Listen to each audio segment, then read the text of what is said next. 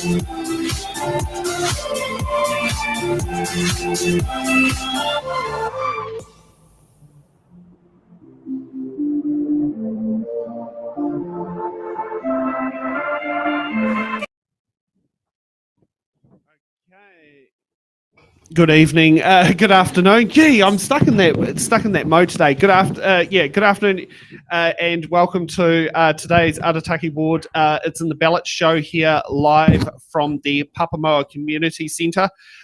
We have got these fantastic candidates here who are vying over there, and we've got to get you to put your posters up. So can we get the posters on front of the pages, and then we'll start doing the big reveal. This is one of the things that come down here. So let's kick off. We've got camera one going properly now. We've got the signal going through. Okay, God. Okay, so let's kick off from starting from me. Get the candidates, drop the poster, and introduce who you are. And the microphone does help. Hello, good afternoon. My name is Jerome Vanderbeek. I live in the Arataki ward, born in the Waikato, moved here in the 80s. I think that makes me a local. Okay. Next over. Good afternoon. Microphone helps. Otherwise, those at home are just going to say. Yeah, hi, I'm Rick Urak. Thank you. Hi, I'm Sarah Jane Bourne. Hi, I'm Teresa Killian. Hi, I'm Anthony Goddard. Good afternoon, I'm Harris Williams.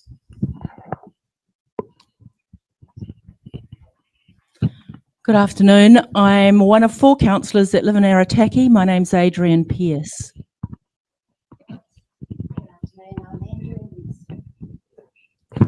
Hi, I'm Kim Renshaw. And these are your candidates who have put their feet to the fire for It's in the Ballot show. So now I just have to get my run sheet out. This will tell me what my next step is. Let's get the candidates' opening statements, and this one will be however they appear on the council's website, and start off with Sarah Jane, because I think your last name starts with B. The path to a fully elected council is paved with challenges that require strong collaborative leadership and experienced governance. I bring to the table not just my qualifications as an RMA Hearings Commissioner, but also my qualifications and experience in business, finance and marketing. As the only candidate who is a current elected member in local government, I'm intimately familiar with the very latest developments, financial pressure and regulatory changes our council and communities face. Tonight I stand before you not just as a candidate, but as a passionate advocate for our community and its future. Okay, next up, Rick. Hello, Rick Urak. I'm standing in the Arataki ward. I live in Bayfair, which is just outside the ward. But I'm an experienced councillor, but I was not part of the group that was stood down by the minister. That was unfortunate, but yeah, we move on from that. So I'm happy to work cooperatively with whatever group that democracy delivers. We'll all have differing views and opinions, but we need to accept those and move forward to make the city what we all hope it will be. The number one issue for me is rates affordability. A recent KiwiBank survey, the findings were out last week, I think, one in three people don't have $500 to pay for something which comes up unexpectedly. That is frightening. 2 in 3 people are struggling to put money aside. That's actually unbelievable, but that was the finding. So it's due to the cost of living, particularly these days, everyday costs such as rent, mortgage, food.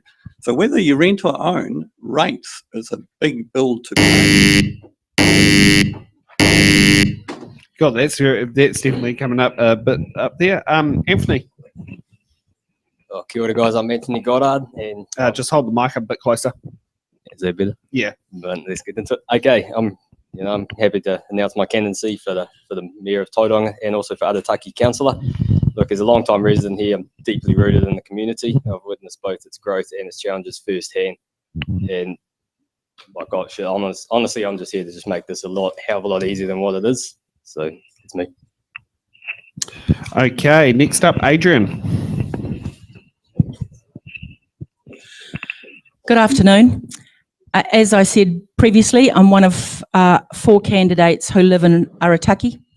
I am able to start, if I'm lucky enough to be chosen by the Arataki ward, I'm able to start immediately, and I do see this role as a full-time job. It is an absolute transition period. We're coming back to democracy. 10 new people will be at that table, and they're going to have a big catch-up job to do. So it's really important that you consider that as voters, who you're going to vote for. So I'm asking Arataki to give me their number 1 vote. Thank you. Okay, Teresa. Hi, I'm Teresa Killian. I live a few blocks on the other side of Bayfair, just outside the ward, and I work full-time at the Port of Tauranga. I've had 2 businesses and worked in senior management across aviation, logistics and construction. I've learnt these from the ground up. I was part of the LinksAv panel working to get our street reopened, which we achieved. My vision for Tauranga is to ensure our children and their children live in the most beautiful small city in New Zealand.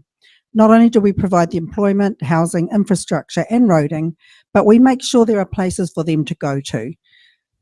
Amenities, destinations, places to see, things to do. There's no point in having a beautiful road that takes you nowhere.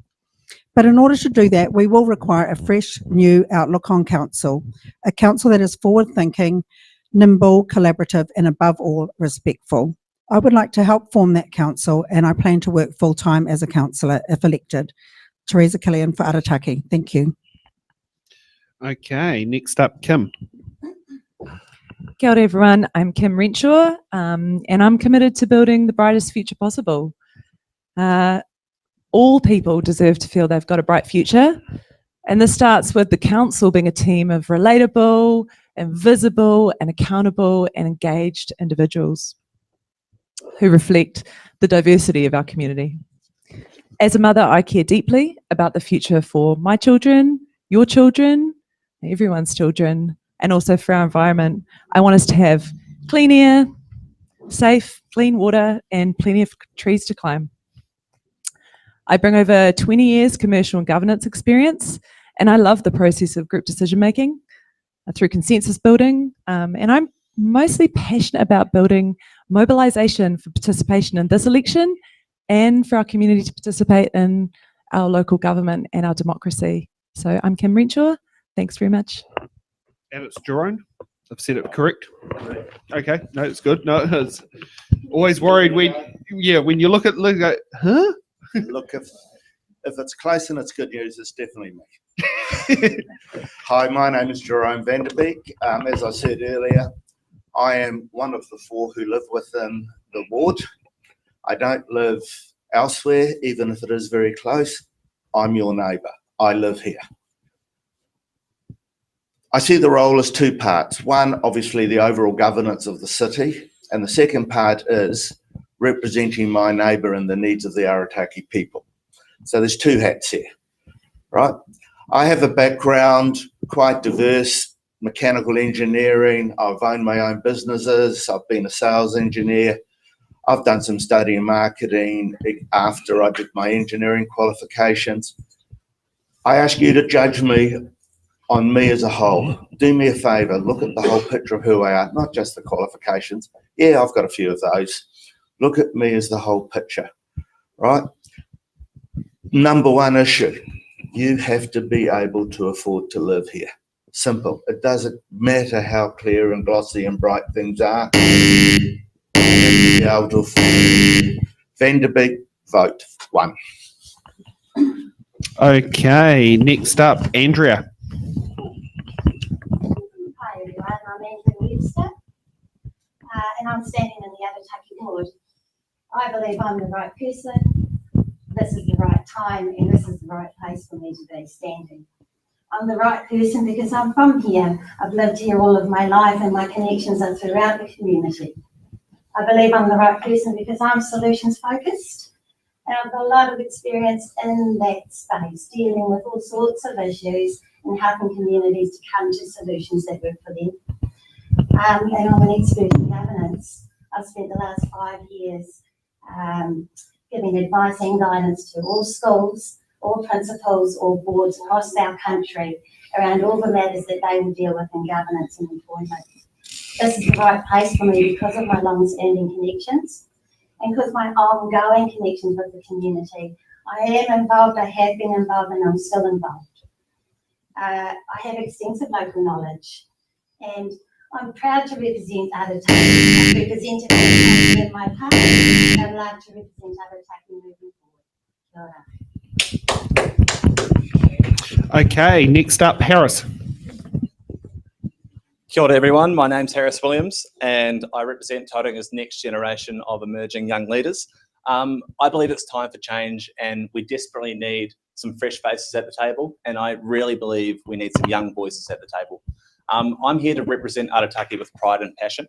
I want to go above and beyond for our community, and most importantly, I want to listen to your community voice because your voice matters. Please vote Harris Williams for Arataki, and yeah, I'm looking forward to starting the show. Thank you. And just before we proceed, do we have a Mike Williams here? I believe we don't know what his situation is. Now, I do have an address from one of our broadcasting partnerships. Hey, Paul, can you get up to speed what's happening with this live streams about? So Paul Ballot has joined us in a broadcasting partnership arrangement, so more voters can find out who's standing in the Tauranga City Council special local bodies, as he also agrees we need to sit down there and get as many voices out as many channels as possible. So I hope that brings you up to speed with what this live stream is about. There's also will be another 2 today, thanks to Paul's cross-posting partnership that we've brought up. Now, let's get to the part I always love, the questions we think you'll be asking after watching today's show. Question number 1, which local company will get rich selling carpets and bags? Will any of the candidates be brave enough to take the shopping centre away from the motorway? And that would be a determination depending what you class as motorway. And will Bay Park Stadium ever get to see an international level sports game? Considering, you know, it's in the ward. Is it in the ward? It is a ward. I know. These boundaries confuse me. Yeah. So those are the questions we think you'll be asking after watching to this show. Okay. Now we've got our last, our random organizer list here. And Jerome, you get to go up first. What box number? Oh, actually, before I go, I need to introduce Nick. Welcome again. This is what he was when you done last night's show, and you've, yeah, we know what's happened. Yep. Hey Sam, how's it going? Good. You getting ready for 4 o'clock? Oh, always ready. The seat's warm. Good. Keep it. Oh yes. Yeah. Okay, Jerome, what box number would you like Nick to get? Box 7, please. Oh, good. Another prime number.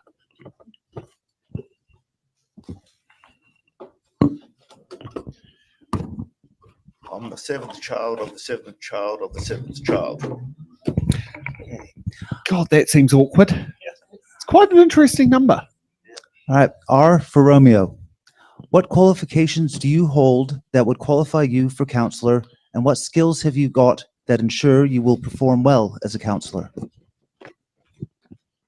I think I really covered that in my intro. If we deal with the skills or the qualifications, I left school and I qualified as a diesel engineer. Following that, I went full-time study doing some marketing and business papers. I've worked in sales engineer, I've been sales, I've done managerial roles, I've had a couple of businesses of my own. It's the whole package you're looking at. I've also been the chair of large corporate body organisations, which was fraught with disappointment due to the developers not finishing the development. Our gated community didn't even have gates. Our pragmatism was needed to get everybody on forward for a solution. We all knew who should be paying for it, but you had to get everybody to understand what the pragmatic solution is. I know how to work with people. That's it. Okay, Anthony, what box number? 13. Oh, another unlucky prime number. I don't know. Has Hell's Pizza recently done a special there? Because don't they always do something on Friday the 13th?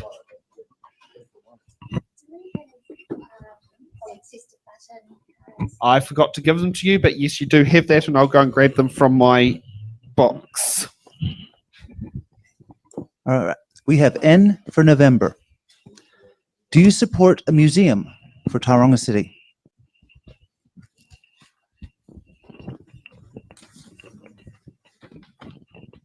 Well, yes, I do support the establishment of a museum for Tauranga City. Like, I love natural history, and a museum is what we're missing.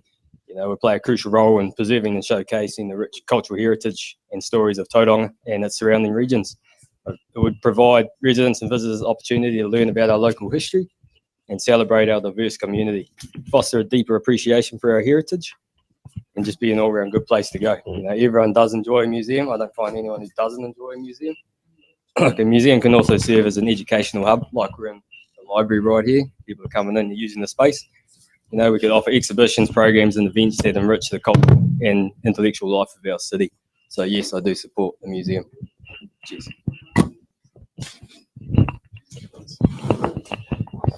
And yes, been having a bit of fun, and while the button cards haven't quite made their way down the pile to all the candidates, we've already got a button from Jerome.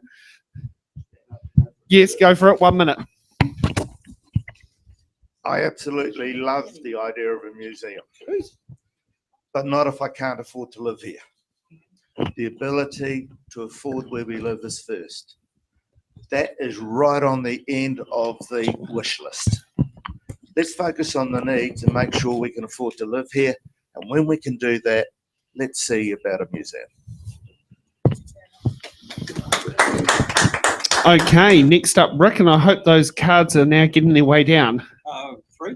Defer and button, what's the difference? So button means you button your answer to someone else's question after they finish. Defer means you don't want to answer the question, you give it to another candidate. F for Foxtrot. Yes or no?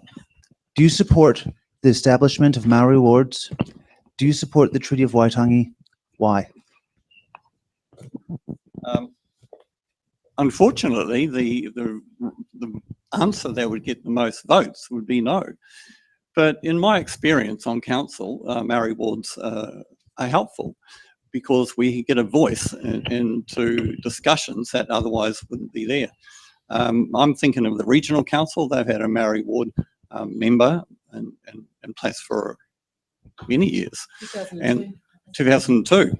And I recall many times that it was quite helpful. It is only one member of 10. It's not like we're losing a non-Maori member, we're gaining an extra one.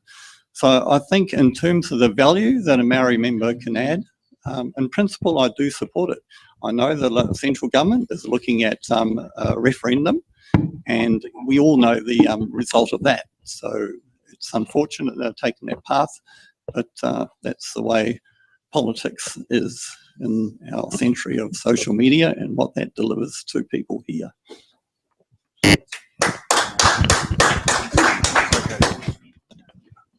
Okay. Was it next up? Oh, yes, we got a button. Thank you. That's all right. That's all right. Hi, Andrew Webster. I would like an opportunity to answer this question. Just hold up the microphone a bit closer. Thank you. I do support the establishment of Māori wards, but more importantly to me is ensuring that whoever is in a ward as a representative is the best person, brings the most skill that can make the best difference. So while a Māori ward is certainly something I must and do support, I further support the assurance of the right people in those spaces to deliver for our community. Okay, next up, Teresa.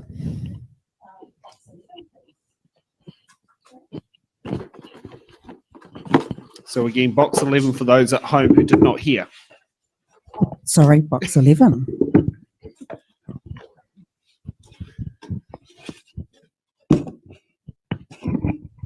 L for Lima. Do you support the proposed CBD stadium? Big ticket item. What a gift. Okay, at this stage, I cannot see any public appetite for this, and the money is probably best spent elsewhere on infrastructure, first ways. Several things, not just the cost. I don't believe the business model is fit for purpose. I think it's too small, not covered. Relocating existing clubs, that's what, $21 million.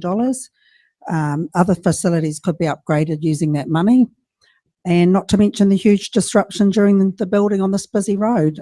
We've already just finished the Cameron Road saga, so I don't think there's any appetite for it, and I'm actually not a fan of that.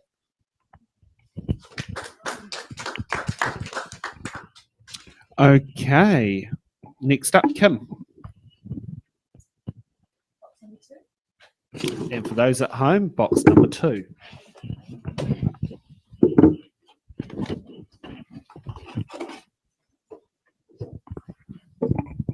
A for Alpha. What political party are you linked to? I am linked to no political party.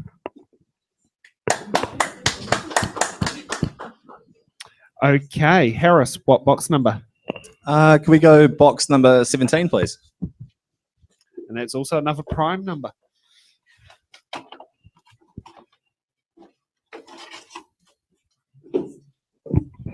V for Victor. With a CBD that needs revitalizing and a housing crisis, supply and affordability wise, how are cost savings and rate changes going to contribute to this? So firstly, the cost savings. I believe this will result from council defining their role. In my opinion, council's role needs to be as an urban planner and policymaker, and should collaborate and support private sector investment, i.e. to make resource consent less erroneous. Rate changes will enable council to invest in better strategies to bring the community back to the CBD, i.e. more engagement and street entertainment for better public, and then better public and private access with buses and parking to enable great spots like the Strand and our waterfront to be accessed effectively.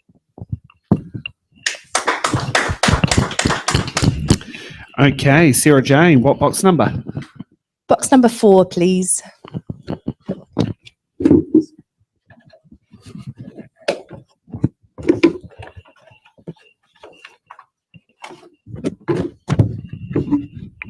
Q for Quebec. Shortly, Tauranga City Councillors will be asked to approve a proposal for the installation of rainbow street art in the CBD. The aim of the project is to celebrate our rainbow community, acknowledge our wider diversity, and improve the vibrancy of our CBD. Would you vote in favor of the proposal? And if not, why not?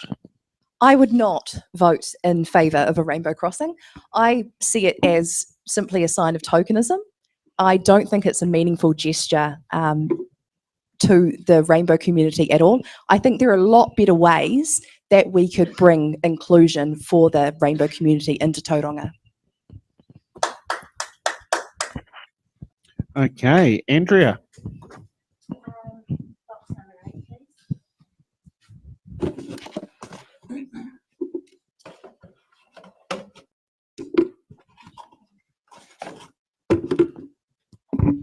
D for Delta.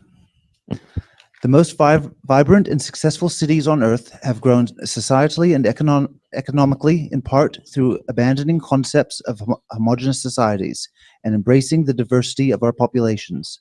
Aotearoa, New Zealand has a population represented by over 1,500 ethnicities, cultures, and social identities. How would you grow Tauranga through actively celebrating all peoples who call our city home? Thank you. I would grow Tauranga Moana through actively celebrating all people who call our city home by role modelling inclusion, by supporting multicultural events, by reflecting cultures of all designations in our environment, and allocating appropriate resources to support that to happen.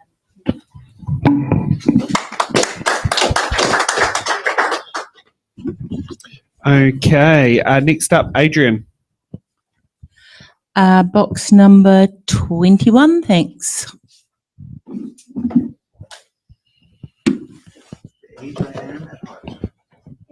And isn't that the age when you get asked, you meant to say from now on, once you turn it? No. Z for Zebra. What will you do to help tackle substance abuse and support those affected in our community?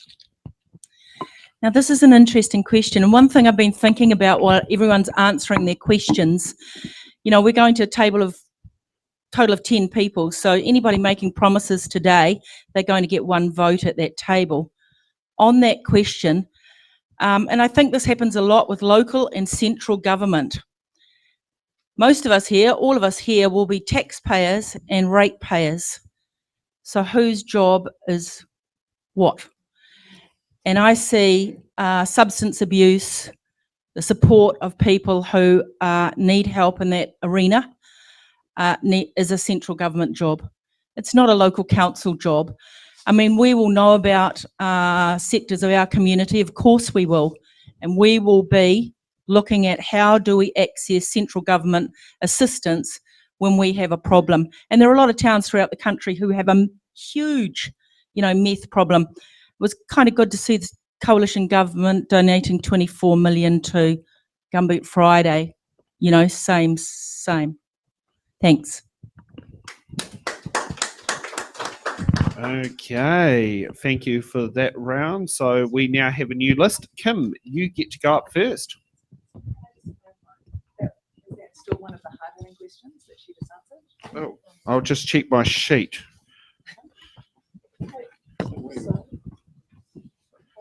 Sorry. Because there's double up. Which number was it on the sheet? Because I do know I think there may have been an update when it went for a verification process. Is it 1, 2, or 3? Oh, they're different. Yeah. Okay. Well, I was prepared for the other question. Okay, great. Box number. What do they go up to? 28. Oh, box number 18, please.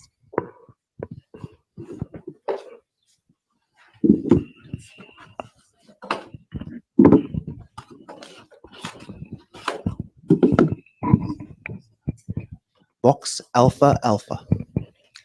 What will you do to improve the relationship between the police and the young people in our community? Yeah, it's a good question. It's really important that our young people can trust our police and that our police have got a working relationship with our young people. I think that they need to work together, but also that our young people actually feel safe in our community. I was just talking with a friend yesterday about her young person who's 16, who asked, Mum, do you think if I was feeling unsafe down the mount and it was like the evening and I couldn't get a ride home and I didn't know how to get home and I was worried, do you think that the police would come and pick me up and give me a ride?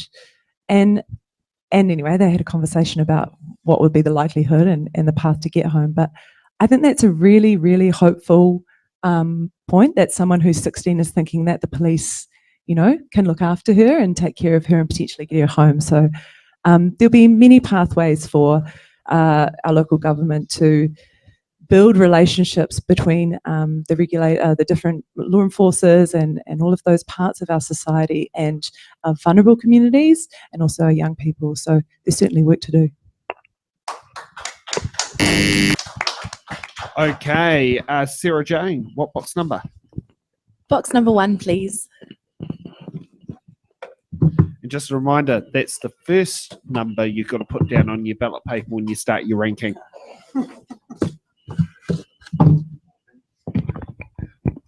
G for golf. Given the well-established evidence globally and within New Zealand that congestion is increased when more and bigger roads are built, and also that congestion is bad for the economy, including wages, what policies would you support to improve the mobility of residents around Tauranga City? So some of the most successful cities in the world attribute part of that success to having reliable and accessible transport. So Tauranga City Council needs to be working with Bay of Plenty Regional Council to improve our public transport network to avoid that congestion. Absolutely. We have a button from Teresa.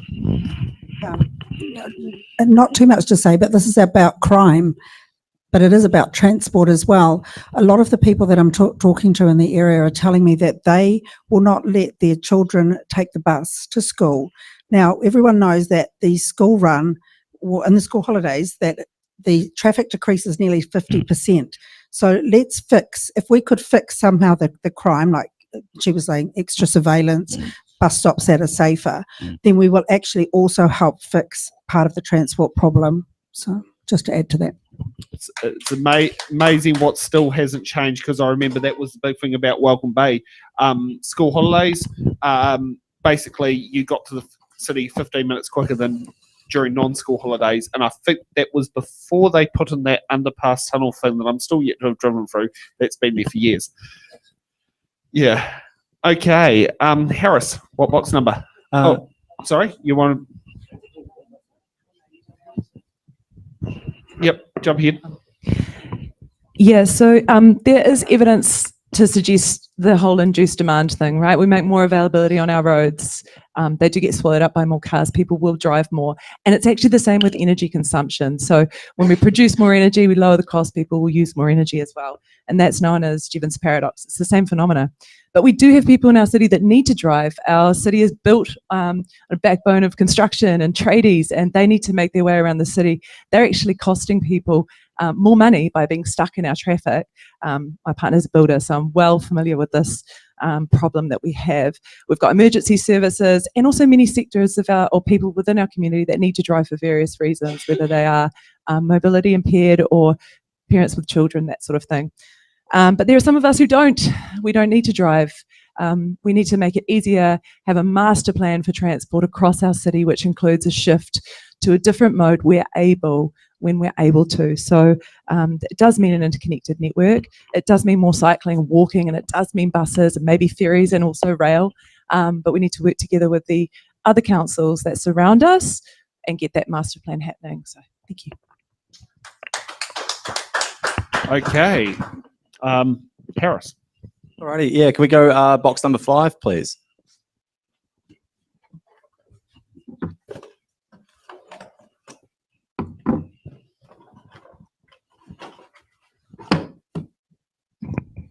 H for hotel. Do you support greater levels of intensification and the loosening of height restrictions in central areas, like that recently seen in the amended Wellington District Plan? I also just like to warn you, as some insider knowledge, that's off to the High Court as well. Just to let you know, because I know the organisation taking it to the High Court. So are we talking about Wellington, or did you mean? No, that's the Wellington Tauranga? issue. Just to let you know, because Wellington City Council, Yeah. The commissioner said one thing. The councillor said, we know better. So then they went up to there and said to the Minister of Housing, can you please sign it off? We don't agree with the commissioners, which means you have to get a minister approval. And what's just happened in the last week, there's a group of people out there, because they've ignored the commissioners who put in all this work, and now taking it to High Court, saying it's so that's just a warning. That is something that is happening in Wellington, and I'm not sure if that's public knowledge yet, but it might have been announced down. It's in the ballot. Just to warn on that one, that is getting off to the High Court. No worries. Sorry, that's just some insider information that I do know from being in there, and I'm in the email chain that's taking it to court. Gotcha. Yeah, no, fair enough. Yeah, I do support greater levels of intensification in Tauranga. I think the question is how high and where. I think a big problem with some of this current intensification, i.e. 22 metres at the Mount, is that our residents have felt like they haven't been listened to and things have gone ahead without reflecting that community voice. I think that's a massive problem and goes against what a councillor fundamentally is, which is a public servant that listens to us and tries to find solutions that are indicative and reflective of everybody. So to answer the question, yes, I do support intensification. It needs to happen, but we need to consult more with our community and find a solution, find a number that people are happy with to move our city forward. Yeah, we've got a button from Adrian. Thanks a lot. Yes, I support intensification, but it has to be well managed. Plan Change 33 is on one of my top 5 issues, because it's something people are fearful of. And I think the commissioners would even admit that they have done a bad sell job on this. But remember, it is a central government legislation. Directive legislation to assist councils to be able to intensify so that we can house people. Technically, I'm not very keen about that happening down in the Mount. I see that as an iconic area, you know, kind of crown in the jewel in the crown, I guess. And getting in and out of there is a nightmare now. So to put some high rises in there is not going to help anybody. Thanks. And just for those who are wondering what 22 metres is, that is a 6-storey building. So and it does get confusing when you see metres in the district plan, but we equate to things as stories. So yeah, we've had a 12-storey signed off in the Mount, so of late. Yep. Yeah. To add confusion to the confusion. Oh yes. Rick. Yeah, the next. Box, is that 14 in the middle there? That is. It's all yours.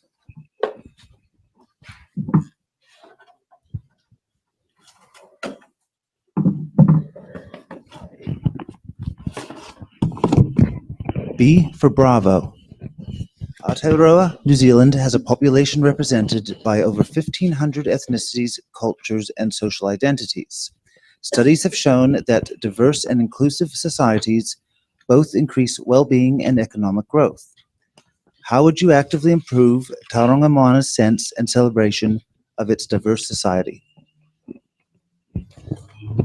Yes, diversity certainly adds vibrancy to the community, and we need to enhance that, because when you go to countries where they have got big diversity and larger populations, they're exciting. You come back to New Zealand, it's a bit of a retirement village. But so I think the council, the main role would be not to put barriers in place. So when we have sort of events, etc., to support the celebration of diversity, that they could be cost barriers and other resources that might not be affordable. So, you know, provide whatever council can provide in terms of what it has to support events and other facilities perhaps that the diverse community might need. Thank you. How many buttons have you used? 1. Perfect. Jumping. I wasn't sure because I know you only just had one just a moment ago as well. I know. Well, it's 2 in a row that are interesting to talk about. I think that the people of Tauranga have got to consider this and the people that they're going to choose to be on their council. To be fair, it's been a fairly one-look kind of council for a really long time. And it's not about us to talk about kind of diversity, because we've done our job. we're looking pretty diverse up here. It's up to the voters in this election to really think about diversity on their council and what they need to be looking for. Thanks.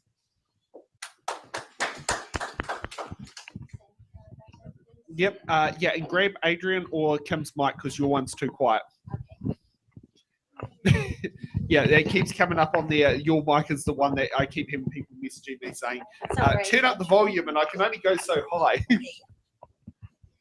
Hi, I would like to add my comments to this question and suggest that we've always had a diverse community here in Tauranga and here in New Zealand, but we haven't always celebrated that. And that's what I'm looking to improve on. And I think the way to actively improve on that sense and celebration is to get to know the people in your community and go to them and ask them, you know, what is important to them, so that we can celebrate with authenticity in a genuine, with a genuineness that means that our relationships that we will create will be enduring and we will all benefit from that. Okay. Next up, Anthony. Now, is that a magic date in the calendar that we work? No, it's not in the voting calendar. 15th's not a magic number to think about. K for Kilo. In regards to the Plan 33 change for residential density around the city, where do you stand on the changes? Well, that's it, isn't it? The changes that have been provided to us, it's a very fucking hard thing to say. Like, I support building high rises, just not down the mount. You know, the mount is a tight spot as it is. So in Tauranga, I'd say do it. It's the only way we're going to get people in there, because shit, I was there last week and there was no one there. It is a very derelict, unhappy place.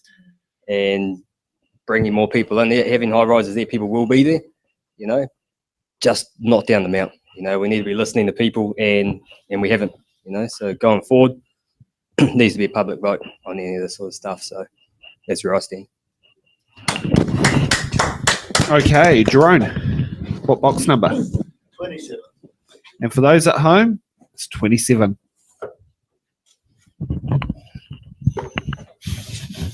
You know exactly what I said. That says 22. Did you just grade 22? Yes. Sorry. Thank you very much. Thanks for checking up on that, because I can't see the numbers from here. I know, and I'm cleared for truck driving without glasses, and quite a fair bit down the eye chart. So yeah. Yeah, that trend. Yes, but you know the font size 12 on there. Fair call. Fair Yeah, call. or 14 or so, or it might be 20, but you know it's not 50 All right. P. Well, we'll go for for Papa. All right, Papa. There we are. Yeah, P for Pāpāmoa. Yeah.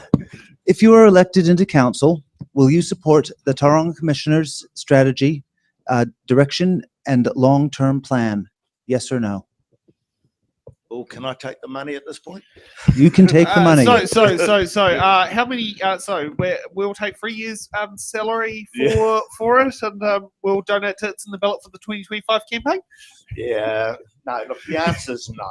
It's unbased. When the last elections were happening, one of the commissioners, I think it was Antoli, said we couldn't have democracy yet because there were projects they needed to push through. That tells me projects the people wouldn't want. I can't support that. Look, there's two really important numbers here.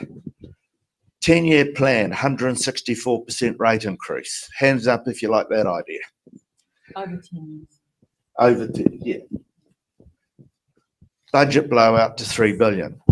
No, thank God 10-year plans get reviewed every 3 years, and we need to look at that a lot earlier, and we need to look at it with our ears fairly attuned to the residents. And we have a button from Rick, and followed by a button from Sarah Jane. Thank you. I'd just like to follow on from Jerome van der Beek in terms of the 10-year plan and the affordability. I ran out of time in my introduction, so I'll finish here.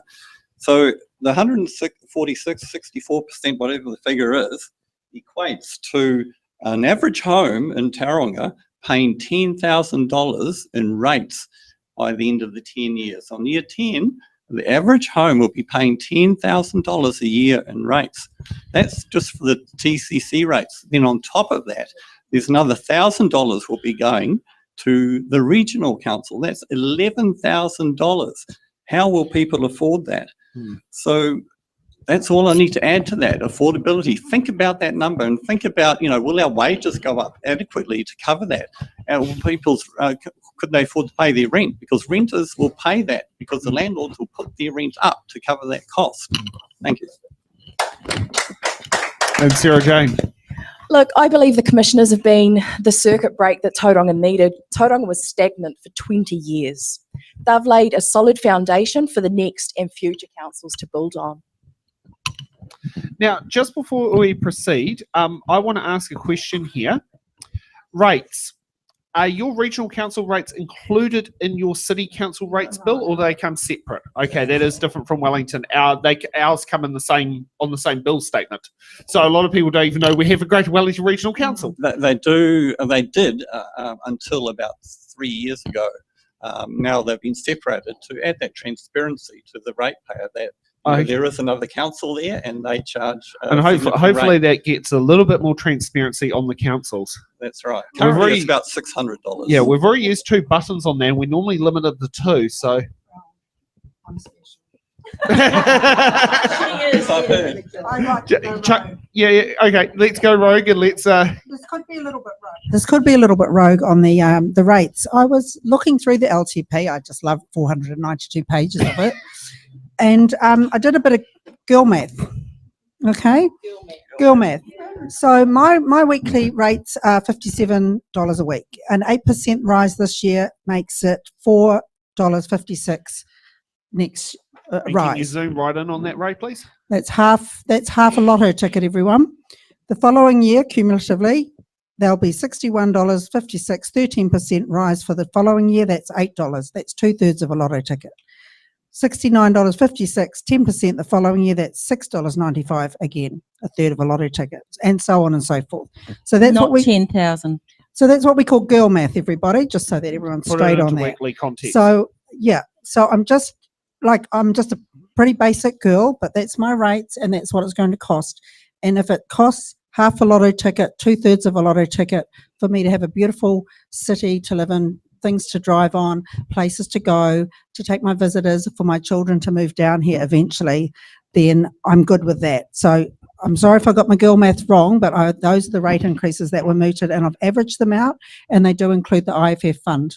And just before, which type of lotto ticket are you buying? Because I don't buy lotto ticket. My dad was a gambler. Let's not go there. Because I normally All buy right, so a cup of coffee and half a scone, then a cup of coffee and a scone. So that's my jam. Can we just have a little bit of a fact check? Because I watched last night and you allowed John Robson to fact check without using a Misinformation. button. So point of order. So can we just discuss as a group the difference between a 164% increase of something and something being 164% of itself? It is a different term. It is factually incorrect to state that it is a 164% rate increase. It is a 64% rate increase, which will be 164% of what you are currently paying. Can we just clarify that? I love that. Thank you for that. So another bit of girl math there for you people. Thank you very much. It's all good. Kim? It's making the voter more aware of the facts, and this is something we love because Misinformation's terrible, and that's one thing you can call me whatever you want to, but I don't like misinformation. I don't like the facts being misrepresented. And I mean, Emotional. You can get bogged down in the percentages, but when you actually look at the dollar value, it's generally not as scary as it sounds. And for context, if you want it, you can compare it to Chubba Chup lollipops. They cost about 69 cents each. Yes, if you ever watched the One News article back in March about the small business owner getting free Chubba Chup discounts, that was me. Yeah. Okay. Now it was Jerome. Was that you? Yep. So then it will be Andrea. Box number 12.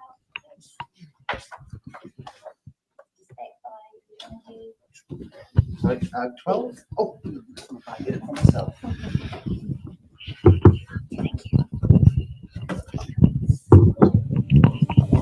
The desired effect. E for With Echo. over 8 million International broadcasts studies have and over shown that an 600 active million appreciation viewers of engage monthly. society's Restream is diversity the #1 boosts tool to both increase your live positive audience. well-being and economic growth. Some might argue Tauranga City has in past overly represented a specific demographic. How would you ensure Tauranga City Council actively reflects our whole society?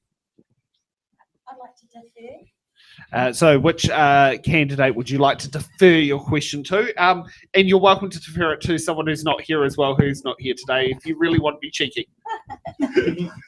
I'd Well, like who to do you defer this question to Jerome Vanderbeek, please. Oh, that's grab your microphone. I'm actually reading the question again. Fair enough. I'll read it for you. No, I'm reading it. You got it? You got it?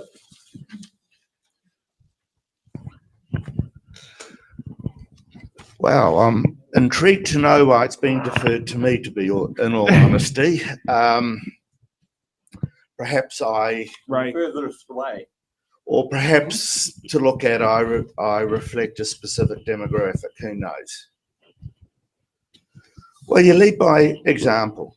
When you're a councillor, you are in a leadership position, people get to see you. I love diversity. It's the values I would bring to the council. And then hopefully the council's values will permeate out to the community, right? Trying to force something just gets people's backs up. You lead, right? You encourage events that demonstrate the diversity of our city, right? I think we're all inclusive, to be honest, right? We're all inclusive.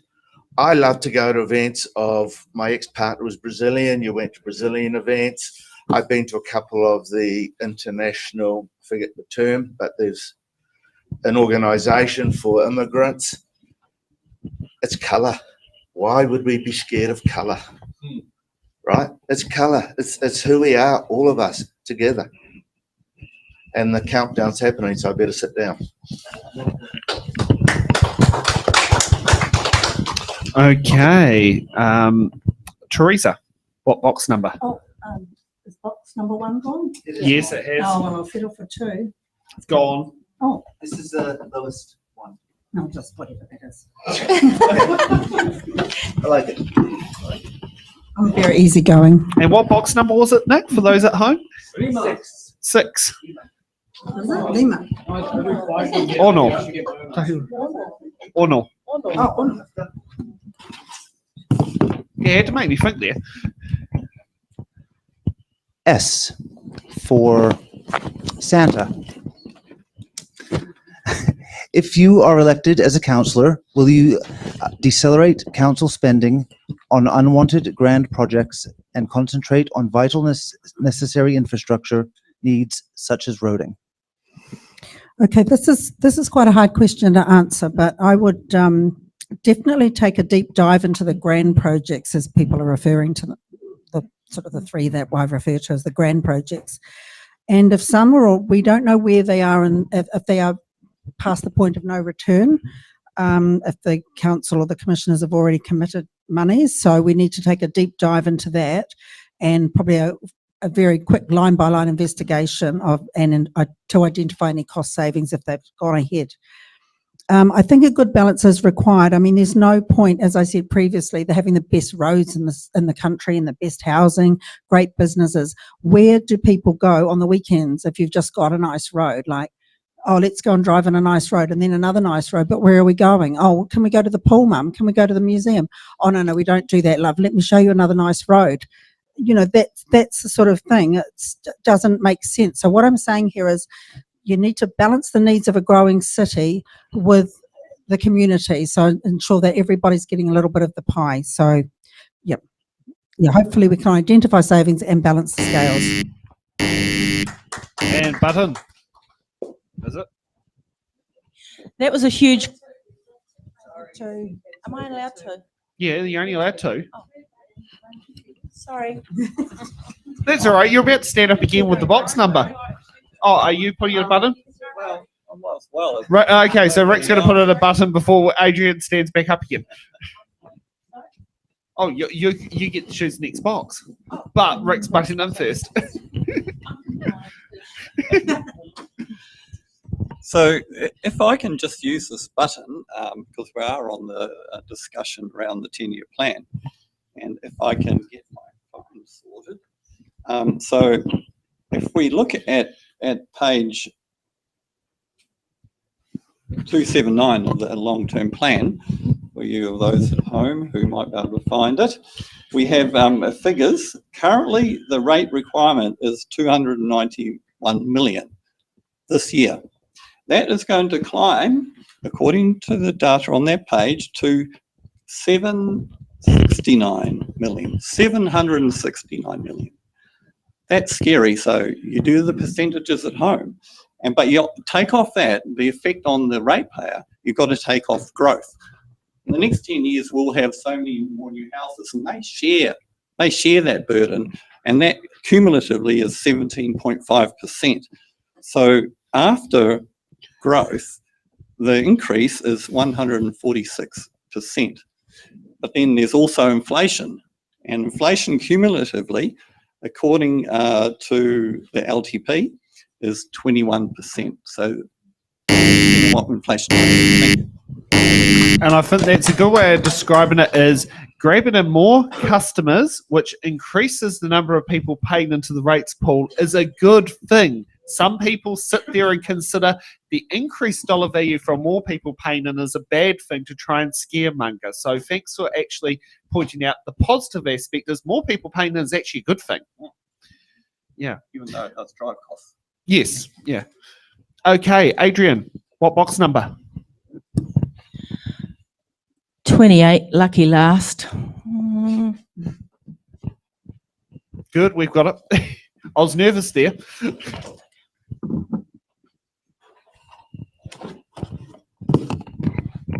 I for Indigo.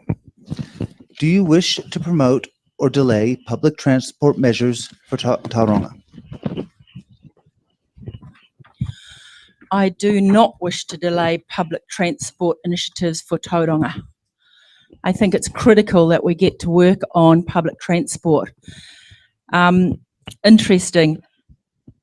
I'm trying to figure out how I can use GoBus. You know, I posted something on Facebook to say, you know, hold caller. I'm going to have a go at using GoBus. So I haven't quite figured it out. So I'm getting there. But our big buses, you know, they're empty. We have to relook at that. We have to, nobody's mentioned the congestion charges that have been suggested for the city. That's something that the new council is going to have a look at. But we do have to do something about our transport. We just have to ease things up on our roads. And I think that it was a great point made about buses, school buses. You know, we have to figure that out. There are ways. There's a bit of anti about the ferry from Pilot Bay to the city. We're going to give that a go. It's public-private kind of thing, and getting cars off Hewlett Road if it works. Thank you. Well done. Okay, and we have got 1 minute to our mid-time break, and I doubt that we're going to be able to get 9 answers in 11 seconds each. So we're going to take a quick break, and we'll see you back in 10 minutes' time for hard-hitting questions.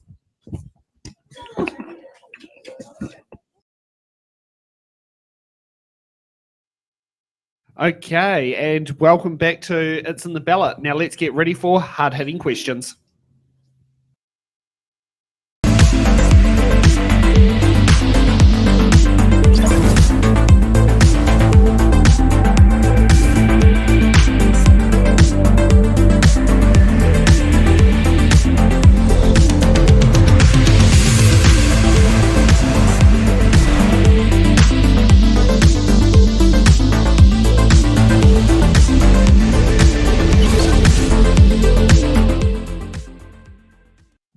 Okay, so hard-hitting questions are the questions here that are We get every candidate to sit there and answer, so you cannot use your button cards or your defer cards. And so we'll kick off with hard-hitting question number 1. Do you support the Tauranga City Council's long-term plan? And I'll just get to my random order sheet. Adrian, you get to go off first. Thank you very much. This is the long-term plan, 492 pages. There are 46 projects inside this long-term plan. The work in this plan is phenomenal when you talk staff time, councillors' time. There is one candidate, I think, in another ward who wants to throw this out and start again. Now, that is terrifying to me because I think that's going to be a long, drawn-out process to rewrite this plan. There's some great things in here. There's some not good things in here. And the new council, that's the first thing they've got to do. Remembering the person you choose has got to have a strong voice because they're going to be one of 10 and they're going to have one vote. So the person that you choose is going to have to know what to do with this plan. And I would not be throwing it out. That is absolutely a no, because we don't want to be in the same situation where we've got a brand new council and they decide to throw this out. So then the government's thinking, holy moly, did they not learn anything? Thank you. Okay. Rick. No, I certainly wouldn't throw it out, but you can amend 10-year plans. It is a plan, just a plan. It's not a budget, which happens each year in terms of the requirement to do so, to strike the rate, to how much to tax the people. An annual plan does that job. The 10-year plan just looks forward to establish what projects we need to do, or initiatives or whatever, and space them out over 10 years to know that you're heading in the right direction. So the idea would be to amend it. When this plan went out for consultation, it was earlier than other councils because of this commissioner going and the election. When they went out for consultation, compared to what they finally adopted, the rates number was 50% more than they went out for consultation. That's significant, and that needs reconsideration by the new council. So part of that was the 3 waters got chucked out. So 20% of that 50% extra that they finally adopted was that water cost. So bear that in mind, but still they should have factored that in. But to deliver a plan 50% more than going out for consultation is not acceptable. Okay, Jerome. Okay, I think I actually answered this question earlier on with one of my box choices. I should have got somebody else to choose the boxes for me because I did a lousy job. I got fact-checked on my numbers. And I'm not saying the other person's wrong or I'm right, but what I'm suggesting is perhaps there's conflicting information written. And that would suggest to me we do need to go through the long-term plan if there is conflicting information. Personally, I think if it was only 64% increase, we're struggling to keep up with inflation.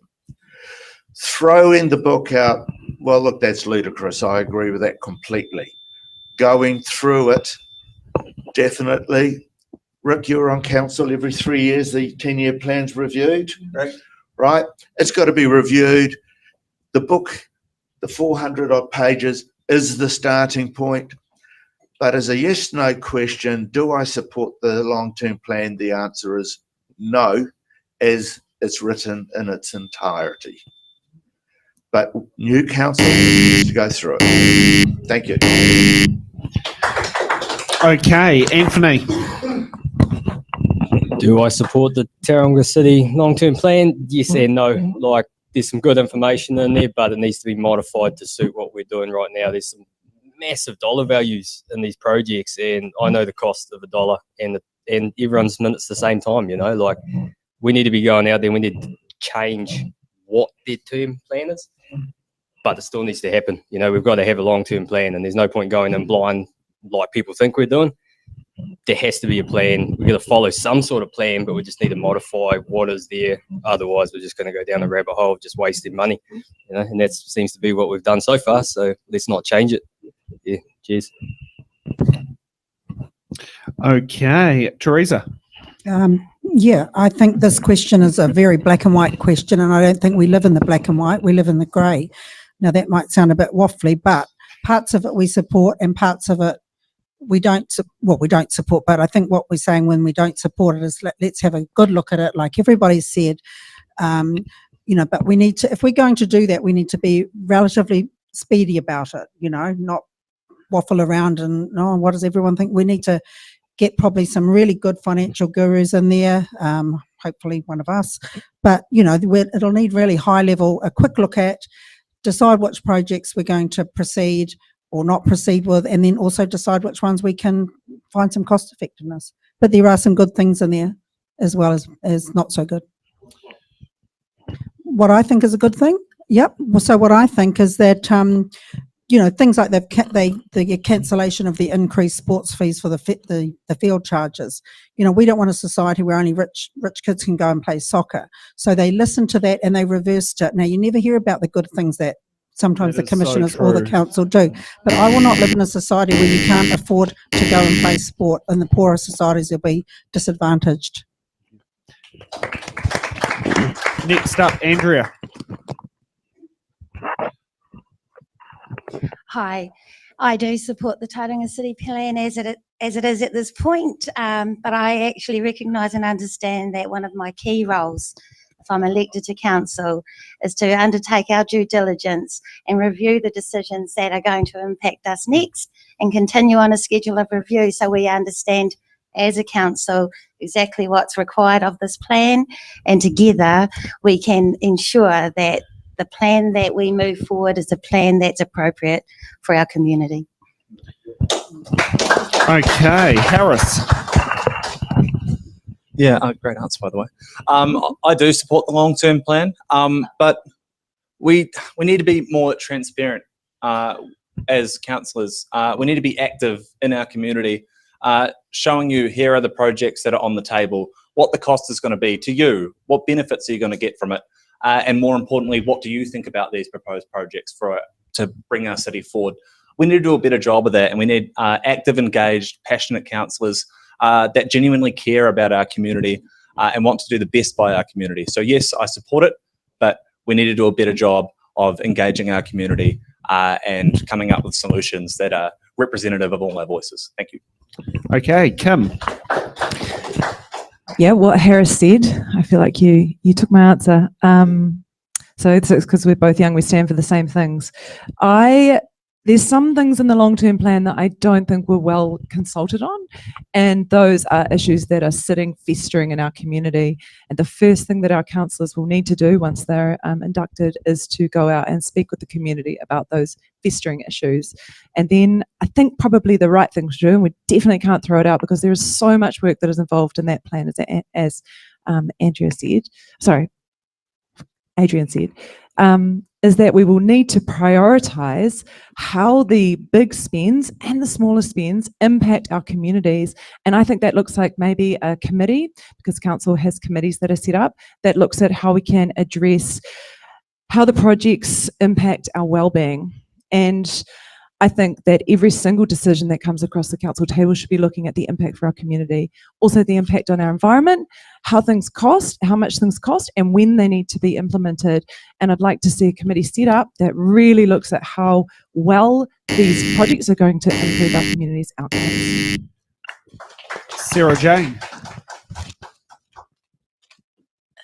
So yes and no. As I said earlier, I believe the commissioners have been the circuit breaker that Tauranga needed. We've been stagnant for 20 years, and it is fantastic that there are projects in there to get our city and our communities moving into the future. Any suggestion of throwing out the LTP is absolutely ludicrous. I've just gone through one with Matamata District Council. The time and effort put into it by staff and councillors is enormous. So any suggestion of doing that before the next long-term plan is due is just ludicrous. So within the 6 months of the new council being elected, they will be putting together an annual plan. So that is definitely the perfect time to start looking at prioritising a lot of those projects within the LTP. And building on that foundation that the commissioners have set. Okay, now we'll get over to hard-hitting question number 2. How will you support mental health services for youth in our area? Okay, and for Ray, hit Y on the chirons, not HH2. Okay, Rick, you get to go up first.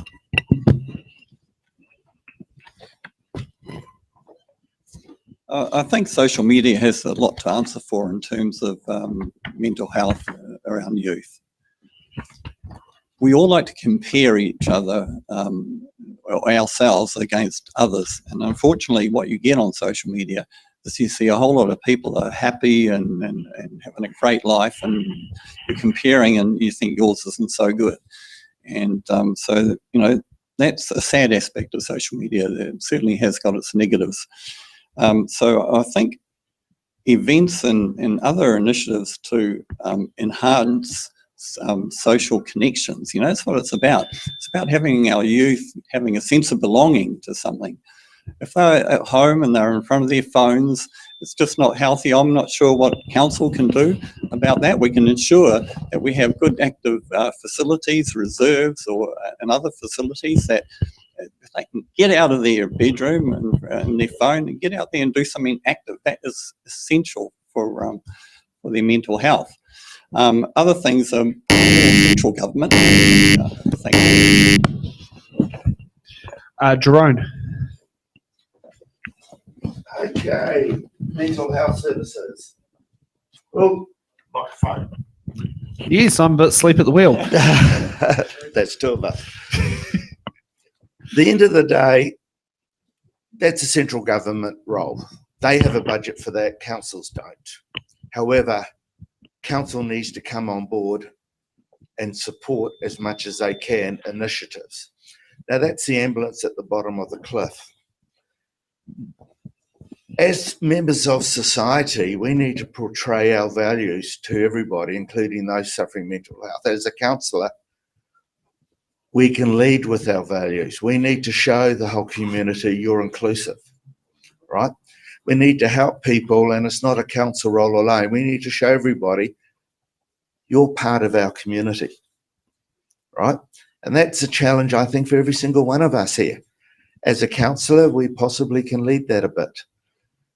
But as a yes or no, it is really a central government role.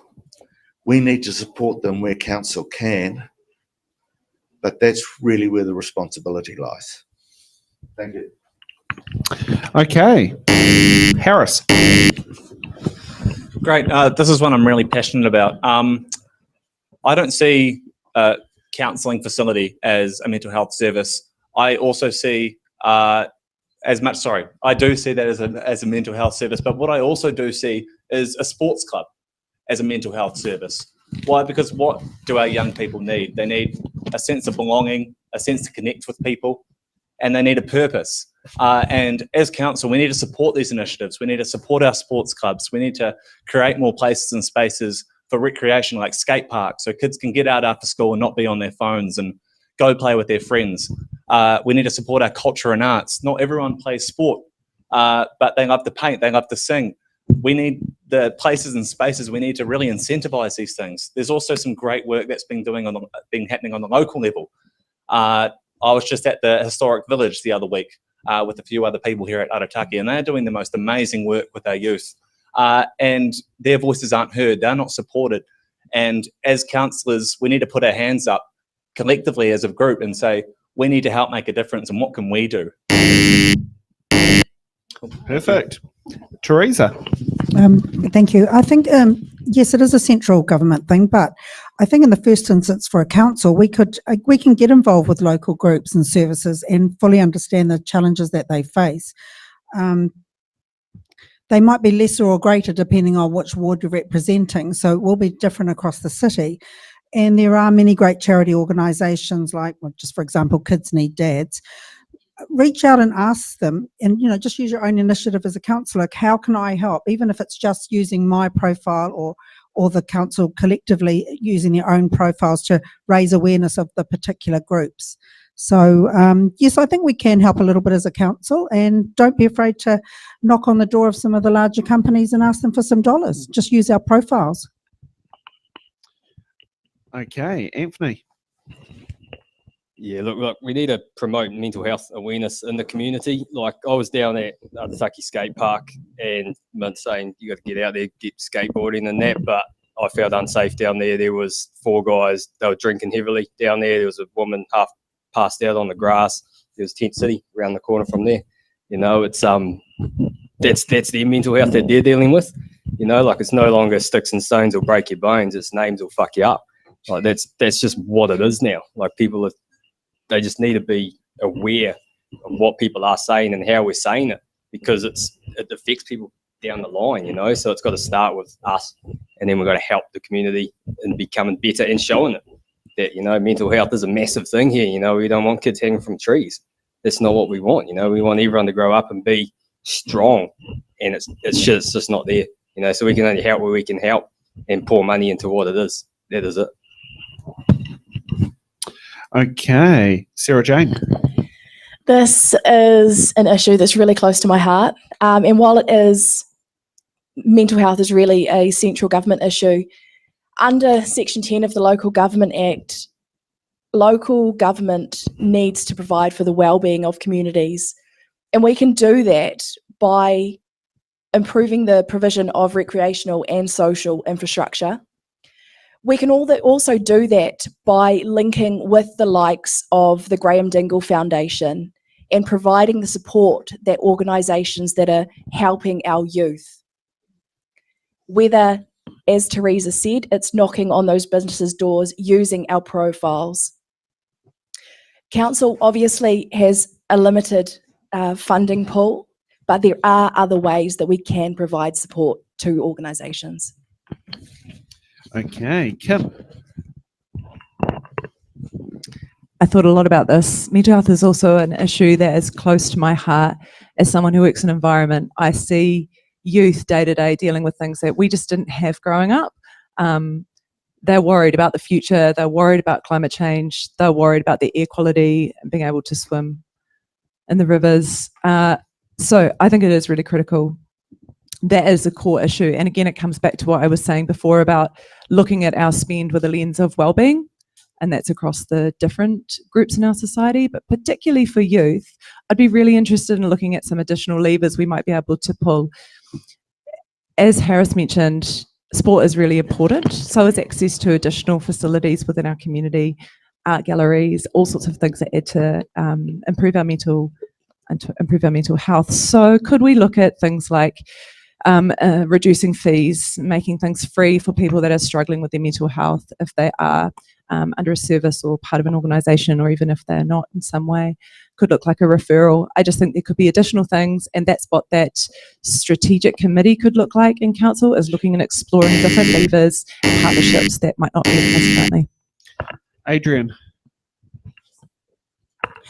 Thank you. This is a really, really important question, because, you know, this is our future we're dealing with, and we already know that there's so much going on with youth and, you know, mental health kind of issues. So the council, I agree with everybody, can provide facilities. The good news is that the council does have a youth development, obviously, kind of department, or people that are doing that kind of work. I was a city councillor for Havelock North in Hawke's Bay from 2013 to 2017. And we did a lot of work with youth around arts and culture. We had a committee, getting people in. We ran a lot of kind of events that were targeted at youth, and we did have, you know, kind of youth counsellors who came in, and we did a lot of work there. So we did know, and we will all know, the person you choose will know the providers within our communities who are working with youth. And also those not-for-profit organisations or people looking for funding will come to the council.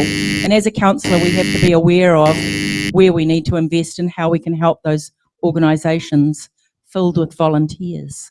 Thanks. Okay, Andrea. Hi. mental health is real and it's experienced in many ways. And I certainly have first-hand experience in dealing with youth with mental health issues. I believe it's all of our issue. I'm not a fan of deferring to central government or anywhere else. I think as a community together, we can find the solutions. And I think they do start at home. And that's possibly one of the key reasons for some concerning mental health. What we've got is examples in the Arataki ward of where the council actively work together with community groups to fund services at Hartford Ad, for example. And finally, I do recognise that there is a bigger role for central government, but I prefer that our community takes responsibility for our own. We work together to ensure that we're resourcing the opportunities that are needed for youth mental health. Okay. And that's it for hard-hitting question number 3. How will you support youth leadership and civics engagement programs? And let's kick off with Jerome. Get to go first. Right, well, that's definitely not a question we were given to prepare on. Oh.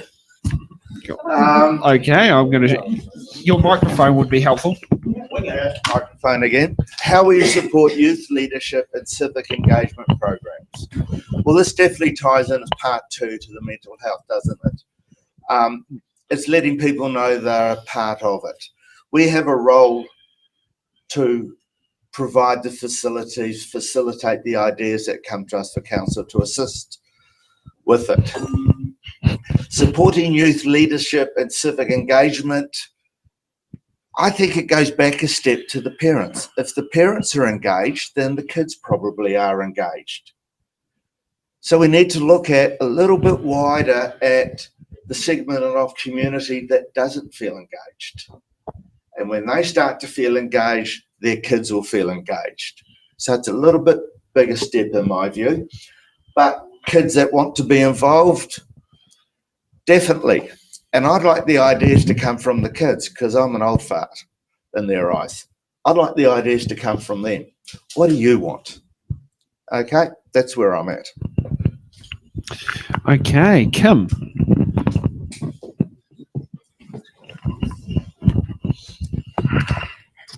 Yeah, one of the things that I think is really important is that we have a team of councillors sitting at the table who are relatable and who young people can see, who are visible. And I think that's something we can do by electing people who are relatable. In terms of specific levers within the council's mandate, I know they've had a youth council in the past. My understanding was that it wasn't particularly effective because it was held in council chambers, and it didn't work really well. We had a conversation about that on Wednesday with some people that work in youth. We were down at the historic village. And so I think the logical answer is to go out into the community and meet people where they're at, have conversations in their domain where they feel comfortable, and be educated by them. Okay. Anthony. Okay, so we need I think, I don't think I know. This is what it is. Yeah, there's a lot of I thinks going around, but everyone should be saying I know it. We need to fund projects that are initiated by the youth. You know, we need to make them, that's their dog. You know, they're the ones who are going to look after it, and they're the ones who are going to progress with it. And that's what we need to be backing. You know, there's no point just being like, you guys do this, you guys do that. That's not going to help anyone. They need to be the ones that come up with the ideas, and we need to fund that. You know, that's the way I see it should be going, and that's what we should be doing. So that's your responsibility. You know, that's it. Cheers. Okay, Sarah Jane. We've got some incredible young leaders in our communities. So I would love to see a youth council reinstated in Tauranga City.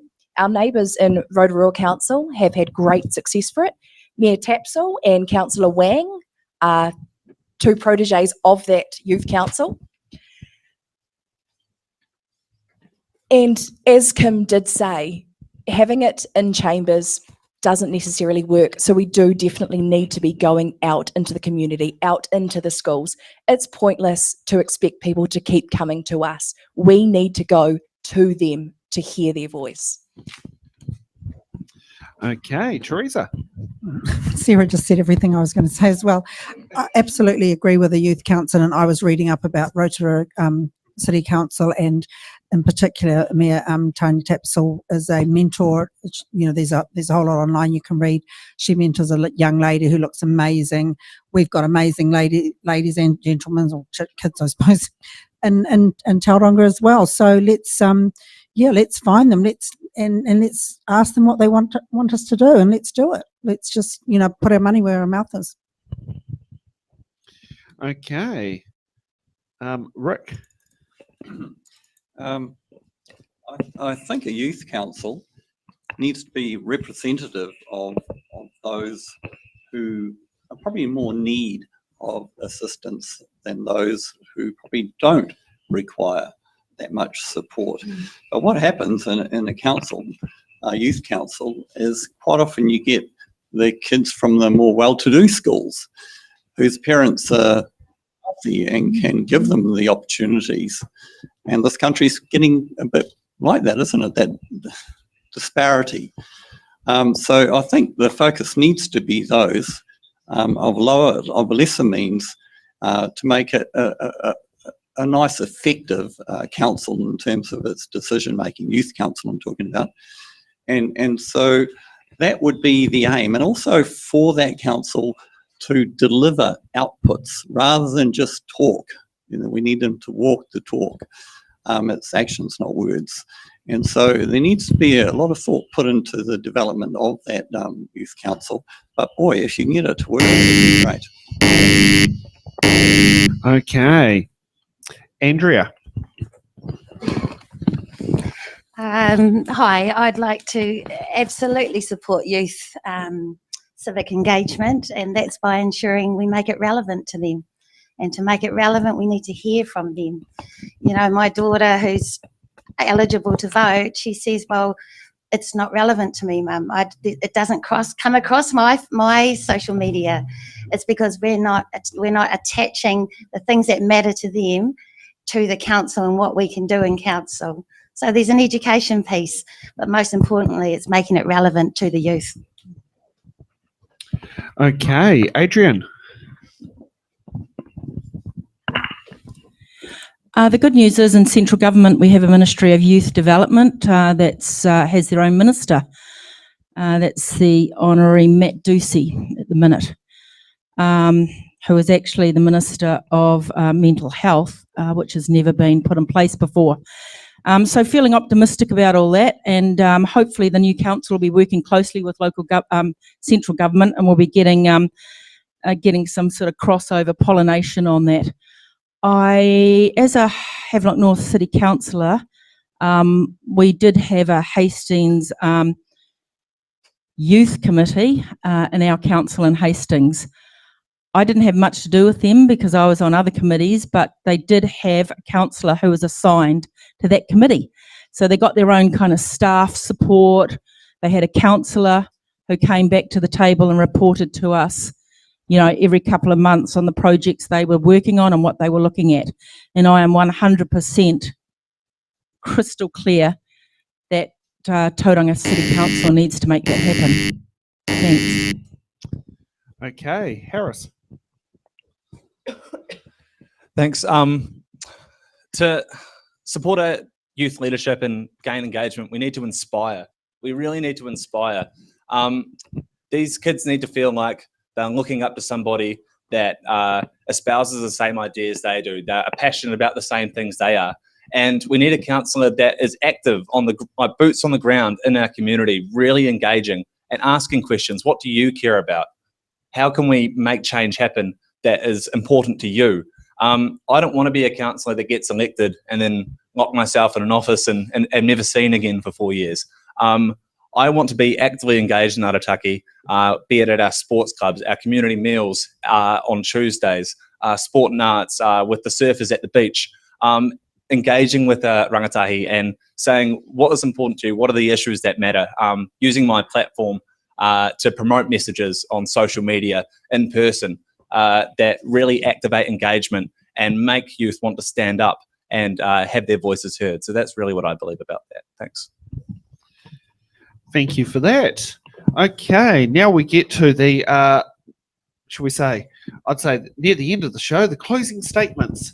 And each candidate will get 1 minute on why they should get your number one preference vote, Arataki voters. And let's kick off with Anthony.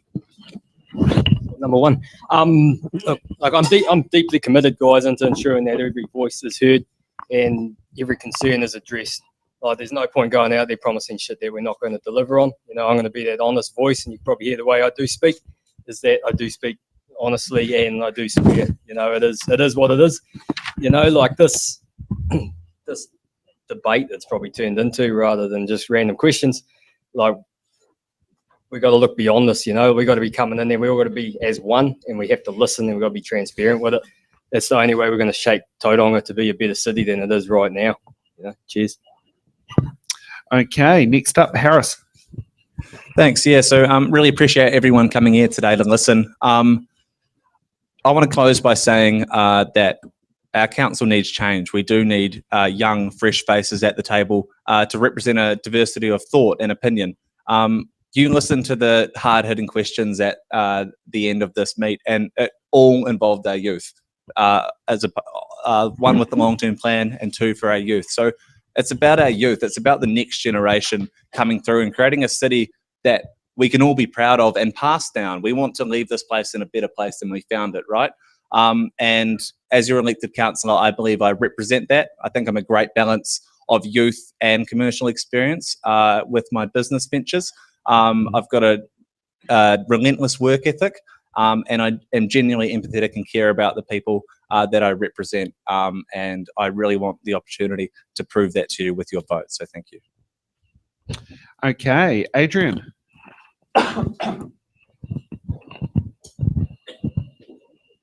Yes, thanks everyone for coming today. Thanks for organising the opportunity. It's been great. Okay, we're coming to the end of a perfect storm. You know, and we can't forget why we got commissioners put into our city. We're really mindful of that. Now we've got this transition from commissioners to a democratically elected council. So you need to appreciate youth, and I'm all for it, but you are going to need to think about councillors who will have the courage to be your voice, to stand up for Arataki at the table, to be able to work with other people, to be able to form and fit into that team, to actually be able to work with the CEO and the management staff that are there so that we can be moving forward. I think that's really critical. And I think I bring that local government experience to the table. I resigned from Havelock Hastings District Council. I was selected as the National Party candidate for Palmerston North. So I also have some experience and knowledge of central government. And I think this business is so huge, you need to think about that. Thank you.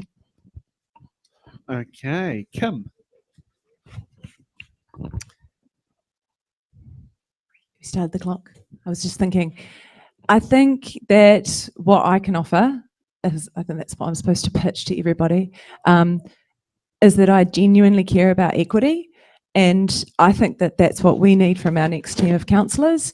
You do need to have the business acumen. You need to have, I think, some governance experience, although even if somebody doesn't have governance experience, they probably can learn it. But it's that genuine commitment to work together to build consensus for better outcomes for all people who live here. And I have that. I also genuinely care about the environment. And we haven't even talked about the environment. In fact, there were no questions on the environment today. And that's really, really important to me. So I would just ask everybody, please take time to talk to your neighbours, your children, your grandchildren, and ask them to vote. Tell them that this is the most important election and that there are some incredible candidates standing for this ward, other wards, and for mayor. It is the best lineup I have ever seen. And so I'm genuinely happy if some of the people here are elected as well. So vote for your values. Okay, next up, Jerome. I've got the mic this time. We need to look forward. We've talked about the commissioners and the rest of it. Now we need to look forward to a democracy. Why would you want me part of it? I'm pragmatic. I can make decisions. I can prioritise. More importantly, I know how to listen. I might have a view, but I'll listen, and you may change my view. I would hope to have been elected the ability to have clinics where, you know, on a Monday I'll be at the Arataki Community Hall. No appointments needed. Come and tell me what's on your mind. Come and tell me, especially if you think I'm wrong. I want to know why. I want to represent my neighbours and I want to know what they think.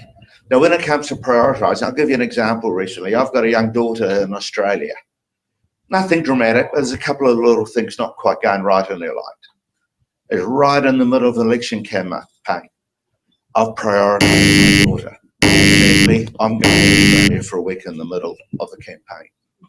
I can prioritise and I know where priorities are. Next up, Teresa. Thank you. I'm not going to repeat all the issues from tonight in 1 minute, but I do want to say there is a saying, people will forget what you said, but they will remember how you made them feel. So what I want to say is I want you to feel valued and I want you to feel heard. I understand the anxiety about the incoming council, but I personally am laser focused, as I believe everyone here is tonight, on building a better council. If we build a better council, we will build a better city really easily. I understand the huge financial constraints and the pressures and all the numbers we're talking about today, but this is a growing city and there is lots of hope and positivity as well. So please know that I will work full time for you on the Arataki ward over the next 4 years. And I know I'll only be one of 10 votes, but I will ensure that the Arataki voice is heard loud and clear every single meeting. We may not win all the battles, but we will be heard at that table. So I say to you all, let's be bold, let's be brave, and let's be better. So please trust me with your number one vote. Teresa. Okay, next up, Andrea. Hi, I just want to take the opportunity to thank you all once again for coming and being our audience today. I want to remind you that I am the right person, this is the right time, and I am in the right place to stand for Arataki. I'm the right person because I live here, I'm from here, and I will continue to be here. I'm solutions focused, but most importantly, and it's something that I think has been underestimated, I am an expert in governance. I have at least 5 years of recent experience in governance roles. Not everyone can learn governance, yes, but not everyone is good at practicing governance, and there is a key difference there. So I'm able to work in that space, and I'm effective at getting decisions that reflect the community. Andrea Webster, your vote for Arataki Ward. Okay, next up, Sarah Jane. My connection to Arataki runs deep. Having grown up here for 20 years, I've witnessed its transformation firsthand. I'm committed to making improvements that benefit not just our local communities, but the wider city as well. It is this intimate understanding that fuels my drive to provide the leadership Tauranga needs to move forward. As we navigate the challenges of a rising cost of living and rapidly growing communities, our council needs experienced governance more than ever. With my background as a councillor for the Matamata Piako district and my strong knowledge of local government, I am equipped to help navigate us through this transition. I have recently moved back to the Bay to represent you and Arataki. I am here to serve, to lead, and to ensure that our city's tomorrow is brighter than today. Vote for vision, vote for experience, vote for a future where every member of our community thrives. Vote Born for Arataki. Okay, and Rick. I want you guys to vote for me because, as a couple of other speakers have said, they have experience. So I equally have experience, and I think that's critical in terms of the challenges that we've got ahead. It's great to have new faces in there, and boy, there's a good lineup of new faces. I can't take that away from you guys. I'm amazed at how Arataki Ward has delivered so many great candidates. But so moving forward, I know there can be rough and tumble in the council chamber, but When we walk out of that chamber and there's a councillor's lounge right through that door, we go through that door and we respect each other and we remain collegial, because that's critical. I've been on a council in the past that was dysfunctional. They didn't get kicked out, but you get an A and a B team, and if A votes white, the B team votes black. Is that horrible? And so you can imagine the decisions, the bad decisions that were made when you've got, you know, a psyche in that space, and it's not a good space. But we got through it. We had no intervention from central government. So thank you everyone for arranging today. It's been a good event, and we look forward to the results. Thank you. And thank you for that for candidates. So for those who are wondering how things work with here, voting system is STV, which is single transferable vote. Whoever becomes the councillor for Arataki Ward will have, after the distribution of all the votes, 50% of the vote plus one. So make sure you go out there, not just rank your first preference, but rank down the list of who you'd like to be as your candidates as you go through that list there. Because, you know, second, third, fourth, fifth preference votes are going to be what's going to decide this election, not just your number one preference vote. Now, can I say thank you to all the candidates who have come out here today. It's very brave, as I think all of you here are first time it's in the ballot participants. It's not easy, especially considering when you're standing for council, suddenly you have a bunch of video cameras thrown in front of you at the same time. But thank you for taking this opportunity, and it'll help those who cannot come down to these meetings can sit there and watch this at a later date. Can I also sit there and thank Ian, Nick and Ray for being in the studio in here, keeping things afloat and making this show going. And thank you for the clap machine that suddenly started working suddenly again.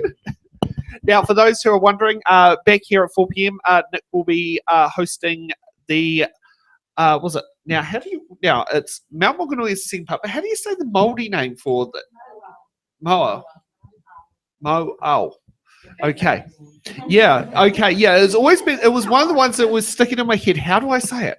Yes, and yes, Google was very interesting, mixing up that with, was it Matua Otamutai? Yeah, yeah. Actually, I put the neighbour awards as well, with Body C in the middle.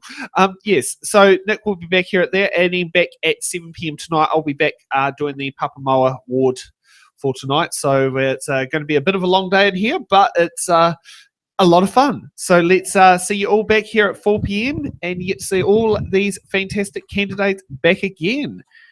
Different ones, different ones. Different ones, yeah, different ones, yeah. The rain bar's open.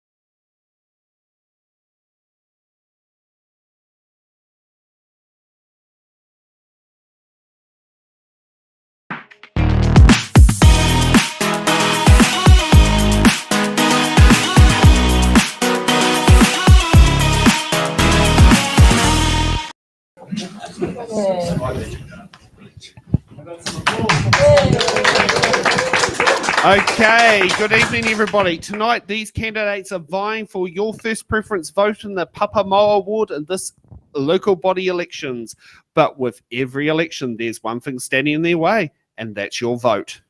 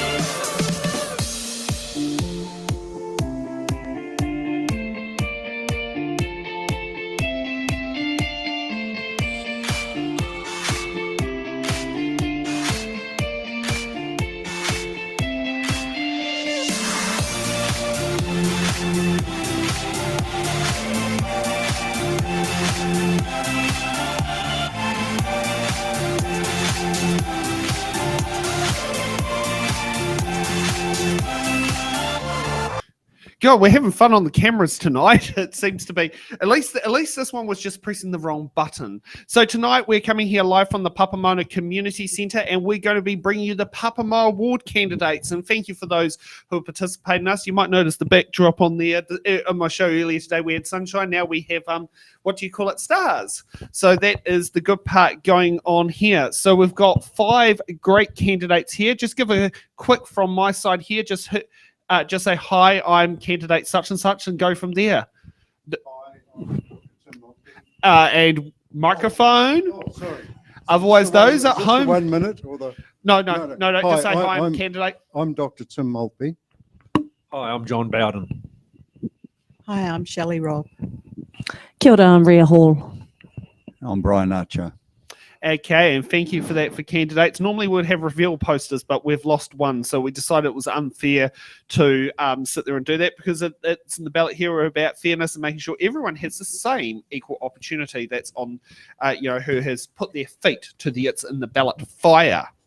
So let's kick off with opening statements. So I'll start going down the run sheet of who's actually here. So Brian, you get to kick off with your opening statement because your name's at the top of the list thanks to the alphabet. Sometimes that's good, sometimes that's bad. Well, thank goodness with voting papers and local bodies, they mix up the orders now. But yes, that used to be the case a few years ago. So yeah, kick off, 1 minute. Evening, everybody. Why am I looking for your vote? The last council betrayed our trust. Our voices were taken away from where decisions are made. And I'm standing because I want to see a cohesive, unified council functioning with respect and dignity towards each other. I'm standing as an independent, not for a political party or an ideology or for my own agenda. I want to see our money used as wisely and effectively as possible. You need a representative who cares about the long-term decisions they make on your behalf. Like you, I live in this area. Therefore, what happens matters to me as it matters to you. Gee, that's quick and sharp. And going from there, next up, John. Hey, everybody. Hey, thanks for coming. I'm an old boy of Tauranga. I grew up here when I remember running, actually, in Pāpāmoa. I'm a runner, representing New Zealand, and I got my competition from the Sandhills of Pāpāmoa, and my coach killed me from Tauranga Boys College. So then I went away, went to Auckland, got my degree, and have come back. And I live with my darling wife who couldn't make it. She's looking after our young family. We've got little Phoenix, and he's 9. And we've got Mercedes, who's 10, and we've got a special needs boy, Jackson, who's trying to make the Paralympics. So look, we love living here. It's made a huge difference to our family, especially to Jax. So I'm running because I think I've got a lot to offer. I love achieving. I love compromise. I know it's a funny word, but we need to work as a team. I kind of work for Athletics New Zealand, developing policies, picking teams for world championships. So thank you. Okay, next up, Ria. Oh, kia ora, everybody. It's wonderful to be here with such esteemed company, and of course everyone watching online too. My name's Ria Hall, born and bred here in Tauranga Moana. Grew up in Maunga Tapu, went to school there, Tauranga Intermediate, Tauranga Girls College. So I'm here through and through. And basically, I just want to echo the sentiments of Brian. I'm here to make an impact and to affect change and to deliver hope for change. I have a background in political science. I'm currently finishing my Masters of Regional Development, and I have a vision for Tauranga, a much needed vision to deliver for Tauranga. More to the point as well, I have the energy, I have the capacity, I have the drive and the ambition, and I know that Pāpāmoa and Tauranga need that in order to progress into the future-focused, progressive, modern city that we deserve to have as part of bringing up our children, your mokopuna, and the generations to come. So my strategy is very much intergenerational and forward-focused. Kia ora tātou. Thank you. And next up, Tim. Oh, evening, everyone. I'm Dr. Tim Maltby. I was born in Tauranga, raised in Tauranga, did my first job in Tauranga. Then I went off to university as an adult student, did my engineering, then went to Cambridge in England, did my doctorate over there. So I've worked overseas for quite a few years, but like a salmon, you've got to come back to your river. So I'd originally planned to live overseas permanently. I was married to a New Zealand girl. My children were born over there in Aberdeen in Scotland. But we came back in 2007, I think, 20 years ago. No, 2004, sorry, 20 years ago. So I've been living in Pāpāmoa for 20 years. And I'm being an engineer. We engineers, we just quietly go about our business, busy doing our engineering stuff. And I've watched the council and I think, gosh, that's stupid. You know, they're not doing that very well. No, they're wasting your money. And our rates keep going up and up and up and up. And I thought, well, maybe I should do something. And they thought, no, don't be silly. Someone else will fix it. Then the commissioners came along and I thought, that's amazing. Yes. Oh, yep. That was quick. Oh, yeah, we don't muck around here. Don't muck around here. And Shelley, your opening statement. Hi, everyone. First of all, thank you to my family for coming out and supporting me. You're wonderful. This is an exciting and inspiring time for Tauranga, and no one should underestimate the importance of this election. This is a new beginning. a huge opportunity to move the city forward in a dynamic and a visionary way, to find new ways to find much needed funding to upgrade infrastructure, to form strong working relationships with our neighbouring councils, and to share and rationalise resources, skills and expertise, to lobby central government to get our fair share of roading upgrades, provincial funding and infrastructure funding. Hi, I'm Shelley Robb and I have a vision for Pāpāmoa.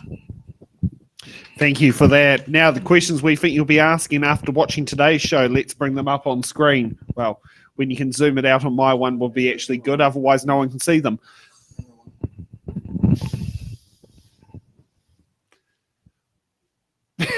Well, they ain't camera one. Okay, so let's kick it off there. Will Rotorua to Pāpāmoa drivers soon be heading via Tauranga to avoid a toll road? Will Buckingham Palace be opening a branch in Pāpāmoa? And is Pāpāmoa about to become the most public transport-friendly suburb for wheelchair users? I've been told that they have nice concrete pads between instead of berms at bus stops. So let's kick off with the start of the show. So how we do things on here is each candidate gets to sit there and pick a box number, and then they get 1 minute to answer the question. Every candidate gets given 2 button cards and 1 defer card. If a candidate wants to use a button card, they present the button card and button their answer after the other candidate has finished their answer, because otherwise it's very, very rude to do that. And it's, we don't want candidates talking over the top of each other. And we've got Brodie, who is coming here to sit there and be local, question host. How is things going this evening? Ai, kia ora tātou. Very well, thank you. Pai kiti kiti a koutou. Good to see you all. Thank you for coming out tonight. Ko ai oe tuakene, who am I? No kōtirana o kutupuna. Engari, i whānau mai ahau ki Tauranga Moana. My bones hail from Scotland, and I'm blessed to say I'm born and raised here in Tauranga Moana, and it's my pleasure to be your buxom host this evening. Thank you for that, and thank you for sitting there doing it. We finally have a show where you and I are hosting it after a few little rocky starts. Okay, now my random order sheet has put Tim at the top of the list. What box number? 13. 13. I love that. I love that. Don't have to remind people about the microphone.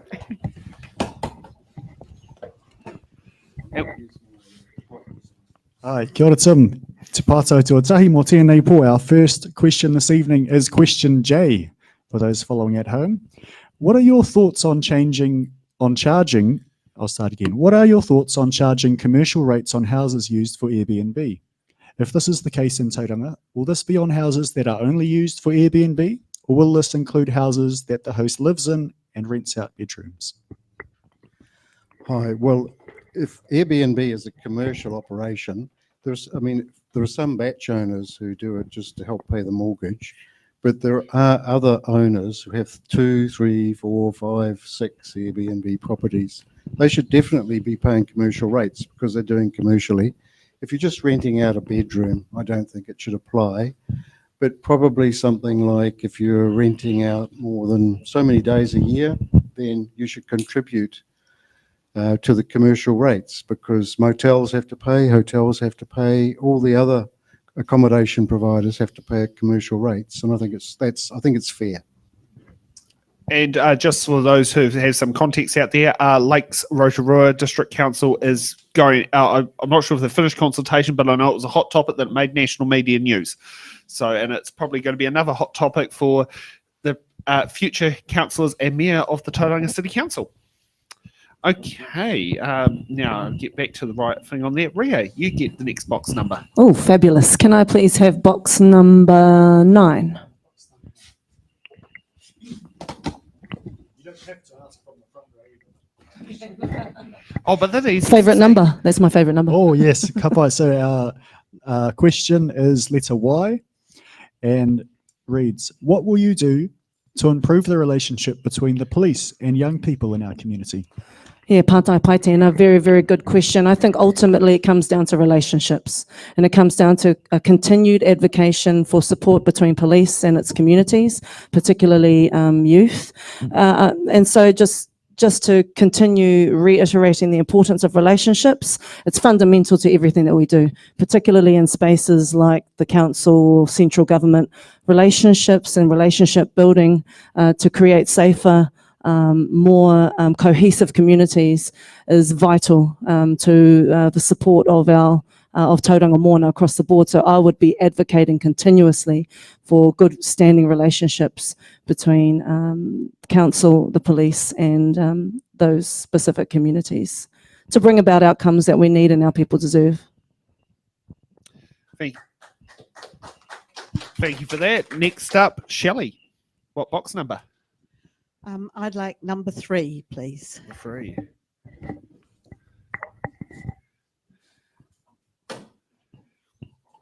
And is that, was it what you asked after number 1 and number 2 for the preferences?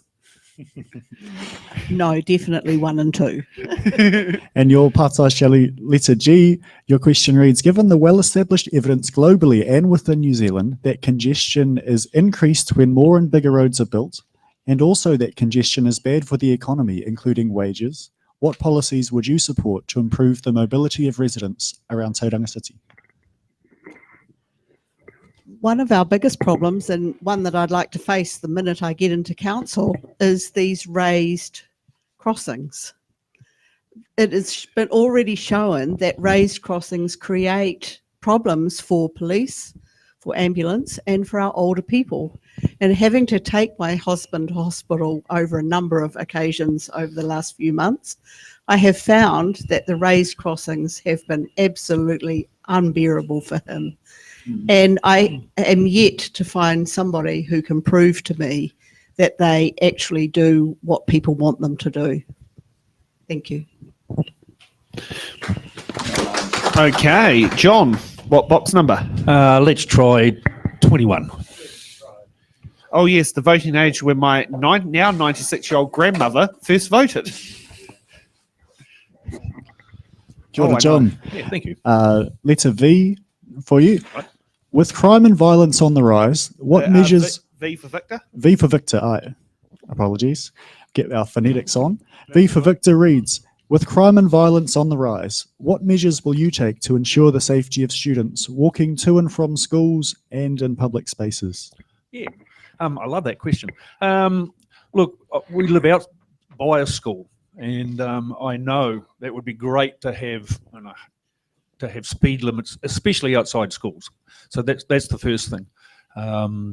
Got to go back to 30 to 40k. It's just one of those things that it's too dangerous for kids on scooters now. They're on bikes, they walk, they run, and so speed limits for me outside schools has to be one of the big reasons why we do. Look, I think the second thing I'd be doing, we as a council would be working with the schools. I know they have a great scheme where the kids are learning about crossings, and so I think that's imperative. And finally, I believe that, like my compatriot here said about the raised crossings, they need to go as well in terms of student safety with bikes coming to school. Thank you. Okay, next up, Brian, what box number? 4. And for those at home, box number 4.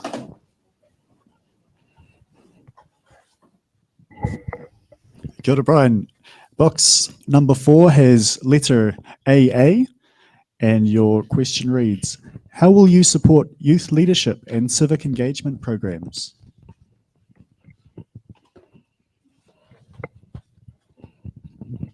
There's an old saying, you can lead a horse to water, but you cannot make it drink.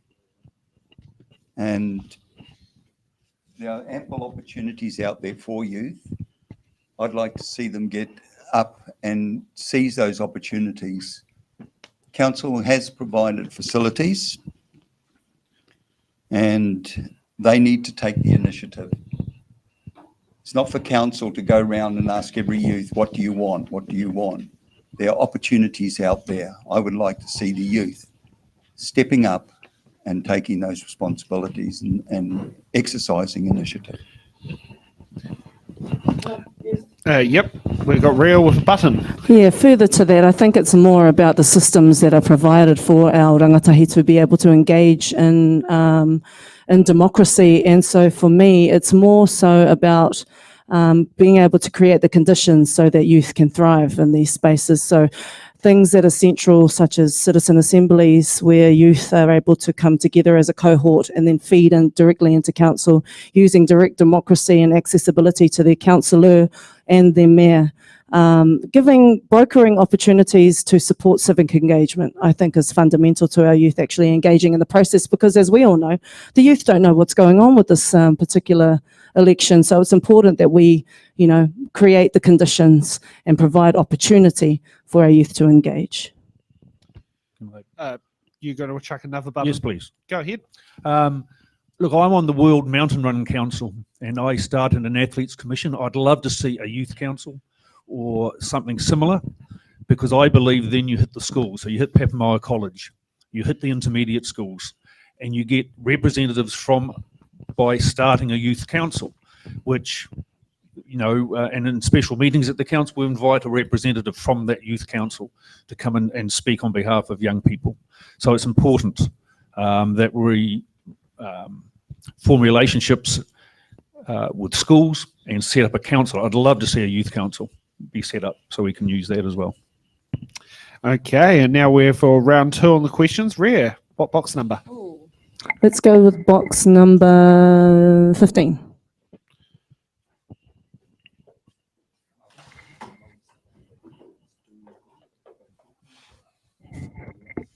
Kia ora Ria. This question is letter B and reads, Aotearoa New Zealand has a population represented by over 1,500 ethnicities, cultures and social identities. Studies have shown that diverse and inclusive societies both increase well-being and economic growth. How would you actively improve Tauranga Moana's sense and celebration of its diverse society? Pātai tino pai tērā. Great question. And part of my suite of offerings, as part of my priorities, is focusing on creating just that, a more socially cohesive and connected society, and diverse voices need to be included in the decision-making process. If we are to have any real success in celebrating our uniqueness, it's all good and well to say that we are a unique society, but what actually are we doing to implement that with something, with some substance and actual teeth? So again, citizen assemblies are a great way to try and bring those communities together, using direct democracy, deliberative democracy as the mechanism by which these communities can finally be heard. Because as we've all experienced, or as we've all seen, that's not necessarily the case, particularly at local government level. So I'm really energized by creating those kinds of conditions again. I think you can kind of cut and paste these situations and apply them to so many different scenarios.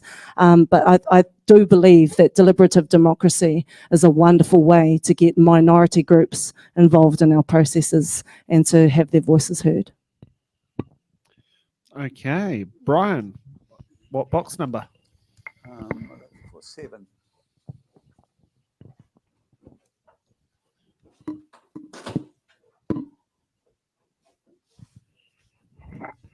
Hi, kia ora Brian. Your question is letter T and reads, how will you support mental health services for youth in our area?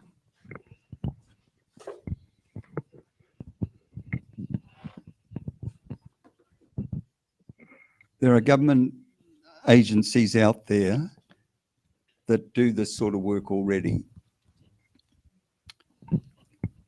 From my perspective, council is not a health provider. They're not the piggy bank. And if council picked up those responsibilities, our rates would skyrocket. But council can make people more aware. They can provide more services. One of the services that my brother does is he drives and picks up people to and from the hospital. That's something that council can get involved in to help these people. Thank you. Okay. John, what box number? Let's try 28. Is it 28?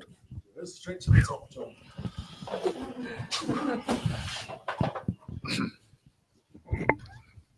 Your pātai reads, letter X. And we have for you, what initiatives will you implement to reduce crime and make our neighbourhoods safer? Right.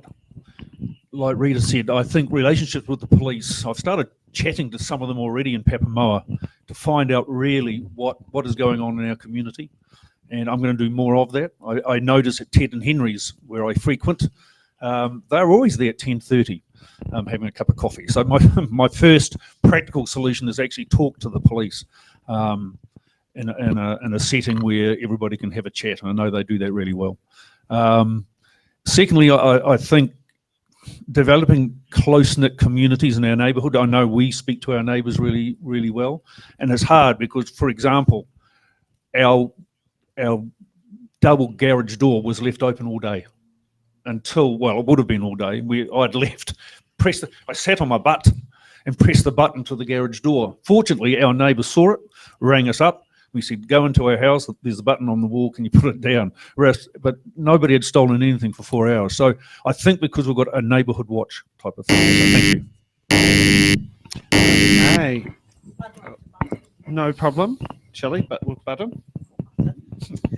I'd just like to add to that. First of all, I think we have the most amazing neighbourhood watch working, particularly in Pāpāmoa, and a big shout out to the work that they do. I think it's absolutely incredible. And the second thing is that I think we need to continue to promote good lighting in areas and also cameras to help with the crime and to reduce some of that crime and to make our people feel safer as they move around. I think one of the most beautiful things about Pāpāmoa is that we can and should feel safe in our community. Okay. Shelley, what box number? Number 27, please.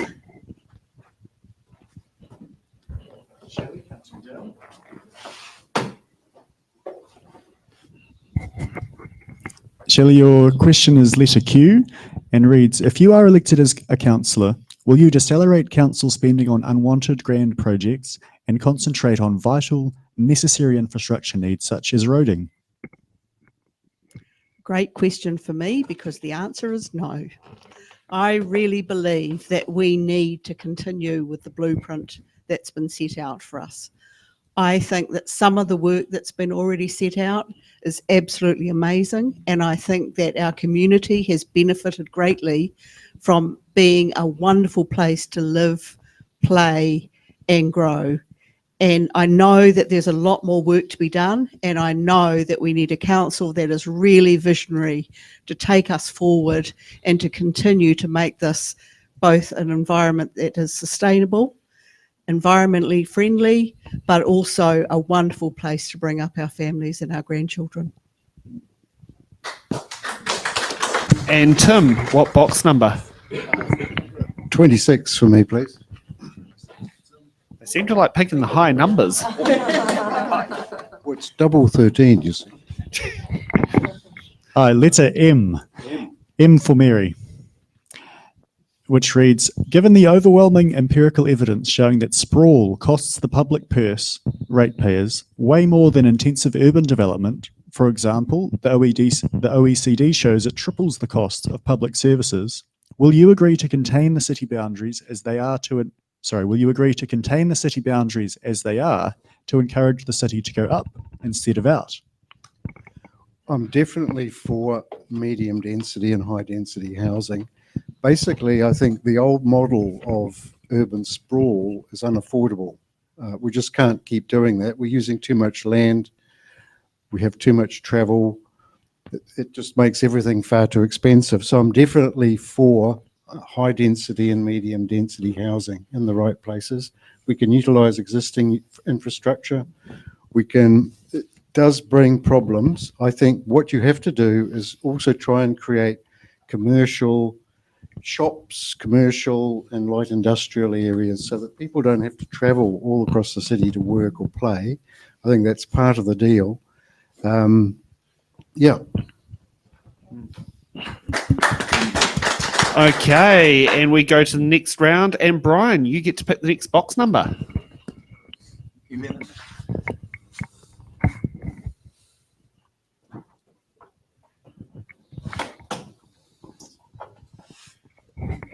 Hi, Brian, tēnei tōpātai. This is your question, letter K. I have recently visited Gisborne and had the pleasure of eating at Tahu Restaurant, which now sits atop the new Midway Surf Club. Would you consider allowing licenses for the Mount and Pāpāmoa surf clubs? Why or why not? To me, that's a very short answer question. They're a volunteer organisation. They get their funding from people like you and me. They're not supported by government. If they are providing meals and there's alcohol, then I have no objection to that. I'm quite happy with that. If it's a bring your own, then the liquor merchant is making the profit. I see that Surf Lifesaving Club should have that profit. But if it's a straight out bar, then I'm definitely a no. Okay, Tim, what box number? 10, please. 10, please.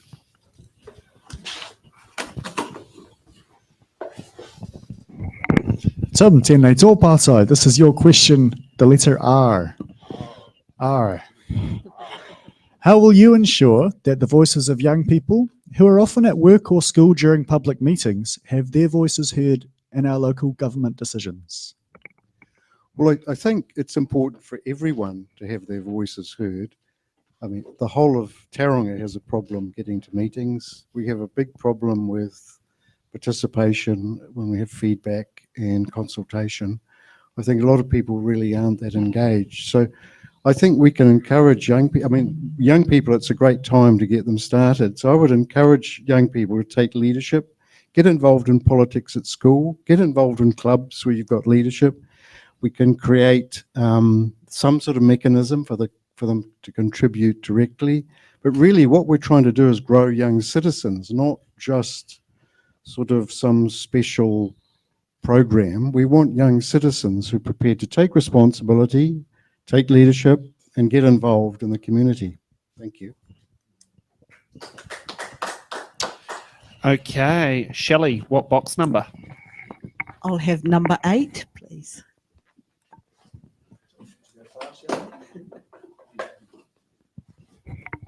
Shelley, tēnei tōpātai. Letter F. Yes or no? Do you support the establishment of Māori wards? Do you support the Treaty of Waitangi? Why or why not? Another great question for me. I like the idea that we have a Māori ward this time, and it's going to be really interesting to see how it works and to give a very valuable voice around the council table. And I also support a referendum should it be made to have one before the next election. Okay, and we've got a button from Ria.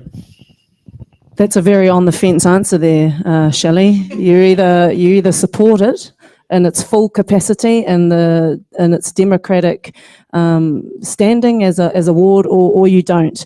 With this situation, you can't be sitting on the fence saying that you support a referendum and then but you support the wards, because that doesn't politically that doesn't make any sense. There's no cohesion in that kind of response. So what I'd like to encourage is a clear response that shows that you're decisive in what you offer up to the community. Okay, and Ria, your microphone's back up again for another box number. Excellent. Can I please have number 12? All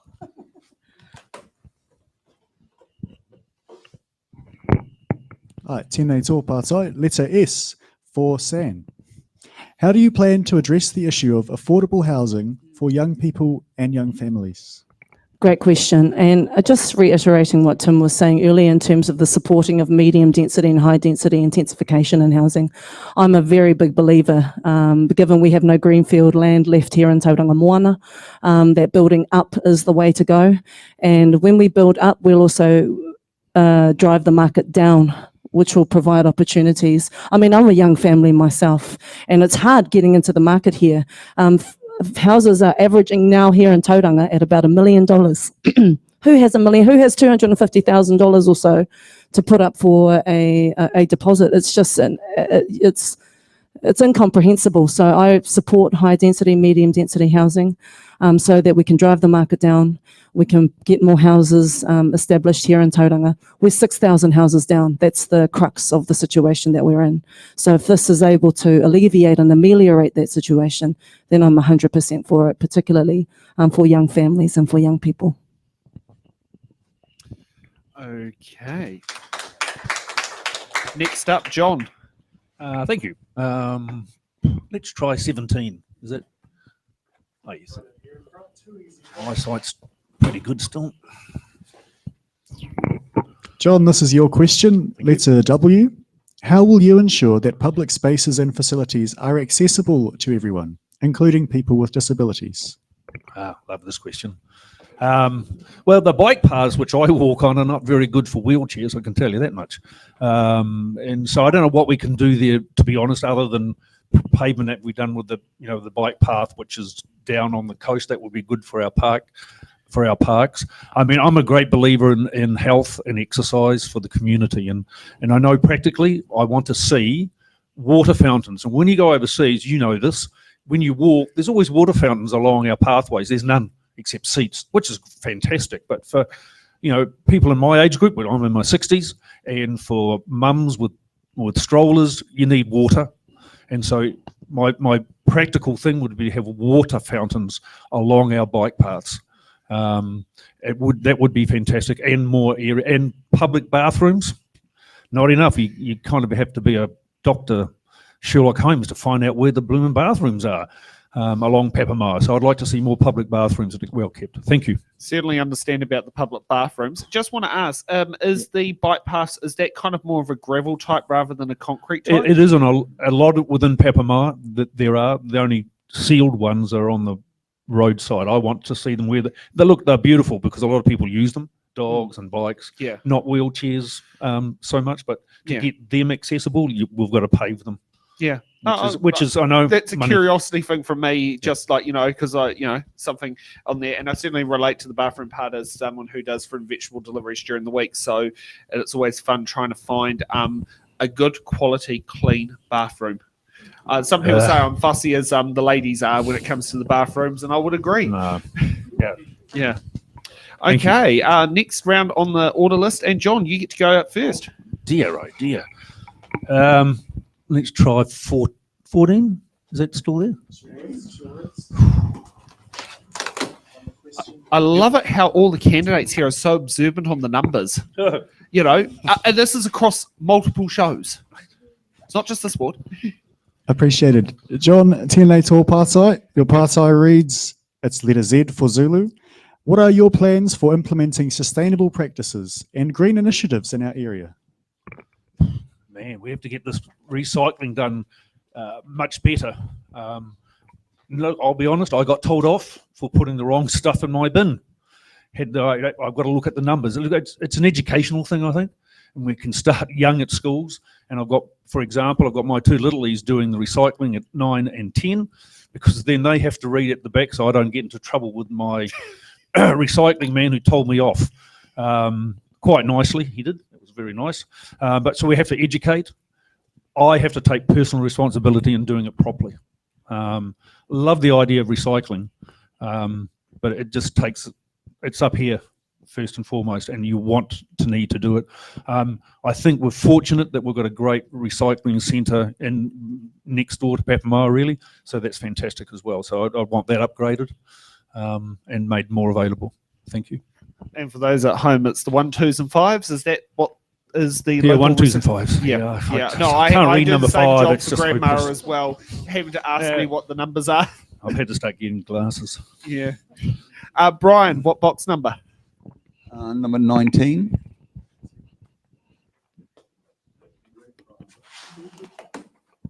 Was there any unique about age 19? Like was it 18 is the voting age, 20 was the voting age, 21 was the voting age, but 19 just seems to be this like blur of nothing. Somewhere in the middle. And our pātai for you, John, it's P for Peter. What is your position on fluoridating Tauranga's water supply? That is a hot topic. Personally, I don't really have an opinion on it. I've got friends which are absolutely adamant, and my other friends are adamant the other way, and like near the twain will meet. I've got 3 doctors in my family, wife, daughter, and grandson, and all of them are pro-fluoride. So I guess I'm biased, and it doesn't worry me that there is fluoride in the water. I think there are far more pressing issues like good drinking water itself. That goes way up the scale compared to fluoride in my books.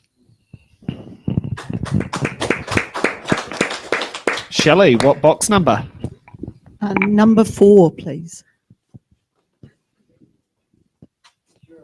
It's already been, I think.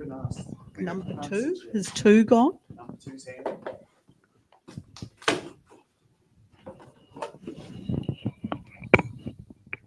Number 2 for you, Shelley, letter H. For Harry, do you wish to promote or delay public transport measures for Tauranga? I would like to promote more public transport for Tauranga. I think that it's in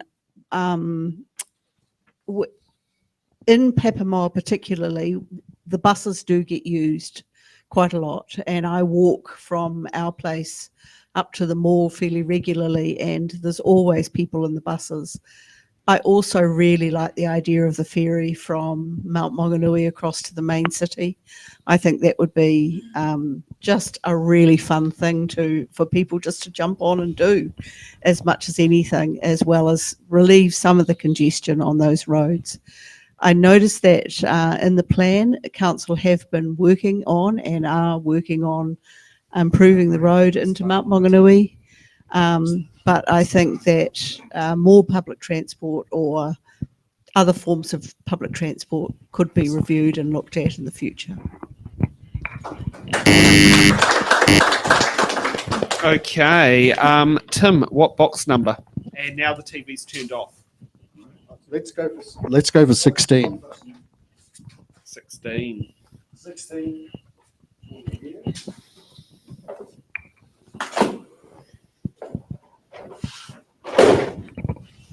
Number 16, letter U for uniform reads, what is your stance on supporting local businesses and entrepreneurship among young people? Well, I think it's a very good thing, and it's something that kids can start doing at school. It's also something that really has to come from themselves, but we can give them a little bit of assistance. You know, there are clubs, there's business associations that sort of encourage this kind of thing.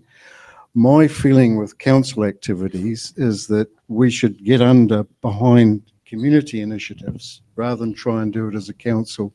So if there are community initiatives to support entrepreneurship, then council can get behind it, but council's not really in that business of doing it themselves. Okay. Button? Yes, chucking the button.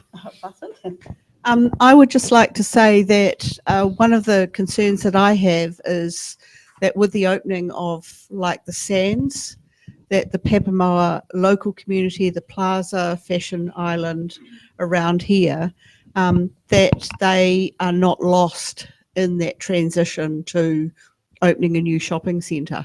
I totally support new business coming into the area, but I just think that we have to empower council to ensure that those business communities are also strongly supported, and so we don't lose and end up with another area of people not using it. So I'd just like to make sure that that is in line with where we're moving to as as new areas, new commercial areas come online. Okay, Ria, what box number? Box number 5, thank you. Oh, the good old age you start school at. Shall we lower the voting age to 5? I'm sure my 5-year-old would say yes. Have they lived in the ward for 28 days? Tēnei tōpātai, letter I for Indigo. Are you prepared to support unpopular but necessary levels of rates increases in order to ensure the financial viability of the council, instead of voting for lower rates increases in the interest of your own re-election prospects at the expense of future councils being able to fund infrastructure maintenance and upgrades? Yeah, great question. And obviously always going to be a hot topic is the issue of rates. Now, from what I understand, and I actually support the introduction of 2 other rating schemes, that being the industrial rate system and the commercial rate system, that alleviates the burden from the residential ratepayers, which is, you know, crucial at this point in time. We're living in a housing crisis. We're living in a time where everything is incredibly expensive. So any way to ameliorate the burden off the ratepayer is something that I absolutely support. And so these 2 initiatives broker that opportunity to ensure that rates are kept at a minimum, or at a level that's maintainable without any kind of inflation occurring. So I completely support that. Okay, now we're on for another round. And John, what box number? Gee, I like the look of the shock just then. What? Oh, it's just like, whoa, it's my turn. It's my turn. Let's go for 20.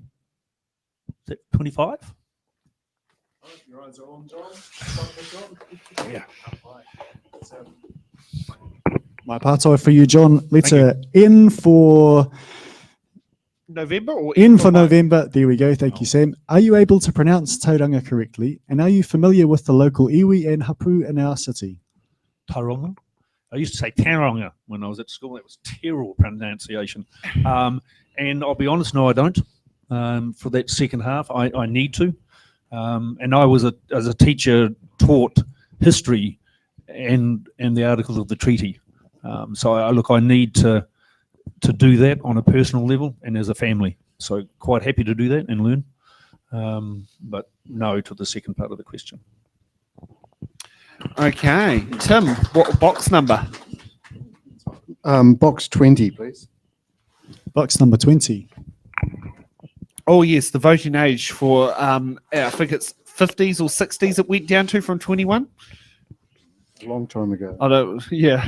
Our letters read AB for the one and only.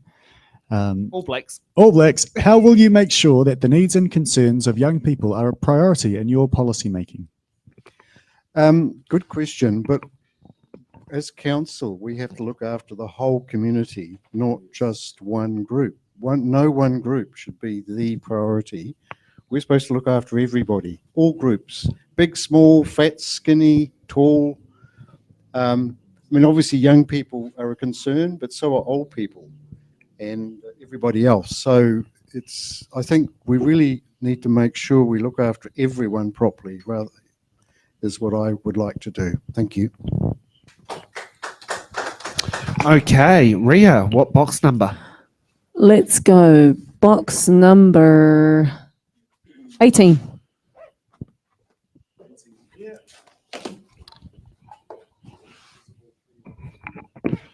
Your question is letter C.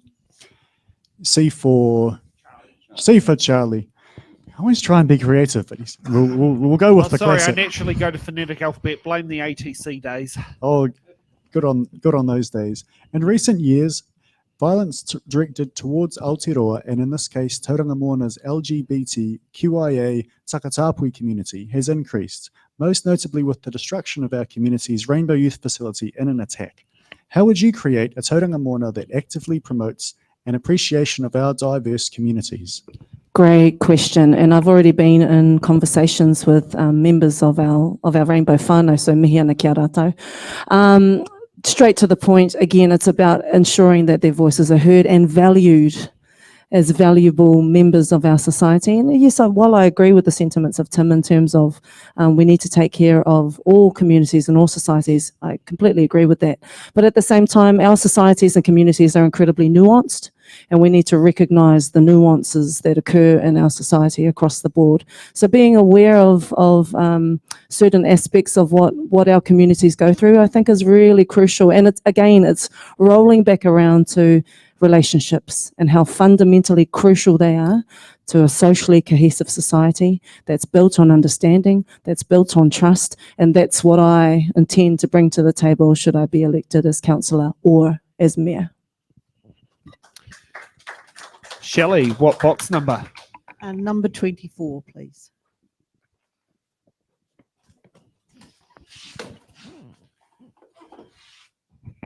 Number 24, Shelley L for Lima. Do you support the proposed CBD stadium? Yes, I do propose the stadium. However, if you look at the projected ideas for it, it's actually not going to be started until 2024. So it's not one of those projects that's immediately on the 2029, I'm sorry. One of those projects that's immediately on the table. It is one of those future projects, and it will be one that will be looked at by the new council quite seriously, I think. Personally, I'd like to see it bigger, so that we can promote bigger events, more events, and make it pay for itself.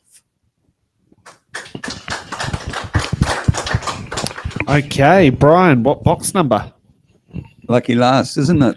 Well, yes, but I think we might come for a little bit of a special segment soon that doesn't normally happen. But get to your box number and I can explain how it will go.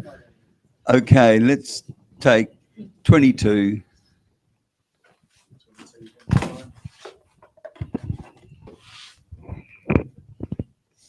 Oh, it's a long one. Bear with me. Tēnei tōpātai. Brian, your question is, letter D for Delta. The most vibrant and successful cities on earth have grown societally and economically, in part through abandoning concepts of homogenous societies and embracing the diversity of our populations. Aotearoa New Zealand has a population represented by over 1,500 ethnicities, cultures and social identities. How would you grow Tauranga Moana through actively celebrating all peoples who call our city home? I'm going to use my defer card, and I want to give it to Ria, because I think she's answered 2 of these type questions already, and I've really appreciated her answers, and I support her.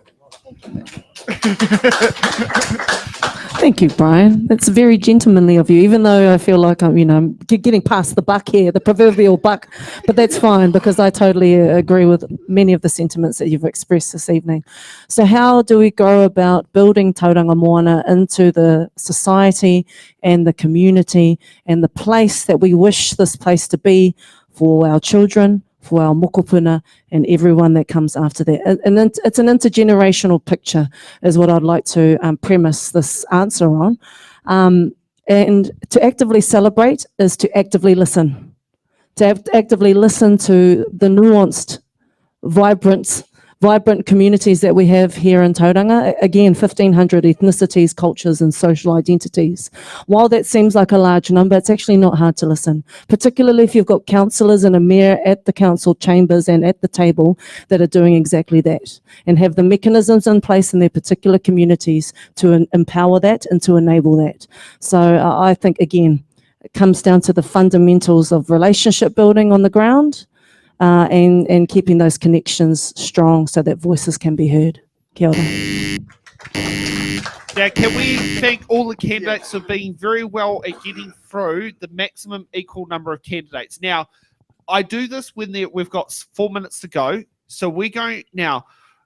Stacey, tell me in my ear, what box numbers are there, Brody?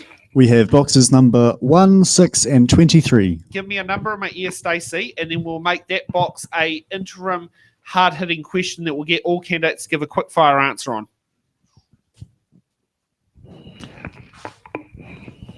6, is that one that was in there? Yes. Yep, go for it. Sorry, a little bit quiet. This question has the letter A for Alpha. What political party are you linked to? I think this is perfect. I agree. Okay, kick off from Brian. Right. I'm standing as an independent. I don't represent any political party or any ideology, and I'm not there for my own agenda. But just to give you a little bit of background to myself, in 1990 and 1993, I went and stood against David Longy. I was living here at the Mount. I'd come back from overseas. I'd just bought a house and I watched interest rates climb. And I thought, the only one way to solve this, that's attack the head. So I went up to there and I stood with National because there's no other vacancies with anyone else. I just wanted to be against David Longy. I have the dubious distinction in New Zealand politics of having created the biggest swing in political history without winning a seat. I stole 8,404 votes off him. He only won by 261. And the arrogance of the man, 1 hour before the polls closed, they interviewed him and they said, Brian Archer is 2,000 votes plus ahead of you. And he looked at the camera and he says, Mangere Central hasn't been counted and I own it. And he won. Ria. How do you follow that? I don't know. This is like gold. How do you follow that? You know, my studies brain is just like on quick fire with the information that he just fed. He actually told me all of that earlier in the piece and I'm just like, oh, who am I sitting next to? Amazing. I get asked this question and it pops up quite frequently on my social media spaces. I'm not linked to any political party. What I am interested in is how we advance tauranga. That's precisely what I'm interested in. I'm not left, I'm not right, I'm not red, I'm not blue. I am tauranga moana. And that's what should be premising all of us trying to get this city into the space that it needs to be in. So kia ora. Shelley. I would have actually liked the question to be extended, not just to belong political parties, but along affiliations, because I think that there is a lot or from what I can see on social media, there seems to be a lot of backstabbing and undermining going on. And I just think it would have been amazing if everybody had stood up, been proud of what they were standing for, and if you'd been put up as part of a group, that you would stand up and say, I'm affiliated to that group. I'm not. I'm standing purely and simply because my husband told me it was time to go and find something useful to do. and to use the skills that I've got. And so I'm standing as an independent for Pāpāmoa. John. Similar to you, actually. I don't know if your husband and my wife have been talking, but she told me to go and get a real job instead of working for Athletics New Zealand. And so none. It was going to be my answer, and it's still none, and it'll always be none. Because I love this place. I've always said to my wife I wanted to come back here and retire and spend time with the family because I just love growing up here. As you said, I went to Tauranga Intermediate. Still got friends from all those years ago, from 1968 and 9. Start doing maths, you lot. Stop it. And when I was at Tauranga Intermediate and then Tauranga Boys, still got friends. I'm the Tauranga Old Boys Reunion committee. So yes, none. But my wife did tell me to go and get a real job. Thank you. And Tim. Well, I'm really the same. I don't think, none of us are involved with political parties. I'm just standing because I want to do something for Tauranga. If I'm elected, I think ratepayers, we need to get value for money. We're not getting value for money. Mm-hmm. So as an engineer, I see the waste, I see the mismanagement, I see all the rubbish going on. So I'm just standing for Tauranga. I'm standing because I love this place. It's my home. I've raised my family here and I want to see the best for it. Thank you for that, and I think that was the perfect box made into hard-hitting question. I think I'm really happy with that selection. Thank you, Stacey, for that. Yes, and Stacey did respond with a thank you. Okay, we're going to take a 10-minute break now, and we'll be back for hard-hitting questions right after the break.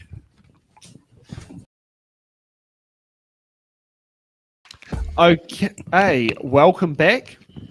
And now let's get ready for hard-hitting questions.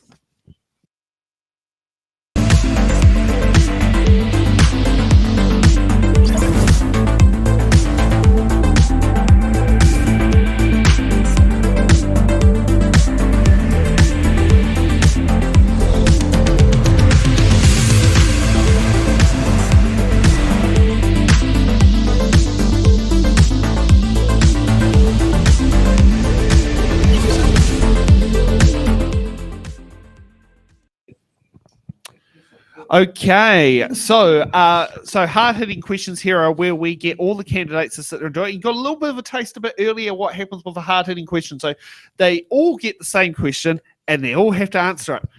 And if they're going to plan to use their button cards, tough luck. If you want to use your defer cards, I'm sorry, they're not there. So we'll sit there and kick off. So let's go on to hard-hitting question number 1. Do you support the Tauranga City Council long-term plan 2024 to 2034? Now, where does it say on my random list? Now, I'll just refresh it now. And let's kick off with Tim. Me again. No is the answer. We've got to amend it. It's too expensive. There's too much wasteful spending. We really need to have a good hard look at the priorities.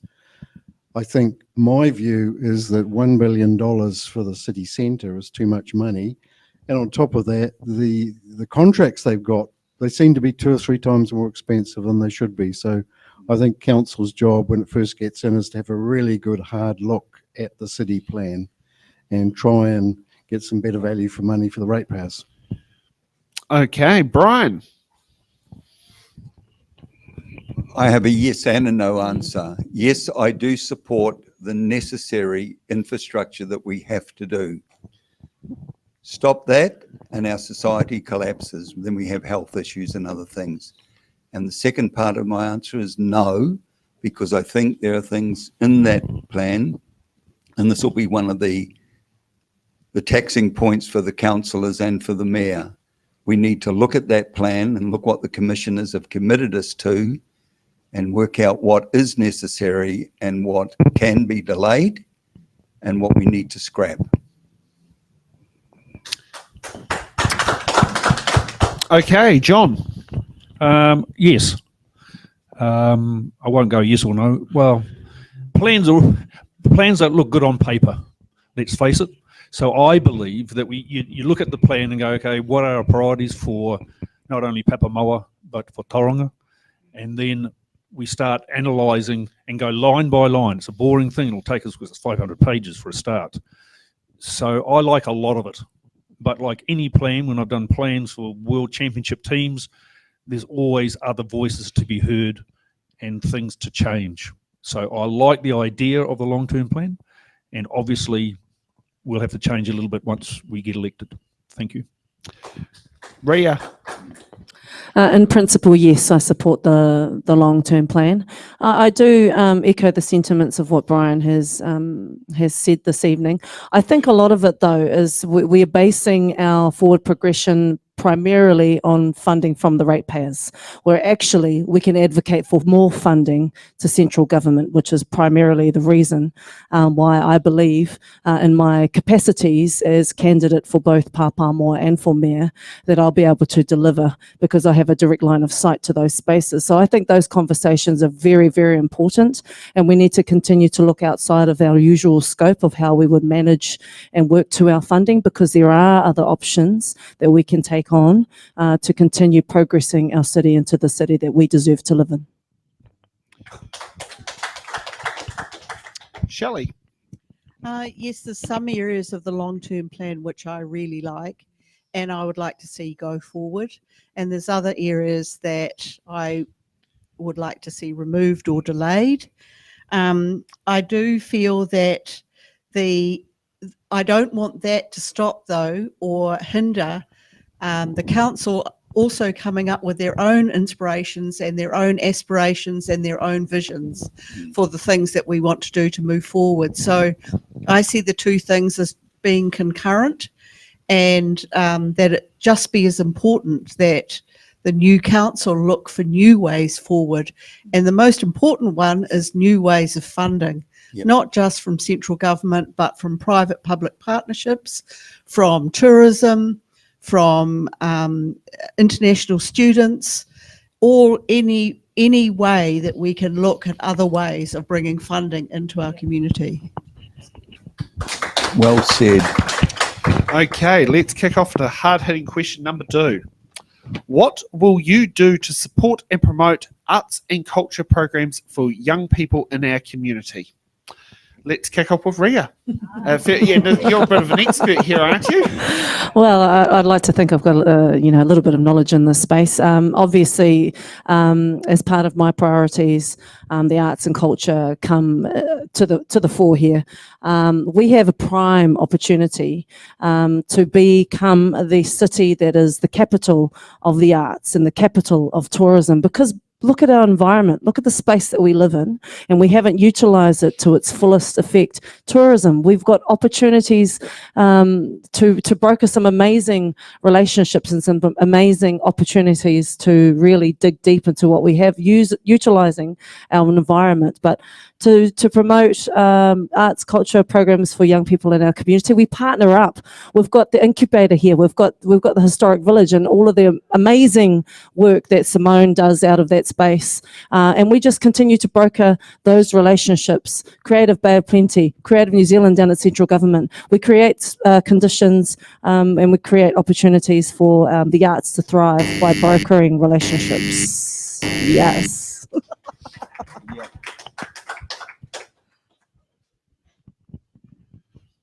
Okay, John. I learned the piano, would you believe, and used to loved playing classical music. So it's dear to my heart, arts and culture, because it developed me as a young person and my family as well.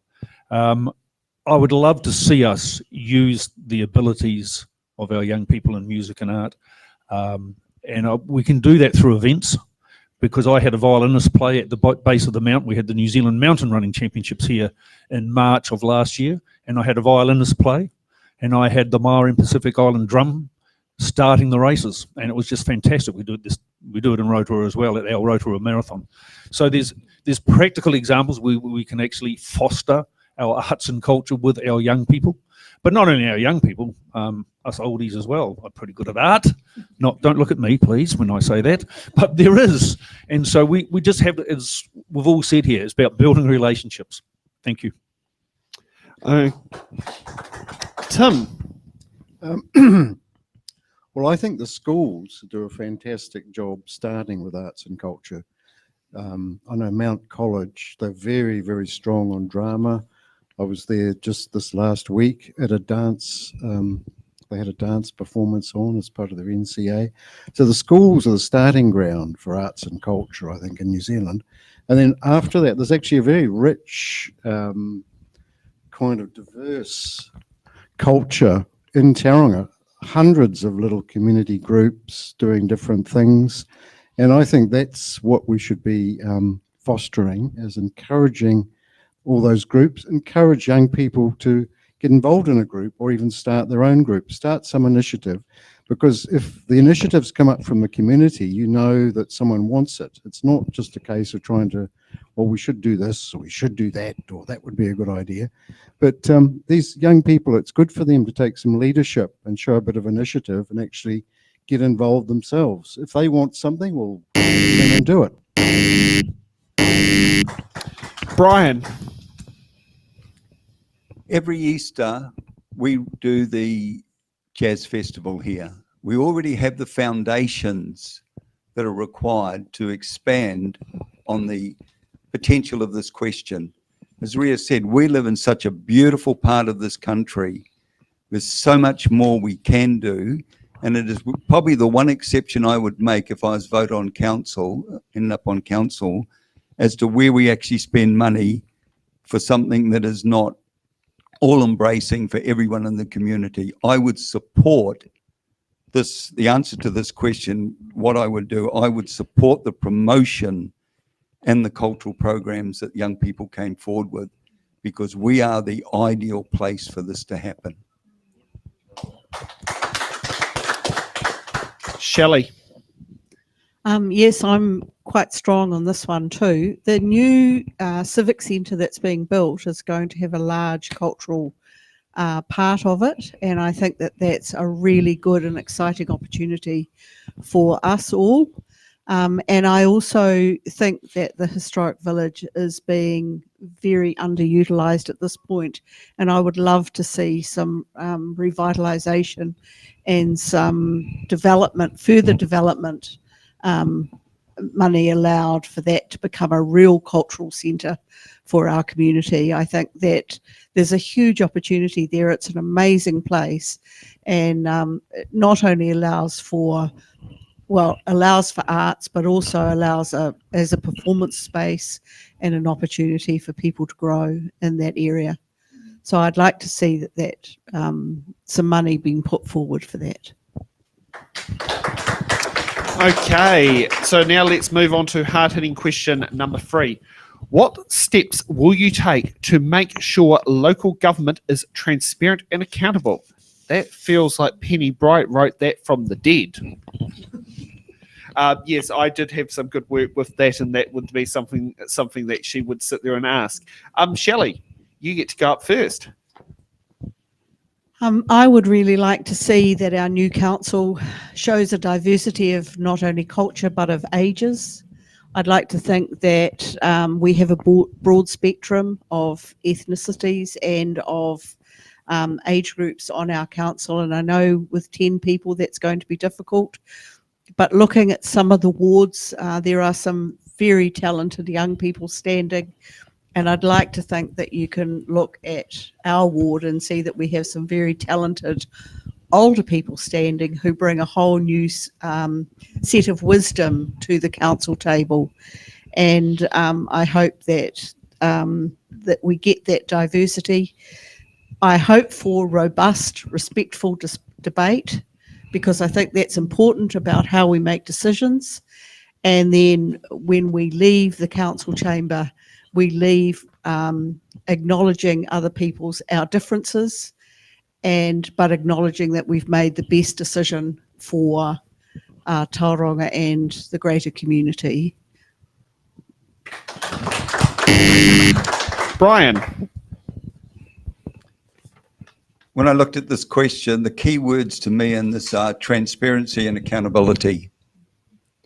And I can only speak for myself here, but for me, it is me being loyal to you people who elect me. Serving you, not myself.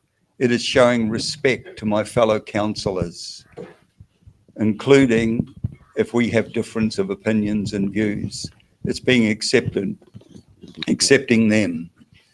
No backstabbing like we saw last time, and committing myself to work as a team, not as individuals who has his own agenda. Thank you. Okay, Tim. Good old Tauranga, the home of backroom deals for years and years and years. And what are we going to do about it? Well, to me, we have the elected members, and if you want transparency and accountability, you need honest elected members who haven't got an agenda and are there to serve the community. If you've got honest members, you'll get transparency and accountability. If they're dishonest and have got agendas, it'll all be hidden under the table. In terms of the council staff themselves, for years they've got away with murder. There's no accountability with the council staff. Nobody's holding their feet to the fire. That's something that the elected members are supposed to do, but for years and years and years they haven't, and the commissioners certainly haven't. They've just let them get away with murder. So we need to put some sort of review process in so that we can hold the staff to be accountable, and we can also find out what they're doing. Thank you. Gee, that sits there and sounds like we need to have some hot camera live streams of these secret meetings. There's a lot of secret meetings go on, tell you. Ria.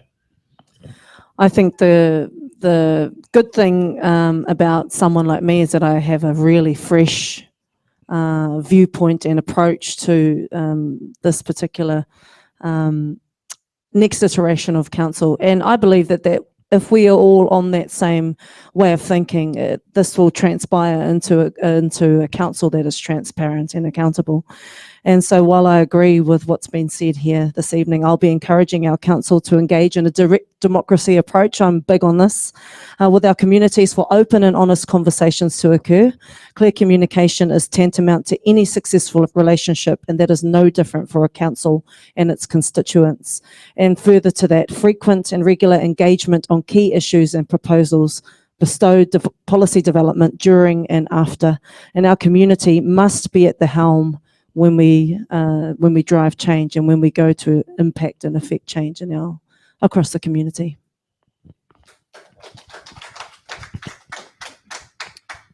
Okay, John. Yeah, well, I agree with everything that's been said. I'm going to have two practical things. I'm going to have a meeting every 2 weeks at Robert Harris and one at Ted and Henry's. So when the community actually asks me something, I'm going to have a regular that's my office, by the way, those two offices. I don't pay any rent, so it saves the council money. But that's what I'll be talking about, the issues that affect them and decisions we have made. So I've got to justify it on behalf of the community. So it's not me, it's them. Second thing, after those local meetings, every month I'll be having those. Third thing will be survey monkeys. They're free. I've done this with a whole lot of stuff that I've done before, and the feedback I get from people, you can go small groups, you can go large, but we've got to hear from them. And if you don't meet them or you don't actually engage with them, it's going to be the same old story that 10 people are going to make the decisions. And I agree with what you said. We've got to do the community. So thank you. Those are the things I would do.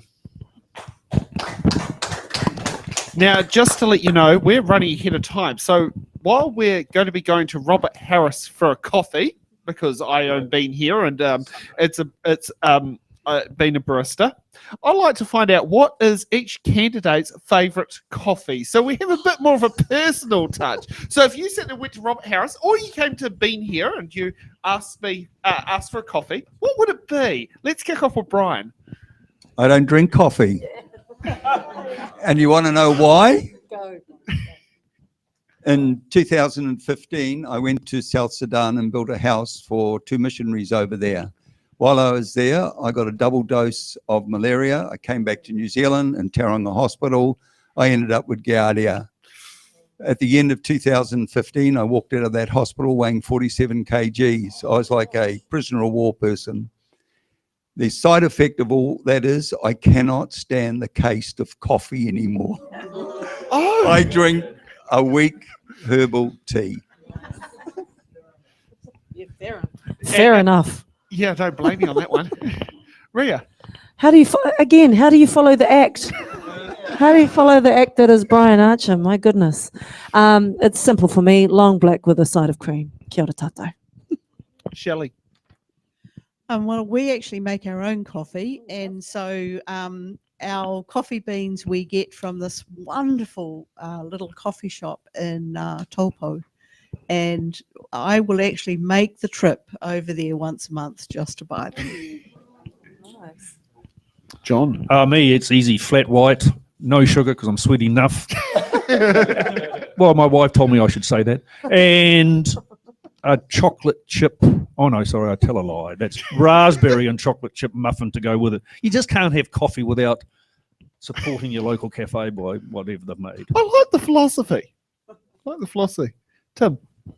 Well, I like making coffee at home. It's what I have to do every morning before my eyes open properly. So I just have plunger coffee at home. And that's just pick and save cheapo coffee. But if I do go to a cafe, I just get a latte or whatever I feel like on the day. Fair enough. And open for transparency, I am allergic to dairy.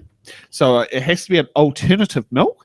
And I'm a big fan of either the coconut mocha or a coconut hot chocolate. And I've even got our candidate liaison here hooked onto coconut flat whites. Yeah. I think, did you ditch the sugar with coconut? Yep. Yeah. He's, ditched the sugar on it. That's why his skin is so smooth. So yes, that's my little fluff question for the show where we get to sit there and do it. Now let's get to the fun part of closing statements. And Ian, can you hit the 2-minute countdown clock instead of the 1? If you'd like to give, so I'm going, because we are running ahead, I'll give every candidate a 2-minute closing statement. How does that sound? Sounds good. Okay.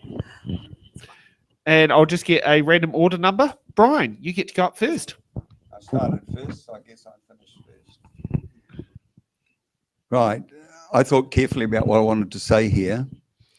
And I'm probably the eldest person here.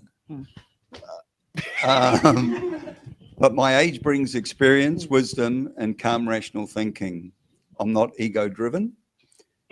I can engage in debates without taking things personally. I can respect different points of view. I know how to work as a team, and I'm a good listener. For 3.5 years, I was the private project manager of Council's downtown Edgewater development project. And believe me, when you talked about in-house deals, I saw it all happening there. I have experience with their systems. I know how they operate. I have a well-rounded knowledge of roading, infrastructure, and housing, building. I am not starting from scratch. My background is in accounting, as well as being a builder and running a drone pilot business, and I can read a balance sheet. As to change, change is inevitable for us. I'm not against meaningful change. My concern is what is necessary and practical change for us, for our city, for our ward, both now and for future generations. Thank you.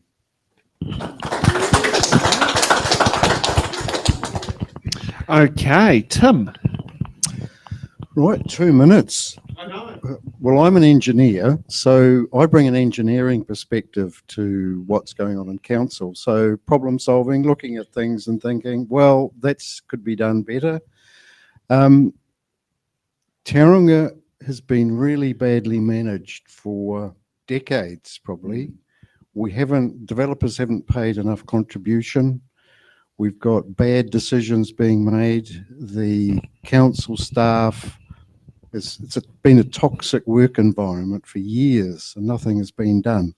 So if I was elected to council, what I would want to do straight in is review everything that the commissioners have done so far, and just find out what we can keep, what we can modify, and what we have to scrap. We've then got to go in and reorganise the council itself. It's very wasteful. They've got one manager to 4.4 staff, where it should be about 1 to 10, 1 to 12. Terribly wasteful in their contracting strategy. I watch their contracting strategy and I just think, what on earth are they doing with our money? They're doing things that are costing 2 or 3 times as much as they should. If you can reduce all that waste, stop all these silly projects, like they've spent X million upgrading Durham Street and putting in these rain gardens. Well, now they're going to put the buses there and they'll pull the rain gardens out. So it's cost them millions of dollars to put the jolly things in, and it's going to cost them millions of dollars to take them back out again. Well, I mean, to me, that's just stupid. That's just a lack of planning, a lack of thinking things through, just really bad management. And that needs to change. But to change that council culture would probably take 10 years, 4, 5, 10 years, because they've got rid of a lot of their competent staff. Only what? So the third thing is just to get back to the community. We have to listen to the community instead of the big developers and the backroom deals. We need some, was it wired hot mics and hot Zoom feeds of these backroom deals? Well, you know, the funny thing is that it's actually the council staff monitor the emails of the councillors. Did you know that's the other way around? Yes, Horowhenua District Council was sitting down there stopping Michael Fahan from emailing council staff, from what I remember in the Horowhenua Mail that my dad had to sit there and say to me, saying it was a bit like the Gestapo at the local council. It is. It's worse than you think.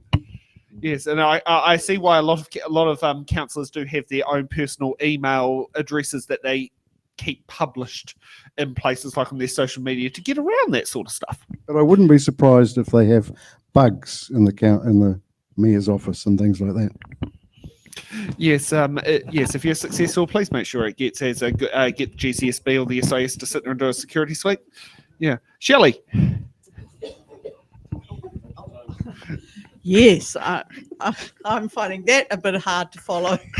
Actually, with so I'd just like to start with a little bit about me. I started my working life as a teacher and have taught everything from 5-year-olds to at university.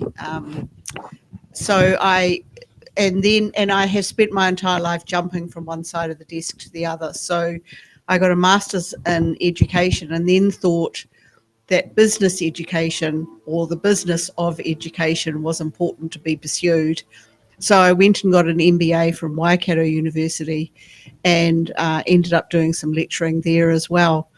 And so I come from a role of not only education but also governance. I've sat on a number of non-for-profit boards as well as boards of big companies.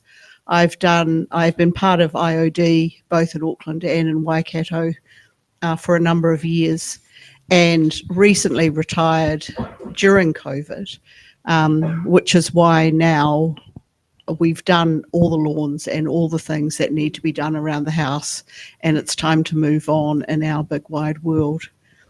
So I believe that the commissioners have left us with a blueprint for moving forward. The new council will have to review it, but I don't want that to hold us back on being progressive and innovative. There will be changes within council, but our role is a governance role, and our role is purely and simply to ask for those reviews, to set the parameters for those reviews, and to ensure that they're done. I'm sure that there is wasteful money in council, but I don't want that to be our sole focus. We want to stay visionary, and this is an opportunity for us to move forward. I look forward to meeting the people of Pāpāmoa. Vote Shelley Robb for a strong voice around the council table, because I am standing for you. John. Yeah, hi. My dad always told me I had one mouth, two ears. So he said at an early age, what do you think, John, that you should do with those three things? So I learned to listen. I'm a running coach. I've got to listen to my athletes. And so my big thing I'll go back to, we've got to listen to the community. We've got to be focused on them. It's not my personal point of view. For example, I like the stadium where it is.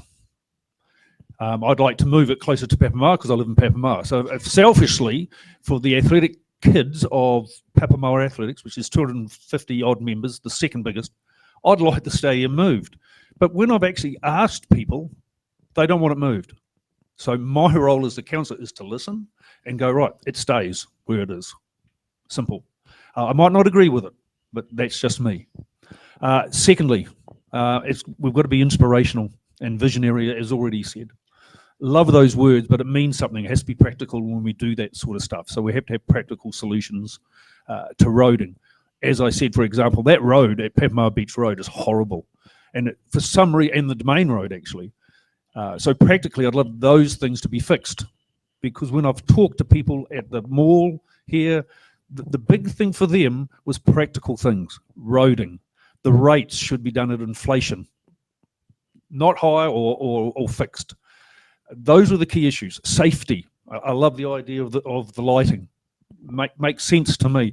Things have to make sense. And I love listening, and I love practical solutions. It's all about solutions that force our community to be better. Last thing, my family loves it here. And that's the reason I'm standing. I'd love your support. I don't care if it's 1, 2, 3. Well, no, I don't want 7 or 8. That's not fair. I'd love it. I just love your support because I think I can add value with my experience, being on boards, and the community. Thank you. Okay, Ria. Oh, kia ora, everybody. Firstly, I just want to say thank you to my fellow candidates who have put their hands up, put their hats in the ring. It is a very, very brave and bold move to do that. And I've really enjoyed this evening sitting next to you all and hearing your points of view. So mihi ana kia koutou katoa e aku rangatira. For me, well, my campaign is premised on a hope for change. And so that's my primary focus.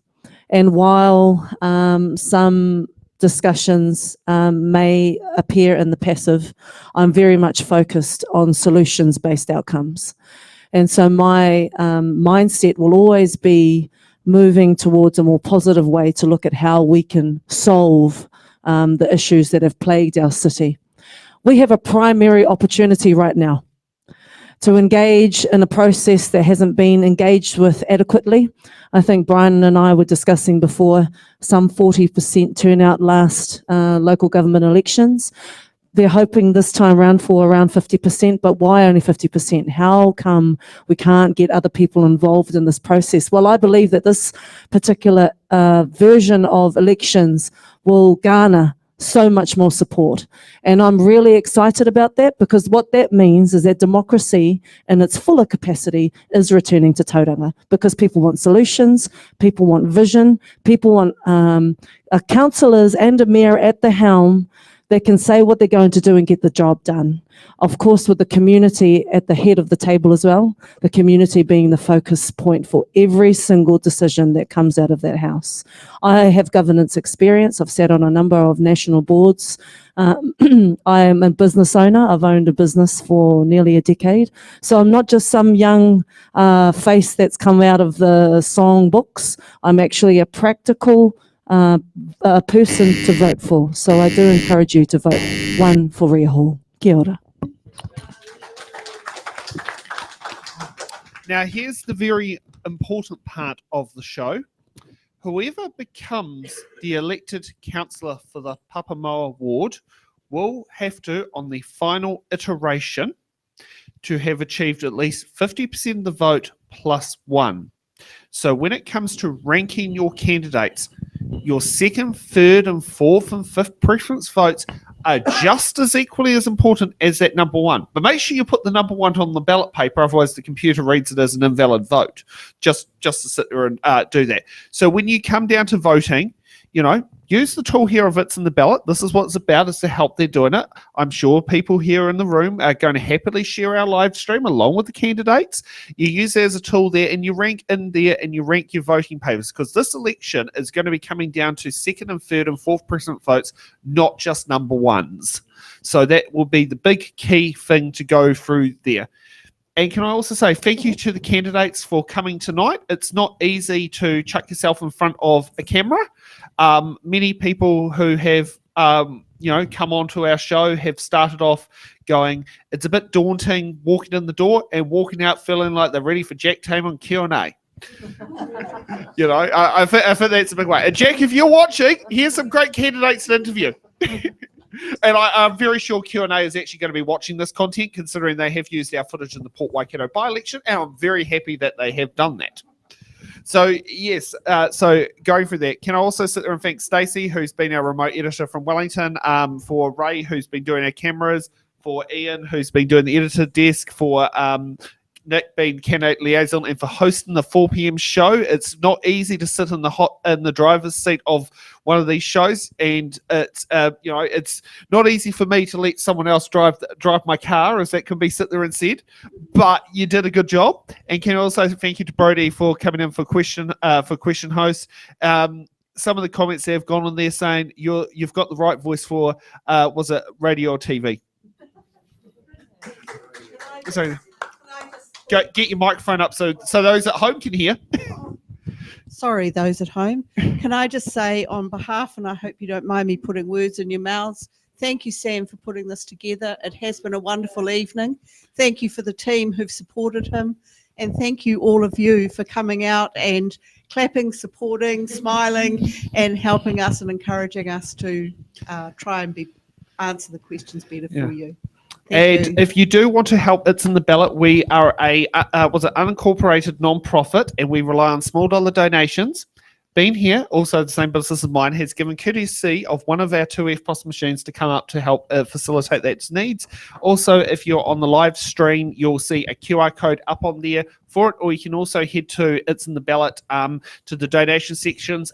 If you want to do it with the least fees possible and to stop making banks making rich profits, the bank account number is, I'd say, the best way to go because it clears the quickest as well. Or you can also use the Eventbrite ticketing option for the donation. Was it donation without a ticket?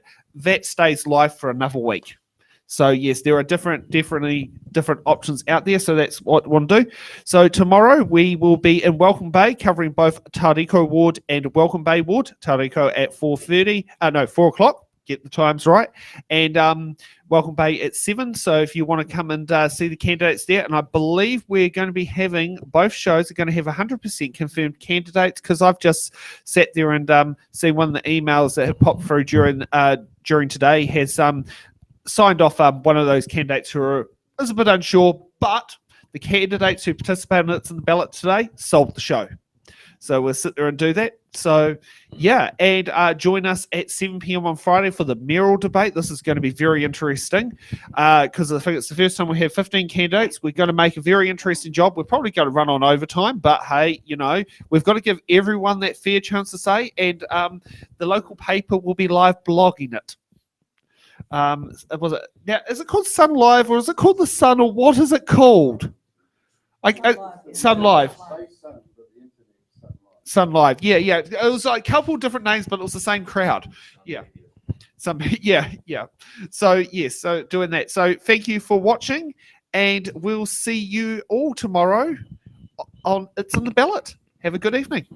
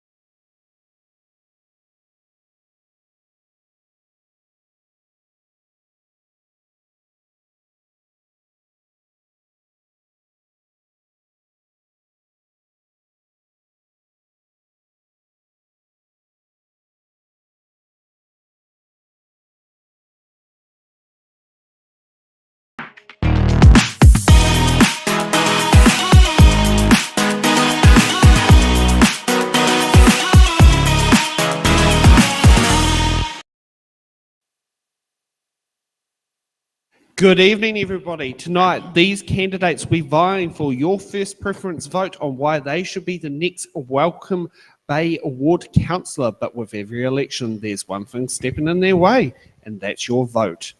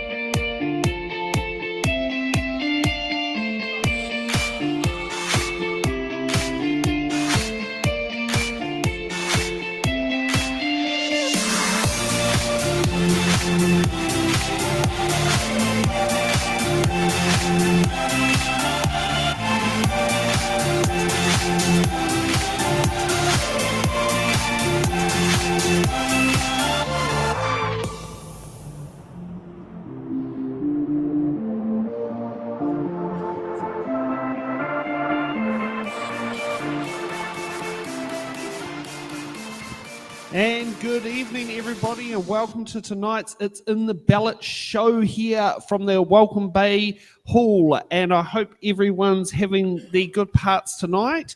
So we'll get there. And just as those who are probably a little bit noticed, I remember when I was a much younger kid spending a lot of time in Welcome Bay at my dad's place when he was living up in Shady Lane. Oh, God, that's about 20 years ago now, so they're thinking about it. But I've been told the hot pools are still virtually the same. And I've been told, I think they cost a bit more to go here now than they did. I remember them being in like gold coin territory when I was a kid. So before we get to the introductions, let's get our candidates peeling themselves off one by one. Let's kick off with the closest to me. I would like to see who you are first. Name. My name's Donna Hanna, and I'm standing for the Welcome Bay ward.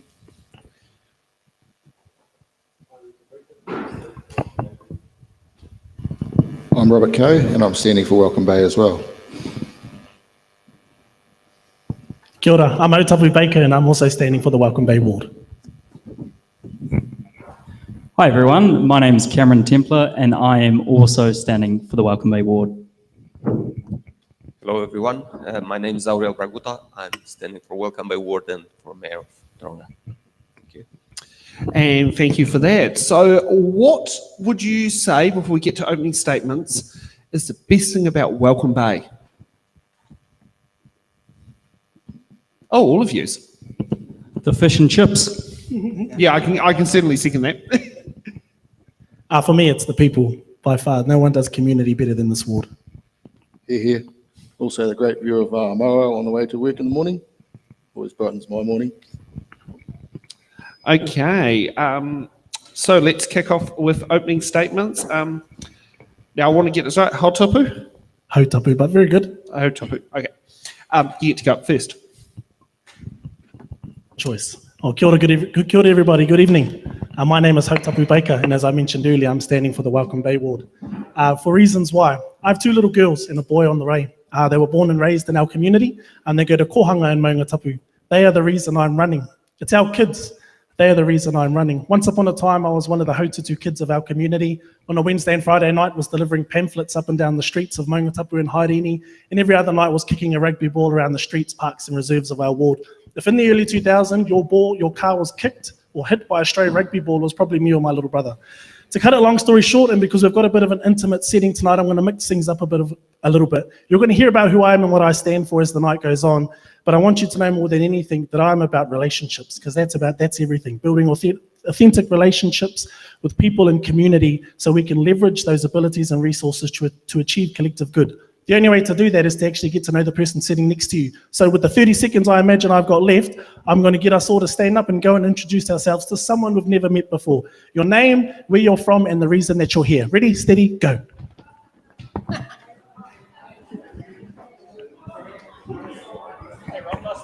I've met you before.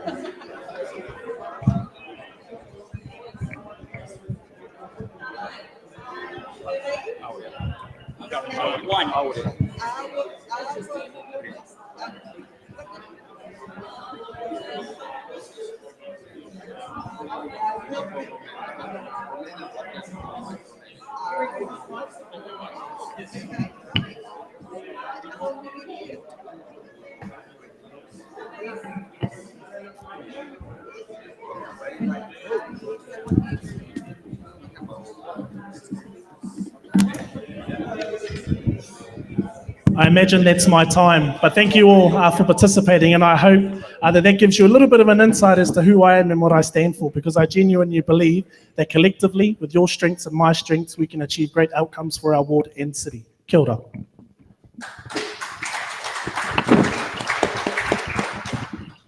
Okay, I'm going to have a lot of fun here. You're Leo? Okay, yeah. My name is Aurel. Aurel. Yeah, not many people can say it, and I don't worry too much about it. I lived in Tauranga for over 20 years, and I saw this city developing, but also I've been witnessing the waste that our council has been just the wasteful resources that we see everywhere around the city. So my campaign is very simple. I'm standing to try to eliminate the wasteful spendings in our council. So this is my main reason why I'm running. So thank you. Okay, next up, Ethan. Kia ora everybody, my name's Ethan. As you can see, I'm probably one of the younger candidates here. I've lived in Mongatapu for 16, nearly 17 years, and just wanted to give back to the community that's helped raise me. So yeah, I'm young, so I want to bring in a fresh youth perspective and really push hard for the issues that face all of you, not just in Mongatapu, not just in Haerini, but across the whole ward together. So thank you all for coming. Robert. Good evening, everyone. My name is Robert Coe, obviously. I grew up in Mongatapu until I was about 16 years old. I've lived in Tauranga for a bit after that, and then went to the Waikato and also the far north. But I came back here because it's always been home. And like I said, I love the view of the mountain in the morning when I'm driving to work. I think now, with this particular juncture in Tauranga's history, we need a strong advocate for this suburb, because nobody's really had an advocate anywhere for the past 4 years. So you need somebody strong who can, I don't know, interpret information and make wise decisions. Now, I've got this little prop here. I was going to bring the long-term plan, but that thing beside me, I don't think that's a wise decision. It's a waste of money, because if it's raining, your bike's going to be wet anyway, isn't it? And also, that thing out there, well, wouldn't the money be better spent somewhere else, such as fixing Turret Road? Anyway. I assume you're talking about that roundabout that's getting built. Yes, that roundabout. Donna. Good evening, kia ora. My name's Donna Hanna, and I'm from Tauranga. Tauranga is my home, Tauranga is my place, whatever you name you call it, Tauranga. I've heard it all, Tauranga. I've heard it called all sorts of things. Welcome Bay has always been a place to come to, with the Coyote Falls and just the great parks and the wetlands that you've got around here. It's just a great space. The problem is, it kind of feels like the poor child in the city. There's so much development everywhere else but here. Welcome Bay shops is Welcome Bay shops. Mangatapu shops are the same. The roads are the same. There's very little development. You guys have been paying rates for I don't know how long, however long you've been here. What have you got for it? And I'm here for ratepayers, for accountability and viability. There's no point making promises if you can't afford to pay for it. That's why I'm standing. And I hope I get a good response from you guys. Thank you. And I can certainly say one thing that's changed is they added an A next to State Highway 29. Okay, and Cameron. Ooh, right. I'm glad I didn't have to follow up Hotapu over here. Hi, everyone. My name's Cameron Templar. I'm an entrepreneur, a local business owner, and a community advocate based here in Tauranga. I'm standing for the Welcome Bay ward, as it's the place I grew up in and have spent 20 years of my life. I'm currently the owner-operator of Tauranga Indoor Sports. I'm the CEO of tech startup Scored Manager, which is also based here in Tauranga. My top priorities on the council are to deliver better transport networks, revive our CBD, unlock our economic potential, and ensure Welcome Bay ward gets that much-needed supermarket. My vision for Welcome Bay ward and Tauranga City is a smart, vibrant, connected community that is a great place to live, work and play. Thank you. Okay, and with the game of musical chairs with the crew tonight, I see you've been given the backdoor keys this time, Nick. Yes, I have. Had no problem giving you back the front door.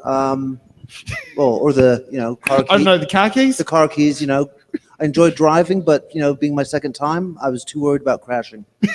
I understand that feeling very, very well. But hey, as I say with driving, learning, practice makes perfect. Yeah, yes, it does. And at least you didn't have a creepy supervisor standing over your shoulder.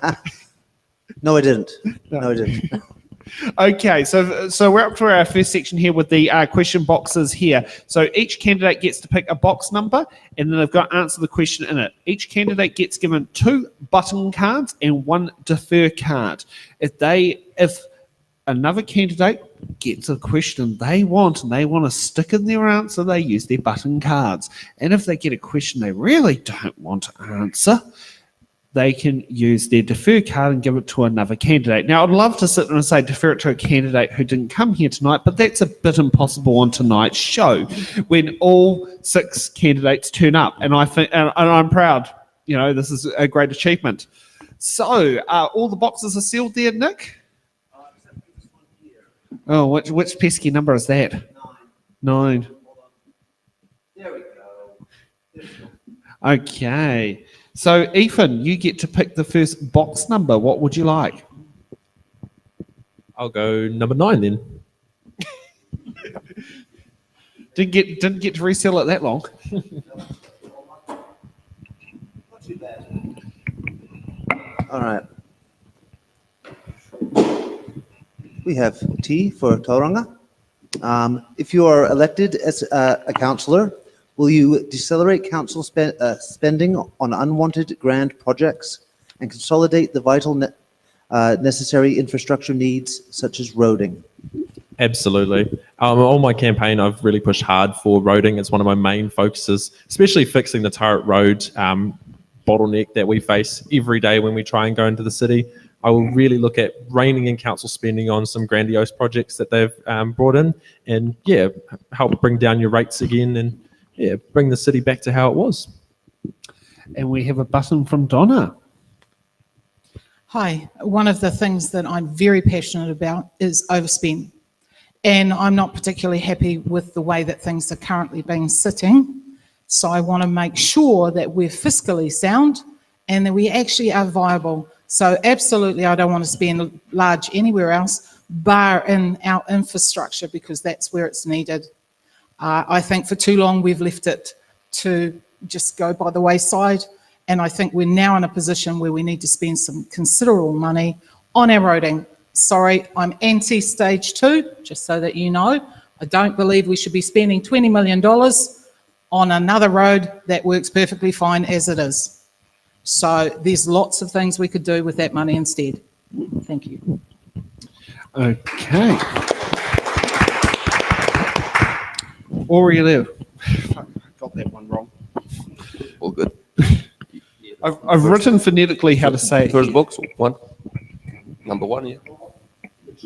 Is it? That's any.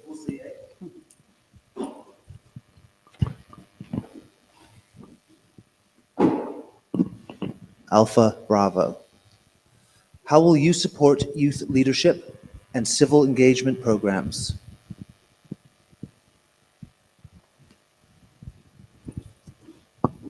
Oh, let me find my answer.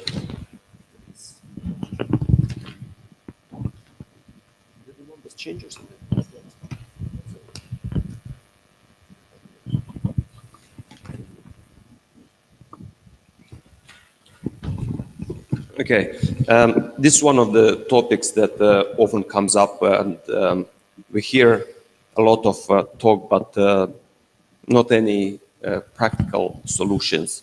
The very minimum that the council can do in supporting these groups would be to offer them our existing facilities, so at least they have a place where to come together and connect to each other. The city halls that we have already, that are paid by the ratepayers for maintenance and it's just all paid for already. These communities, they could go and use these facilities without having to pay again for them. There are people that volunteers that would like to engage with young people, but they cannot by themselves to pay for these facilities. Same as the young people sometimes afford that little fees. So this is one way that we could help by facilitating what we have already. You want to use a button? Yes. Yep, go ahead. Kia ora. It's actually quite topical considering the amazing, beautiful youth in the room here tonight. But in all seriousness, I would push to advocate at a national level to reduce the voting age back to 16. Unfortunately, it got passed. But for me personally, we need to be engaging our young people a lot younger. And if we looked at reducing the voting age to 16, it would mean that conversations are happening in schools and in the home, which is incredibly important for civil engagement. That's a lofty aspiration. It's a few years away from even being a reality. But of the immediate, and something that I think will resonate with all of us in the room, is actually making democracy and our civil engagement here. So going out into our communities and having these big council meetings and our community halls where you guys can sit live, debate and discuss rather than trying to get into an inaccessible city to engage in council meetings. We need to take it to the people is one thing that I would do in the immediate to ensure that not even just young people, but all people have equitable access to their voice at the table and can engage authentically with civic duties, responsibilities and opportunities. Kia ora. And just want to put a point of clarification on there to reduce the age to 16, because we actually haven't had it ever yet at 16 in New Zealand, but I think the general gist of what you're trying to say is shift it to 16 to match that Supreme Court ruling. That's right, and because we're going to be, I'll be your councillor for 4 years, we have a good amount of time to make that a reality. Yeah. Okay, Cameron, what box number? Number 6, please.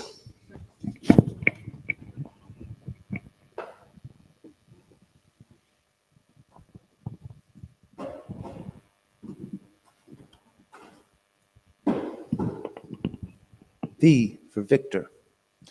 Auckland Council has recently shifted to taking away recycling bins of people who mix general waste with their recycling.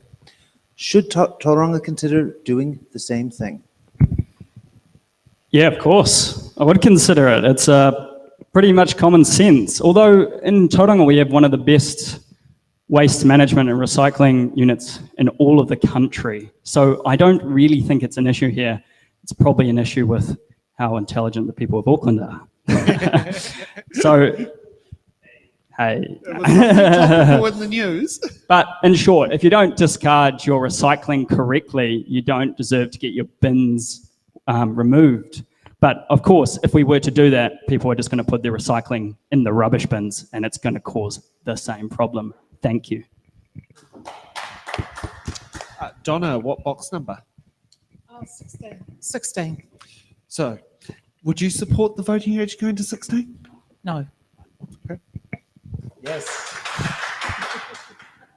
Sorry, their frontal lobe is not developed. They make, yeah. Okay, well, since she's saying that, I feel like I have a right to justify the response since there wasn't actually one related. Hey, I get it. I get that point, genuinely I do. But the reality is, at the age of 16, many of our kids work. That means that they're paying taxes. Many of our kids also, because whānau need it, actually have to pay in some way, shape or form for board, which contributes, then goes into your rates. So by that extension alone, as a ratepayer, they have a right to have their voice heard. And why can't it be heard on equal terms with the rest of us? Food for thought, te whānau, food for thought. Okay, so Nick, what question? A for Alpha. What political party are you linked to? I am actually not linked to any political party. From my point of view, I stand for what I stand, and I feel that sometimes political parties tend to want to group in a mass and come up with, they make decisions, decide to say X, and suddenly it gets changed because other people in their party says, you need to change. Sorry, that's not me. I would stand up right now and say, I'm for the ratepayers, I'm for accountability, and I'm for viability. And if any of those are out of whack, I don't care who says what, they're out of whack. We need to make it right. It sounds very much similar to the late Penny Bright, because that was very much what she stood for. Okay, Robert, what box number? Number 2, please.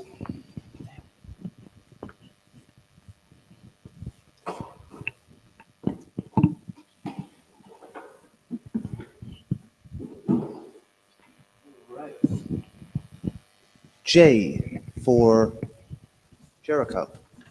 Let's go with that. Are you prepared to support unpopular but necessary levels of rates increases in order to ensure the financial viability of the council, instead of voting for lower rates increases in the interest of your own re-election prospects, at the expense of future councils being able to fund infrastructure maintenance and upgrades? I would, but first I'd have to be convinced that they were actually necessary. I mean, there are certain things that have already been committed to, which in my opinion are probably not entirely necessary or could be done a bit cheaper. The civic precinct is a perfect example. Also the 90 million for a stadium. Yeah, and also my favourite little bit of the long-term plan, the secret event that's happening in 2028 that council have committed $980,000 to. I mean, it's spread over 2 financial years, but I think that ratepayers have the right to know what their money is being spent on, and they're currently being denied that. So yeah, I would, yeah, if I thought it was necessary, but of course I'd have to go to the community to get a mandate on that, because there's a lot of people who are struggling as it is. Rates are high enough and they should be kept as low as possible. Okay, we got 1 or 2 buttons. 2, I think. I'll go first. Yes, yes, and yes, I would support this. The underinvestment in our city has been the biggest failure by previous councils, and it isn't hard to see why. This doesn't mean I support increasing rates significantly. I just do not support cutting costs to allow for lower rates just to get elected. I have a proven plan to grow our local economy through innovation and startups. It will cost our city effectively nothing and return dividends for a lifetime. It's going to create thousands of jobs, attract talent and investors from all around the world, and it's going to further grow our local economy and community. Thank you. Why do we start with the assumptions that it is necessary to increase the rates? If we stop the wasteful and unnecessary spending, that it will not be necessary to increase the rates. Let's start eliminating the waste, and then we can talk about rates increases. When people see how much of the public money is wasted on bureaucracy and red tape and consultancy and report writing, people are not willing to accept rates increases. So I don't support it. So we've gone through 6 questions. Let's get through another 6 more. Cameron, what box number? I'll take number 25, thank you. Oh yes, what was it? Is it that the age that your insurance car excess drops simply by hope so. age?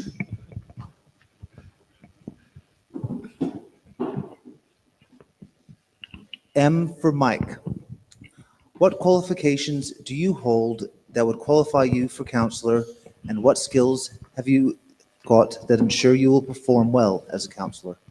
Glad I got this question. I was actually going to butt in on it. I hold extensive experience as a tech founder and local business owner, including founding multiple startups and leading a successful indoor sports centre.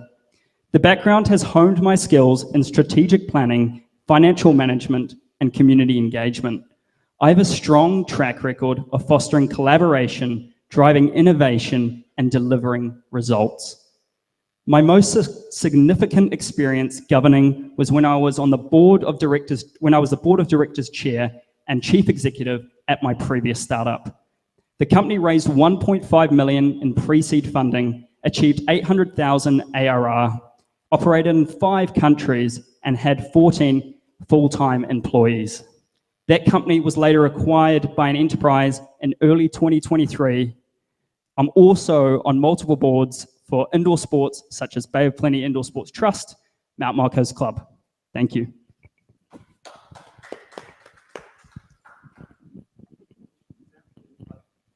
Hold on.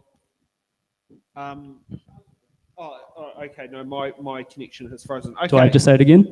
No. I know Donna. So I've got 2 buttons. Who's going first? Ladies. Here we go. All right. So what makes me qualified? I became an adult, number one. And I think running a household, you pretty much know how to manage that. You know how to work with inside your budget. You know when you're in the proverbial, when things don't match, and you know when you've got creditors on your door. From that experience, I've also raised 5 adult children. I have 17 grandchildren, and I like to hang out with them. I also believe that they are part of the community, and you need to raise good adults, good young people into good adults. It's the only way you're going to build communities. I also have been an IT manager for the Girls' College, did that for 10 years, worked in the MOE. They are very structured about what happens to taxpayers' monies. I worked for Western Bay District Council, working in the community space, and again, was accountable to ratepayers. I now work in a not-for-profit organisation in Katikati as the operations manager, and I'm now accountable to funders. I am accountable every step of the way. I have to be, and that's why I stand by being accountable. I want to know what your money goes for. Thank you. And continuing on with buttons. Your buttons? Yeah. Kia ora. Haven't you So used 2 already? Yeah, this is my second one. This was actually No. one of the ones. No. Oh, no, sir. No, you right? That doesn't count into my time, eh? Sorry, Yeah, it does. I'm seeing stuff here, but the cameras don't see it. No, all good. All good. Kia ora tātou. I did my undergraduate in political science. And then I also pursued my master's degree in Indigenous Studies with a huge political science focus because it's a passion.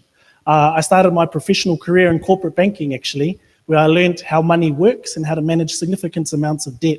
I then moved into the health and social service sector, working with individuals and families on the ground during hard times and supported them from the negative right through to positive.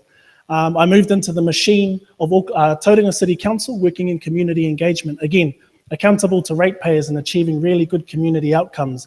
In that space, I understood quite clearly the machine of council and how it works and how to best unlock the potential of a council to work for its ratepayers and community.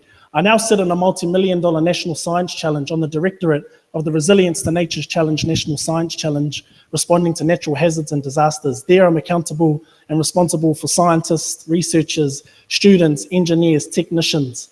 And in that space, I work at the interface between relationships with communities and all that cool work that gets done at the Science Centre to make sure that our people who need that work the most actually gets there.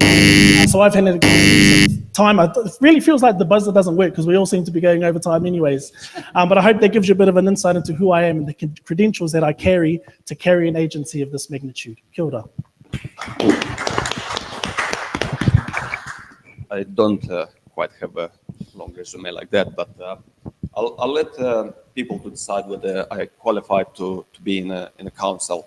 So I just want to say I've been in New Zealand I came to New Zealand when I was 23, and at the age of 26, I built my first home and I started my first business. By the age of 37, I had 7 properties, farms and commercial buildings and houses. My kids go to private school, ACG, that probably many of you may know. It's not a cheap school to send your kids to. I take my family on overseas holidays every year. So, people say that I did well for myself and for my family. How did I do it? Very simple. Work hard and be very careful with my spendings. And this is what I want to bring to this council, to bring the spendings under control. If we can bring that under control, we can achieve all those dreams and all those wishes that we have. Without that, I think. And don't sit down, you get the next box number. Am I getting it? Whatever. The one closest to you, Bill.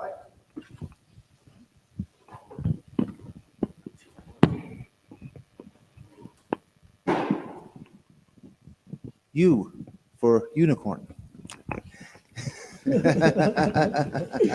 Thanks. This is the last thing we need in here is unicorn. Do you support the planned 164% increase in rates over the next 10 years? I'm not sure where my answer on this paper is, but I'll just say that no, I don't support the increase.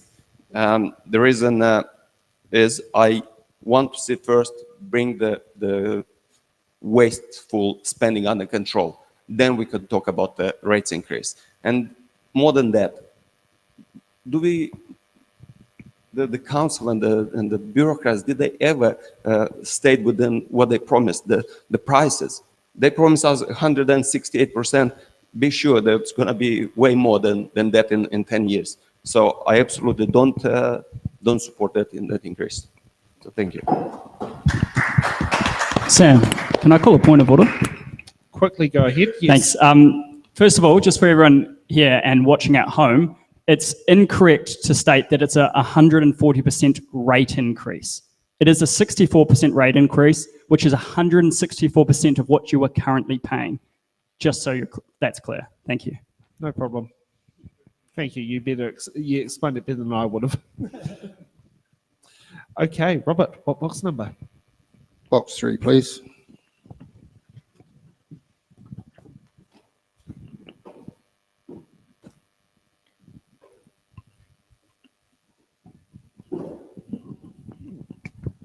Z for zebra. What will you do to help tackle substance abuse and support those affected in our community? This is a bit, I suppose, difficult. It's not really a council matter as far as funding goes. It's a central government issue. All I could say is that there are some great private agencies around Tauranga doing good work with substance abuse. Hand Clinic springs to mind. I think really the only way that council would be able to help them is perhaps giving them a bit of a break on their rates bill, because I'm pretty sure they'll be paying commercial rates, which is a differential, which means that it's more than residential for the same thing. And yeah, maybe some of the people around town, like parking wardens or whatever, who might see some of the homeless who do suffer from substance abuse issues, could perhaps point them in the right direction. Ethan, what box number? I'll go box number 21, please. Yes, the voting age when my grandma first started voting in 1949.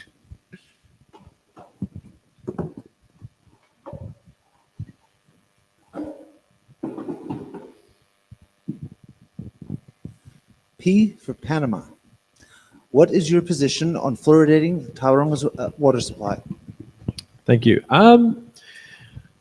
Well, I believe that fluoridation is quite a controversial subject, but nonetheless, I do support the fluoridation of the water in the support of the public health. But I do believe there are further issues in our city that we need to tackle first before we look at tackling fluoridation. Just want to ask a question on there. Who should pay for the fluoridisation, the Ministry of Health or the ratepayers, considering it's at the moment a Ministry of Health directive? Then it should be the Ministry of Health paying for it. Oh, I like that. Thanks for the answer. Now we've got a button from Robert. Okay, this is a pressing issue. I beg to differ, Ethan, because it is going to begin in September of this year. I did an Official Information Act request of the council to find out exactly what it is that is being put in the water. It's a substance called hydrofluorosilicic acid, and it is highly toxic. People, when they put it in the water, they need to wear hazmat suits. Now, I'm not going to get into the science of whether it's good or bad. All I'm going to get into is risks. Okay, have worked in petrochemical plants, and we're not allowed to carry cigarette lighters or matches in our pockets. And the reason is because the chances of something happening are negligible, but if it did, the results would be catastrophic. And an overdose of hydrofluorosilicic acid would be exactly that. And anyone who thinks it can't happen, it actually happened in 2022 in Wellington, in one of their reservoirs. They had to dump a whole reservoir full of water because the dosing machine malfunctioned. Okay, so maybe it's good for teeth, maybe it's bad. Was this the? Who knows? Over its safe limits. It went well over, and they had to dump the whole. I don't know how I didn't know that. I live in Wellington. It's on stuff. Yeah, I'm going to have to sit there and look it up. They've been very quiet about it because the other thing too is that they also revealed that the dosing equipment had been malfunctioning for 4 years. Oh, that I do remember. And it was because they were monitoring maximum levels, but not minimum levels. Yeah. Anyway, No, and that's a man also died from fluoride poisoning in Alaska in the late 90s due to malfunctioning dosing equipment, and a whole village got sick, and several were hospitalised. So, yeah, sorry, I'm over time. It's all right. Interesting. Donna. Hopefully something less. 22. Yeah, hopefully something less controversial.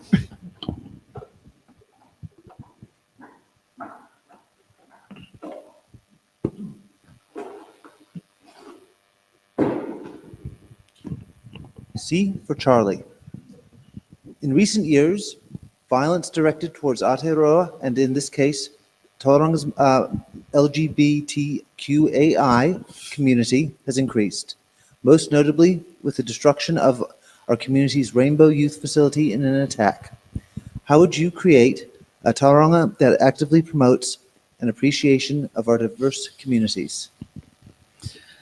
To be honest, I think it needs to happen. You know, I think we cannot sit in judgment of other people. Who made us righteous? Who made us decide who is the right person or the wrong person, or the right person to fall in love or the wrong group to get together? Who made that decision? Because I'm pretty sure I didn't, and I'm pretty sure everybody here didn't. So why can't we live in a diverse community? Why does it have to be one thing or another? So from my point of view, I'm very strong about this. I work in Katikati right now, and I'm very passionate about making sure that Rainbow Youth have a voice. And you know what? They're just as much a right to have a voice and a say about what goes on in their city and their community. They're the same as everybody else. Young mums, elderly people, they are all different groups, and they're just another group that has a right to be. And I don't think anybody here has a right to sit in judgment. So from my point of view, absolutely I'd be promoting this. Absolutely I'm for this.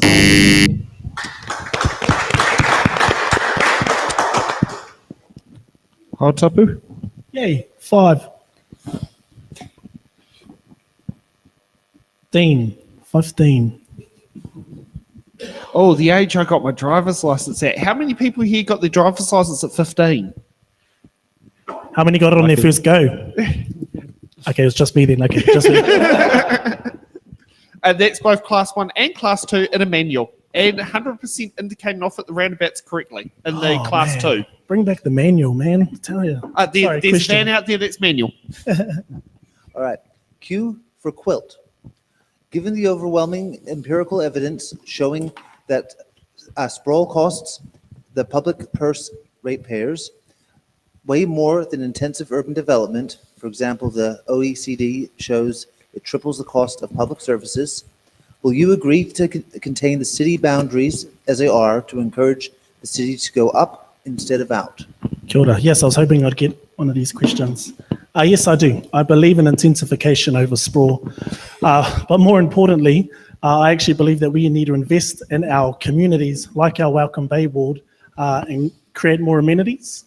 We need more education facilities for our kids. If we take Toyohomai, which is technically just outside of our ward, but really should be included in our ward, there's massive opportunity there for an extra high school, for healthcare services, for health and social service providers, for a business hub to extend on the existing one there to actually reduce congestion and the reason for the many of us to actually traverse into the city.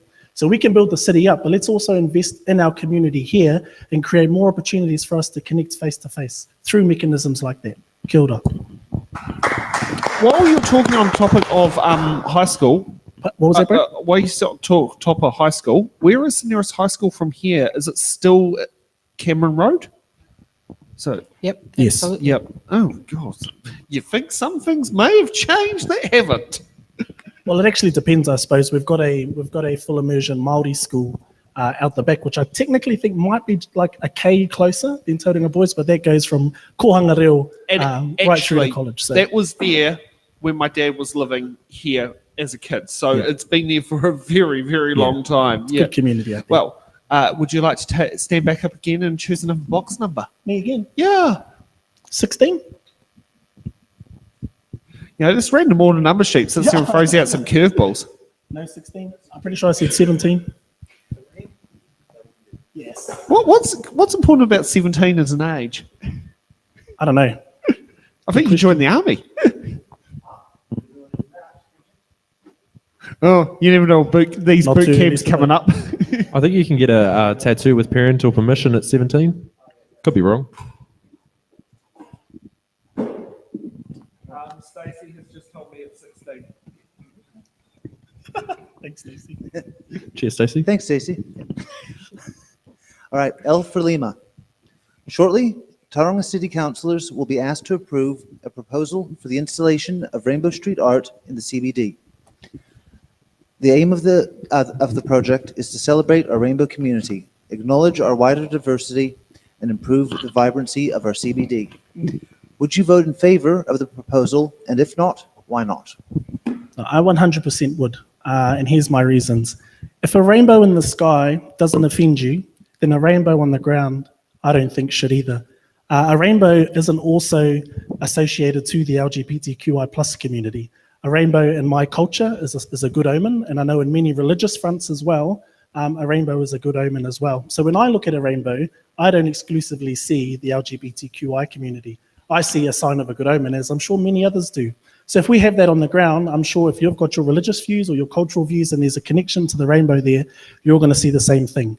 Tauranga literally means, for those of you that may not know, safe anchorage. And that inspires my vision for all people, regardless of who you are or where you come from, to be able to anchor safely in our city and feel a sense of purpose and belonging. So if a rainbow pedestrian crossing is going to provide a sense of connection and belonging for you, then I'm all for that. And the reality is my kids love rainbows, and if they see a rainbow coloured crossing on the ground, they're going to go all wise. We're going to be walking up and down that all day, causing huge congestion issues, but they're going to love the experience nonetheless. So in short, and to try and get as close to a minute without getting the buzzer, because that's the goal for tonight, yes, I support that.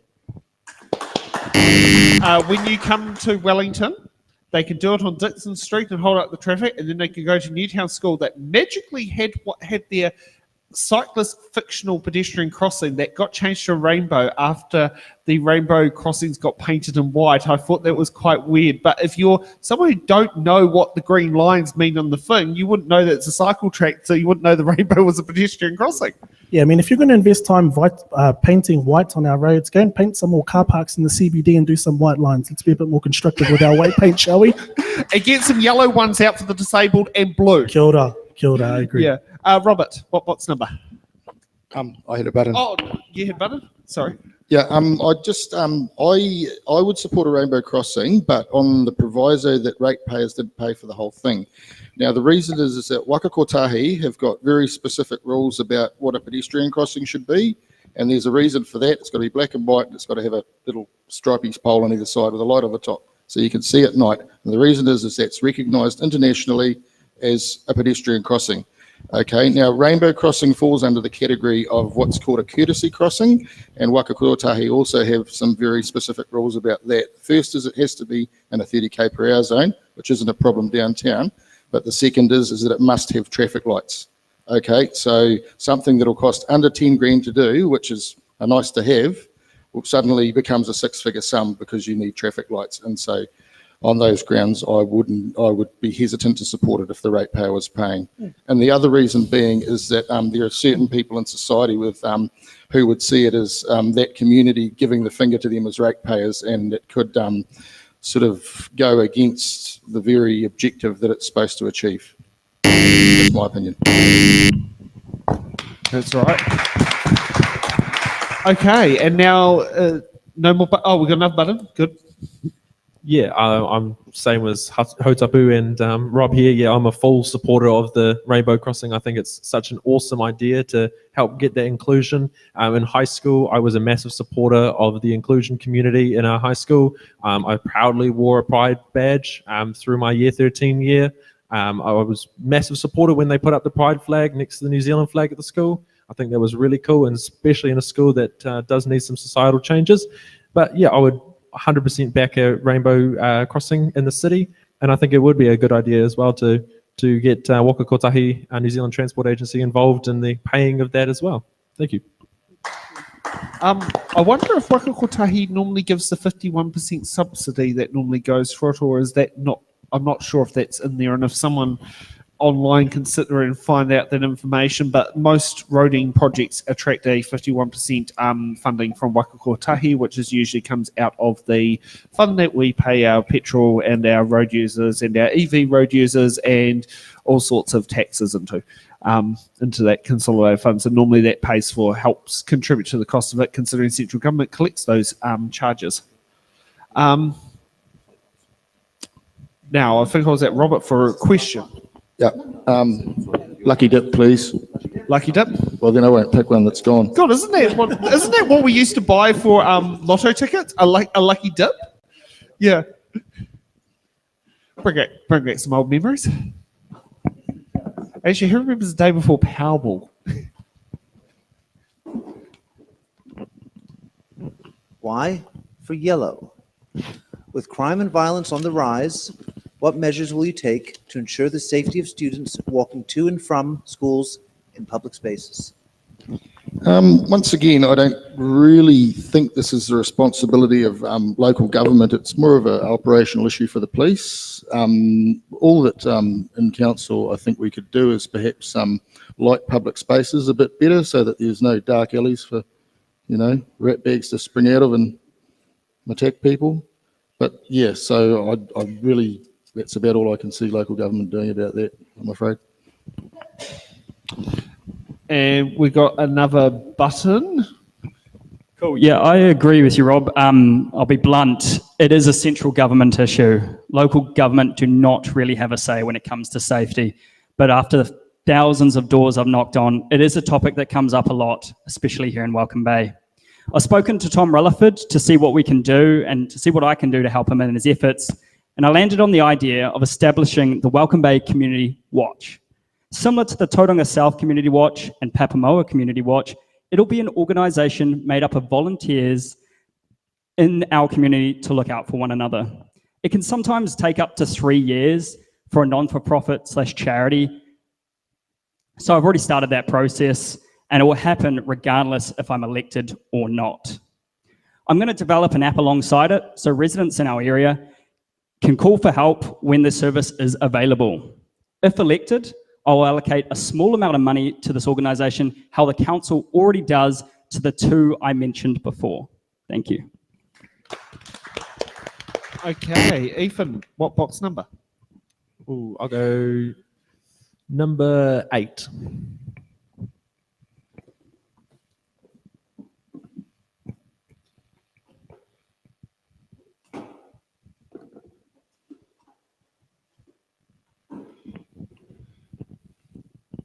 W for Wellington.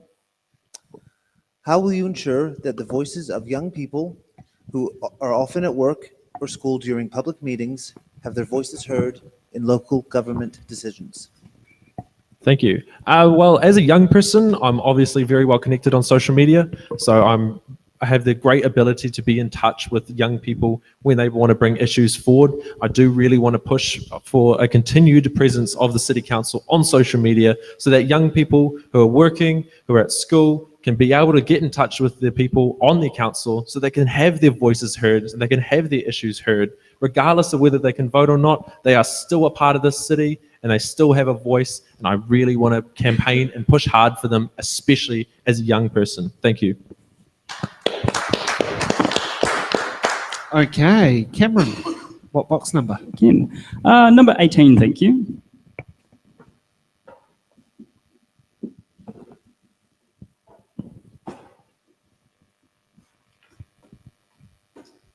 And just a reminder, that's the current voting age.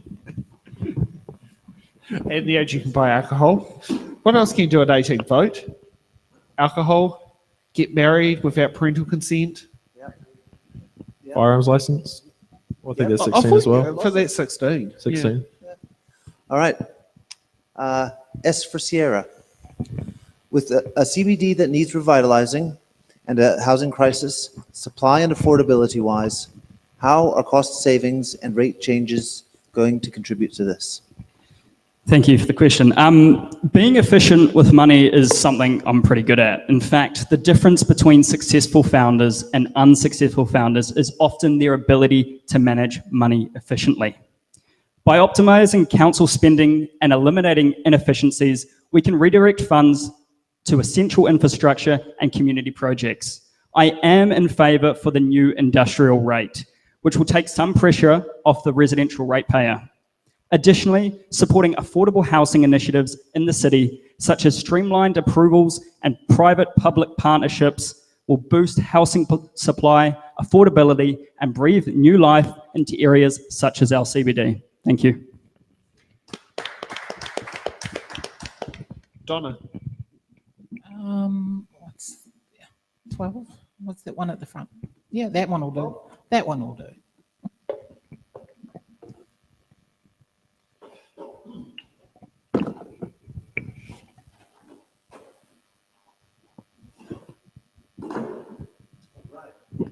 H for hotel.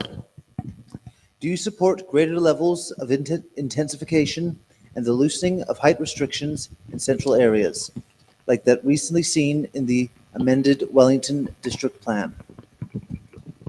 That's an interesting question, and I think there's a lot of review about whether we do go up and whether we don't go up. I can see some areas, especially in central Tauranga, where going up will make no difference to the buildings that are already down there. I can also see where in the mount, going up is going to cause problems. However, let's be fair, the Twin Towers have been there for a number of years, all right? They're not new, but they have been there for a while, all right? And we've all adjusted to it. I don't see intensification as being a bad thing. I just think we need to guide it. We need to make sure it happens in the right places and that we actually gain from it. That it's not put willy-nilly, that we actually have a purpose and we have an overall design that's not going to cause problems for those people that are in those spaces. So that's where I see it fits. From my point of view, I don't think I'd like a close neighbour, but you know what? There are people that don't like backyards, that don't like to have to deal with outside and fences and playgrounds. So it will work for some people. So let's just be open to that. And just a point that is probably not in the media, but I do have knowledge on it.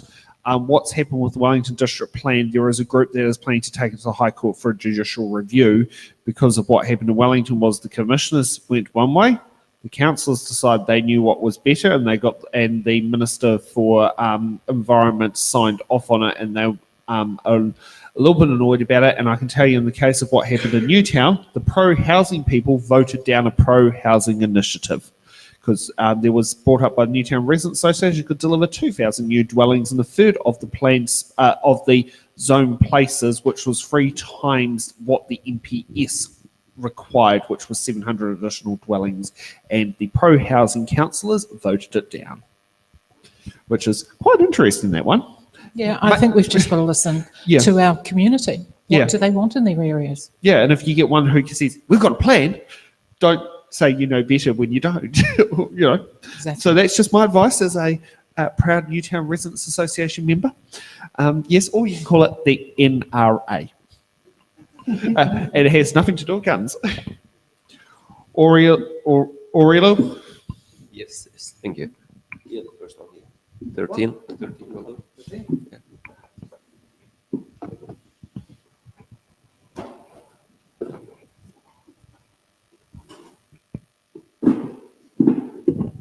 O for Oscar. If you are elected into council, will you support the Tauranga Commissioner's strategy, direction, and long-term plan? Yes or no? And why? And why? Yeah, and why? The short answer is no, because I want to see first a plan of how we're gonna pay for all of these wishes. Until we have a strong plan to pay for it, no, I don't think we can afford it. The rates increases and more borrowing, I don't think is the answer for moving forward. So, but once we get on top of our wasteful spending, I think we can achieve all these proposals. So short answer is no. Thank you. Now we're just about to head off to a break, but I'd like to just do a question on there. Would any of you, if elected to council, would approach either Tom Rutherford or Sam Uffendale to look at lobbying as their local MP to possibly change the revenue collection method for councils? Would you consider that as your role as a councillor to either approach either of the two local MPs, considering central government dictates what local council can do with revenue collection, and at the moment it's rates. Would you consider doing that? Yeah, I would consider anything that can put a cap on waste. So anything I would consider, yes. I think we've got to look at local government and say central government has a place and they need to be upfront about it, and it can't be always local that tries to cover everything. There has to be some accountability from central government to say, you know what, come up with some funds or at least help support us. It can't be just always the ratepayer. Yeah, I agree. And I'm fortunate enough to have relationships across a range of parties within central government, and through those relationships can easily advocate for our communities for sure. I would also like to, would also explore, if elected, the need for government agencies to also pay rates on their buildings too, because they don't pay rates. Except if you're a police station. Yeah, well then, but there's still 101 other ministries out there that aren't paying rates. Yeah. But they're using our roads, they're using our facilities, they've got access to our water, all those sorts of things. So I think it's only fair that they contribute in part to that as well. Yeah, I agree. I catch up with both Tom and Sam on a regular basis, sometimes Tom weekly. Look, I'd like to look into it a bit more, but obviously it does make sense. So sure. Ethan, you want Yeah, to I put in would your 2 cents worth? kind of be in between. I'd say, yeah, we need to look at how we're spending at a local government level, but also looking at central government to foot the bill as well. So two-pronged solution. Well, thank you for that. And it's been a very interesting round of first questions and some very productive dialogue. So we're going to take a quick break now, and we'll see you back in 10 minutes' time for hard-hitting questions. Thank you.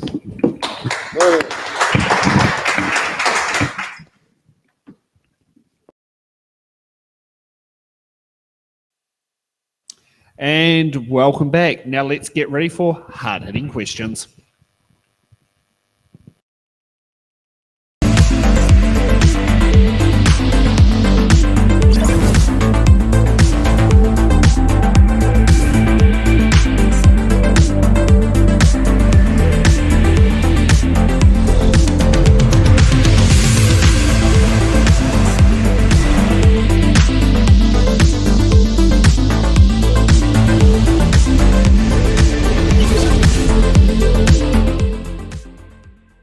I know, it's not John Hawkesby.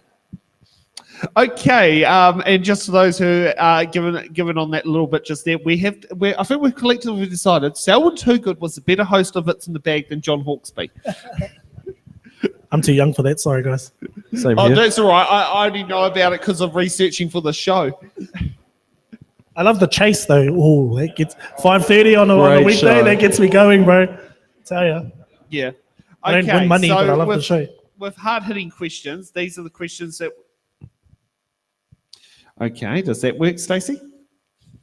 So, okay, we think we found the optimum volume level that works good for the stream. It doesn't blare on my ear. Okay, so with hard-hitting questions here, these are the questions that all candidates were required to answer. You will not be able to use your button cards or your deferred cards. I think many of you used up your button cards, but yes, so you won't be able to get out of that one. And we'll be... So that will be how hard-hitting questions go, and it are basically issues that are significant to the community in the area or significant questions that have to be asked. So with hard-hitting question number 1, do you support the Tauranga City Council's long-term plan 2024 to 2034? And I will just grab my random lies list. Or you? Am I getting better? No. No. I'll be honest on that one. Yeah. Yeah, I answered this question already, but yeah, I can say it again. No, I don't support this long-term plan for the reason that I did not see in there a plan of how we're gonna pay and how we're gonna get rid of the debt. Rates increases and more borrowing. I don't think it's a plan.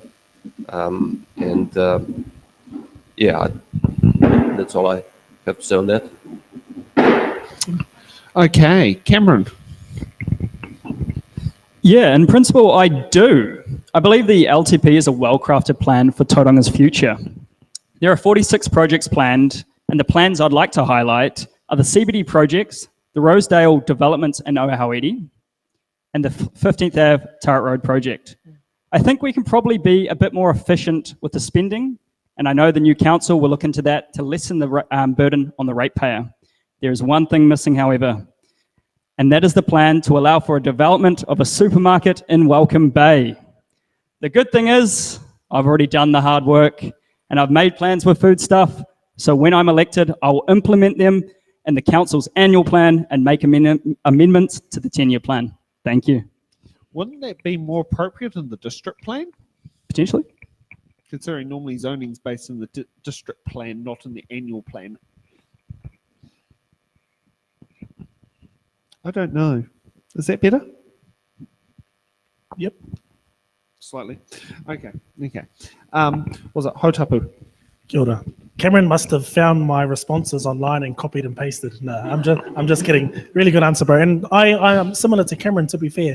I agree mostly with the long-term plan. And I agree that for the most part, they actually consulted well. And I know because I was involved in that and made sure that communities that aren't heard often, that aren't considered often, that are overlooked, that a long-term plan process doesn't go and consult with, was heard at that table. So by and large, I agree. But the debt is far too much, and it's far too much responsibility for the generation now and the generation to come to bear. So we definitely do need to reconsider some of the big hitters, like the Civic Centre, like a stadium, which might be something. For me, I agree with the concepts, but not the fact that it solely sits on the ratepayer to front. So we need to look at alternative solutions, put our brains together, perhaps look at overseas investment to make sure that if that is something that we actually want as a community, that we make sure happens, but not at the cost of our own pocket. But yeah, that's my answer to that question. Thank you. Donna. How do I go on the back of that? Honestly, I'm happy with the long-term plan. And the reason I'm happy with it, they've spent hundreds and hundreds of dollars, thousands of dollars, think about it, it's our ratepayer money, to actually come up with this plan. For us to suddenly truck it out and go, no, you know what, we're going to redesign the whole thing, that is wasteful. We need to pick it over. We need to find those things we can do in budget. We need to make sure that we're fiscally sound as far as our accountability, and we need to make good decisions that will actually have greatest impact. Remembering that that's what we're ideally looking for, is our greatest impact for as least money as we can. We want to make a difference, yes, but not at the cost and the expense of the ratepayer continually. We need to make some really clear decisions. And like I said, let's look at the long-term plan. Let's make some changes. It's a plan. It's not set in concrete. We can make some changes. Okay. Ethan. Yeah, I'm a bit like my other constituents over here. I'm against the long-term plan. I believe that if we were to implement a long-term plan, I believe strongly that it must be the decision of the newly elected council to form a plan that will be at the betterment of the people in Tauranga. And I do agree with some of the ideas that council and the commissioners want to bring in, and I would support some of those, especially the 15th Ave Turret Road bottleneck problem. But I think if we were to make a long-term plan, it should be done by a newly elected council. Thank you. Okay, Robert. I've read most of the long-term plan. It's a hell of a big document. It's nearly 500 pages long. I agree with most of it. A lot of it's just sort of nuts and bolts kind of issues, to do with roading, sewage, that sort of thing, just basically giving budgets and And that one thing I do like in particular is page 150. Council have said that they will adopt a te ao Māori philosophy, and they will instruct all staff on how to do this. And I've only got a minute, so I can't really go into much more detail about what that means. But it's really just all about respect for the environment, for each other, and yeah. One thing I don't like, this old chestnut, my favourite one, the $980,000 secret event for 2028. Yeah, that doesn't sit well with me. I mean, what's the point of making a plan if you're not allowed to know what it is? It makes complete sense. Hard-hitting question number 2, and I think this one fits so perfectly with the locals here.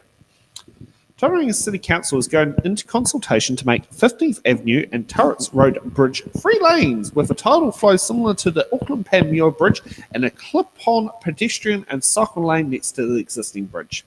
Do you support this project? If yes, why? If not, what is your alternative plan for congestion? Ethan. Well, yes, as I've stated multiple times that, yeah, Turret Road is one of the biggest issues facing people in Welcome Bay, and it is one thing I'm campaigning so hard for, fixing that bottleneck that frustrates the heck out of everyone of this ward. That's one thing that we really need to get sorted. So I will fully support the tidal flow system as a first temporary solution before looking into future projects where we can properly divide the road and see what is going to better us so that we don't have a bottleneck in future again. Cameron. Yeah, I do support it. It's important to be realistic of what we can get here in Welcome Bay. We are 1 vote of 10 on the council, and competing with the likes of CBD, Pāpāmoa and Tauranga is tough to get funding. We're getting 180 million over the 10 years to spend on this, and I think that's awesome. My goal is to reduce traffic congestion by 10%, which is the average traffic falls when students aren't being taken to and from school, and that's a noticeable difference for all of us. For Welcome Bay Ward specifically, it's critical that the 15th Ave Turret Road project is fast-tracked ASAP. With the Takatimu Northern Link off-ramp exit planned to be built at 15th Ave by Wakakatahi, there'll be significantly more added pressure to that road as it connects to State Highway 29A. Better utilisation of existing infrastructure, such as the Hairene bus lane, is a must, and also the addition of a supermarket going away from the city, as well as an intermediate/high school, will drastically improve congestion here in Welcome Bay.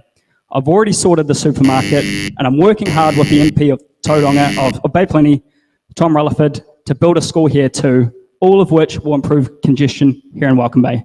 Thank you. Aurelia. Okay, this portion of the road needs something done to it, and I'm glad that they are looking into this. I would like to see the details of this proposal, and I would probably advocate maybe even for a four-lane road, because you know, a few years will pass, and then we'll start complaining again about the congestions. But let's see what it's possible to do. And short answer, yes, I do support work on this road. Donna. Absolutely, I support it. It should have been done years ago. All right, let's face it, it's long overdue. It should have been done, and it would have cost us a lot less if it had been done a few years ago, right? Absolutely, but I think it's only a stopgap. I actually think that it's not going to be a long-term solution, because as soon as we do that, Welcome Bay is going to start growing again. We're going to have a similar problem a little bit further. So I think we need to have some alternatives put in place. I'm not a roading expert, not by any means, but you know what? I can call upon some others who are and come up with some decent options. Not some pie in the sky stuff, just something that actually works, and not so far behind that we find we're in the same predicament that we're currently in and should have had Turrets Road done years ago. So I think we've got to get better at what we're planning, plan it better, action it faster, and stop costing the ratepayer more money than they should have had to pay. Robert. No, I don't support it, and the reason is this. I think if you're going to do a job properly, well, do it once, do it properly, because what we need is another bridge. It has been proposed before to do this, but on the inner harbour side and to go around, I think link up with by Mayfair Street behind the service station. But obviously that didn't happen, I think, because a lot of people, or the holiday parks anyway, didn't want to get their beachfront ruined. So I'm not a roading engineer either, but what would make sense to me is to put another bridge on the harbour side and construct like a viaduct going on the other side of the Pūtakawas and to link up at the other end. And the thing is about this is it could be constructed without disrupting the existing traffic flow, but obviously it's going to be expensive, and I think what we need to do is get Waka Kotahi to come to the party and accept that this is actually a road of national significance, as it's a link between State Highway 2 and 29. Hautapu. Kia ora. I used to pop bombs off the Haerini Bridge, so I've got quite fond memories of my time crossing that bridge before and after school, popping bombs after school, and I always remembered when I used to bike to school how Mum would freak out when I would traverse that stretch of road because of how at times cars, how fast cars were moving and things like that. So in principle, I 100% agree with the idea because it's going to help public transport. We also still need to make public transport sexy, but that's a whole nother issue. But it's also going to help people using alternative modes of transport as well by providing a safer means to traverse a real crazy part of our city.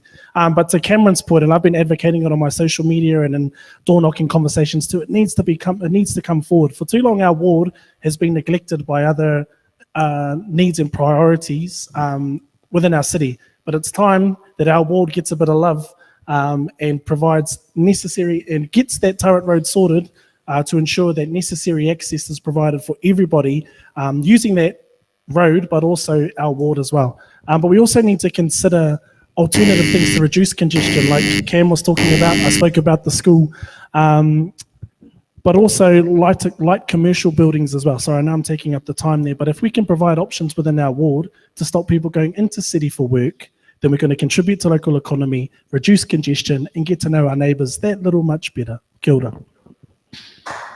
Now, here's something I do remember. It used to be State Highway 2. Who remembers the Turret Road Bridge being State Highway 2? Or the one that used to always intrigue me was State Highway 2, State Highway 29 from the roundabout right up to Bayfair. That always used to intrigue me as a kid, seeing the red shield and the blue shield. So, is it time to ask Waka Kotahi to take the road back? Oh, no, it's the NZ, whatever the A stands for, Transport Agency on that one. But yeah, is it time to ask them to take back what was previously they owned? No, just front up with the cash. We'll keep the road because we'll design it the way we want it, but they can front up with some cash. 100% funding? Yeah, pretty much. And if you had to choose a state highway number, what number would you like it to be? You've got, was it the blocks of the 20s and the 30s? I don't think it matters so long as it works. That's all we need. Okay, let's get to hard-hitting question number 3. And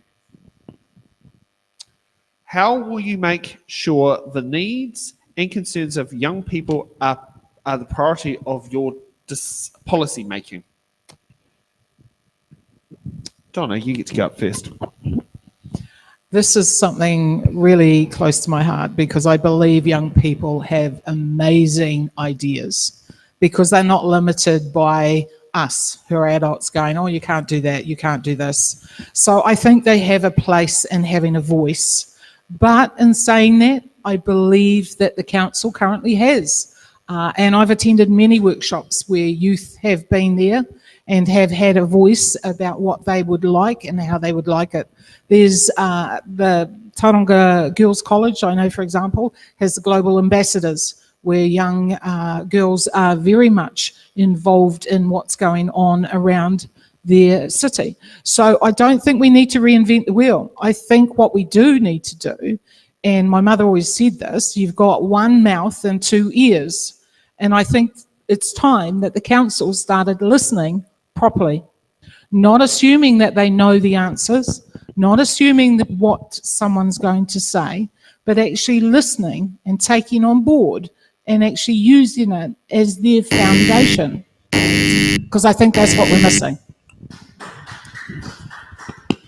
Robert. I think in order to do this, what we need first is to know what the youth want and to get them to actually engage in local body stuff. Now, I've got 4 sons. Eldest is 22, my youngest is 12, and out of the 4 of them, the only one who actually gives a damn about local politics is my 12-year-old because he likes everything Dad does. But that's just him, bless his heart. I think a youth council is a good idea. That would mean a delegate from all of the local high schools to come in and have a chat with other councillors, maybe once a month, once a fortnight even, just to find out what their perspective is. Because best way to know what the youth want is to talk to them. Okay, Hautapu. Kia ora. First and easy response is to actually ask our youth what they think. It cracks me up because I'm 29, so I still think I'm young, but my thoughts are far different to theirs. So first of all, we need to prioritize their voice. I have 2 little girls. I think I've mentioned it earlier. They're the reason that I'm standing, and I want to make sure whether the decisions that our young people can make, big or small, their voice is authentically heard. One way to do that is through a youth council or youth ward-based councils, which I'm a big fan of.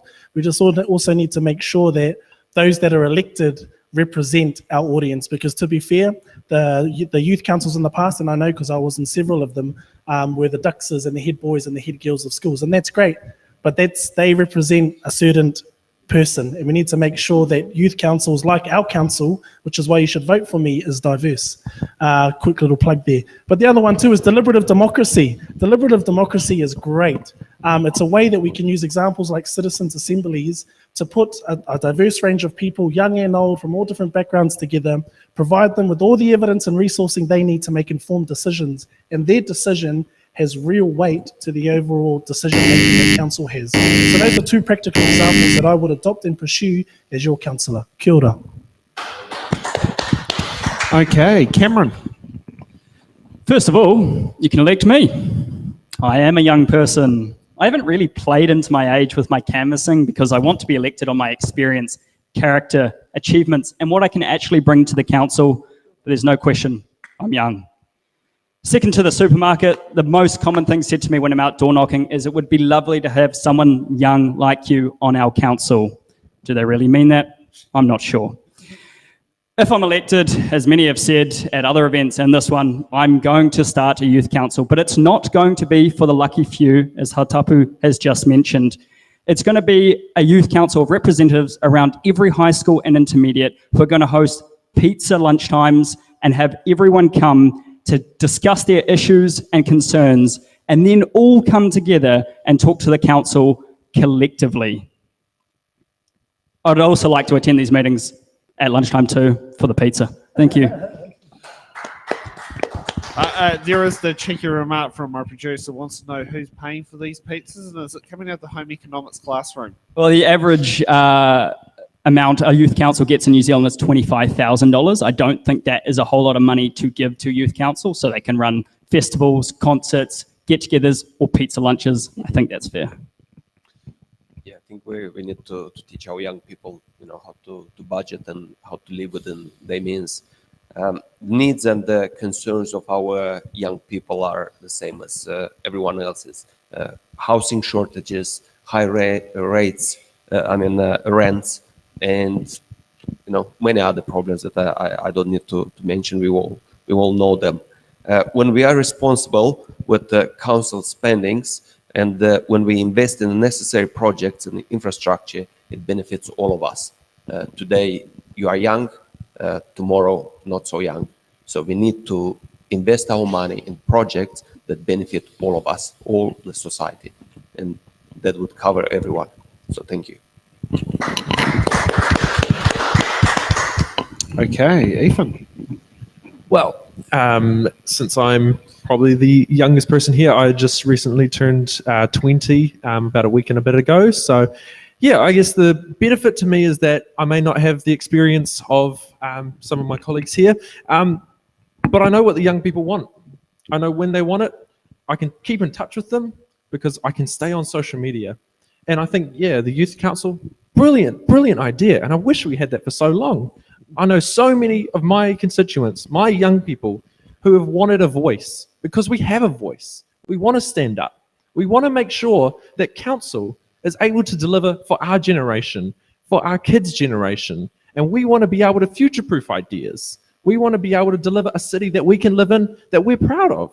And that's one thing that I really, really want to bring. And young people will always, always be the forefront of my ideas whenever they reach out to me. Thank you.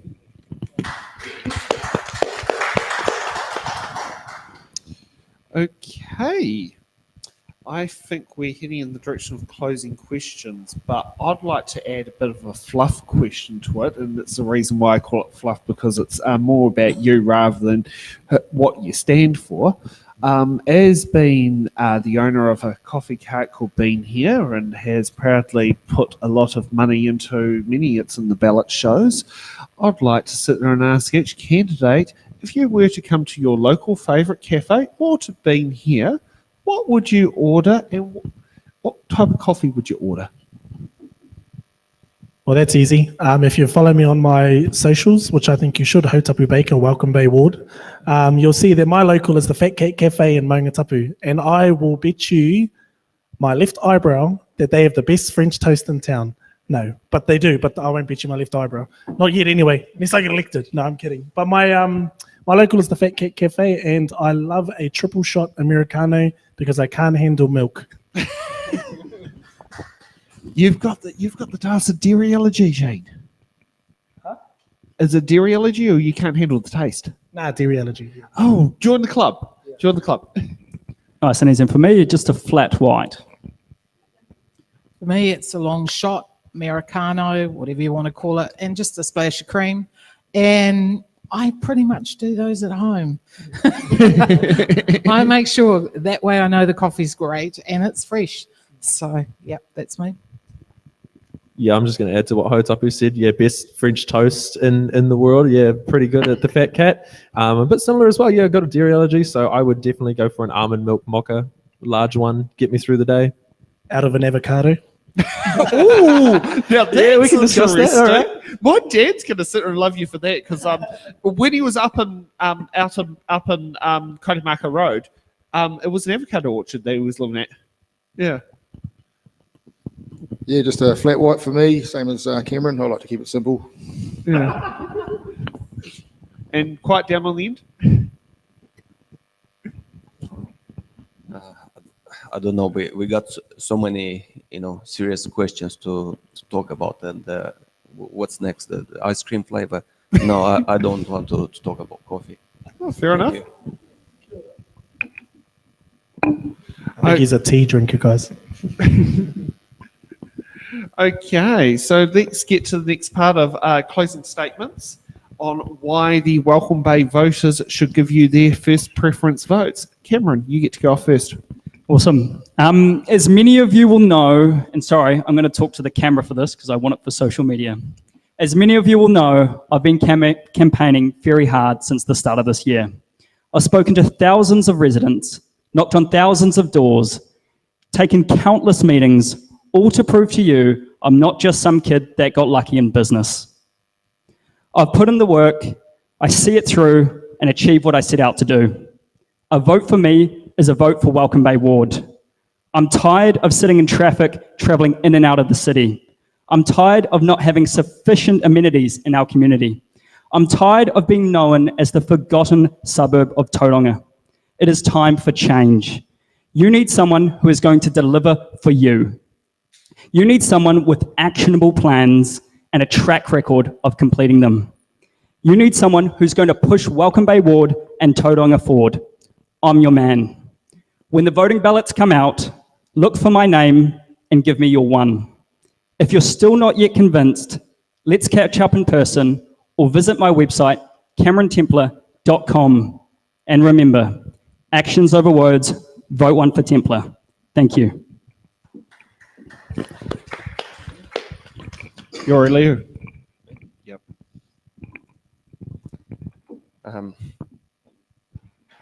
Increased rates and more more borrowing, I don't think is the way forward for our city. So I think it's time to get our spending under control. Now it's time for everyone to make a decision whether we bring to our council someone who has a business-minded approach, or we're gonna bring back the same kind of people that they're very good at talking, very good at writing long reports, but not so good at spending our money in the right place. So it's up to all of us to choose the right person. So thank you and good luck to all of us. Robert. I'm going to stay seated and use age as an excuse. First of all, I'd like to thank Sam and all the crew for putting up with us and hosting this sort of thing. I know it takes a lot of your time and a lot of money as well. And so anyone out there, feel free to donate. I'm sure they'll give you a link. There's an EFTPOS machine here. And that too. And the audience, thank you for turning up on this cold night. It's good to see a few people out who have an interest in this, and I'm thinking there'll be a few more online as well watching too. The role of councillor is twofold. I mean, there's the equally important parts. The first is you have to be able to digest a lot of information in order to go to a meeting with the facts and be able to make good decisions that are in the interests of both your electorate and the community.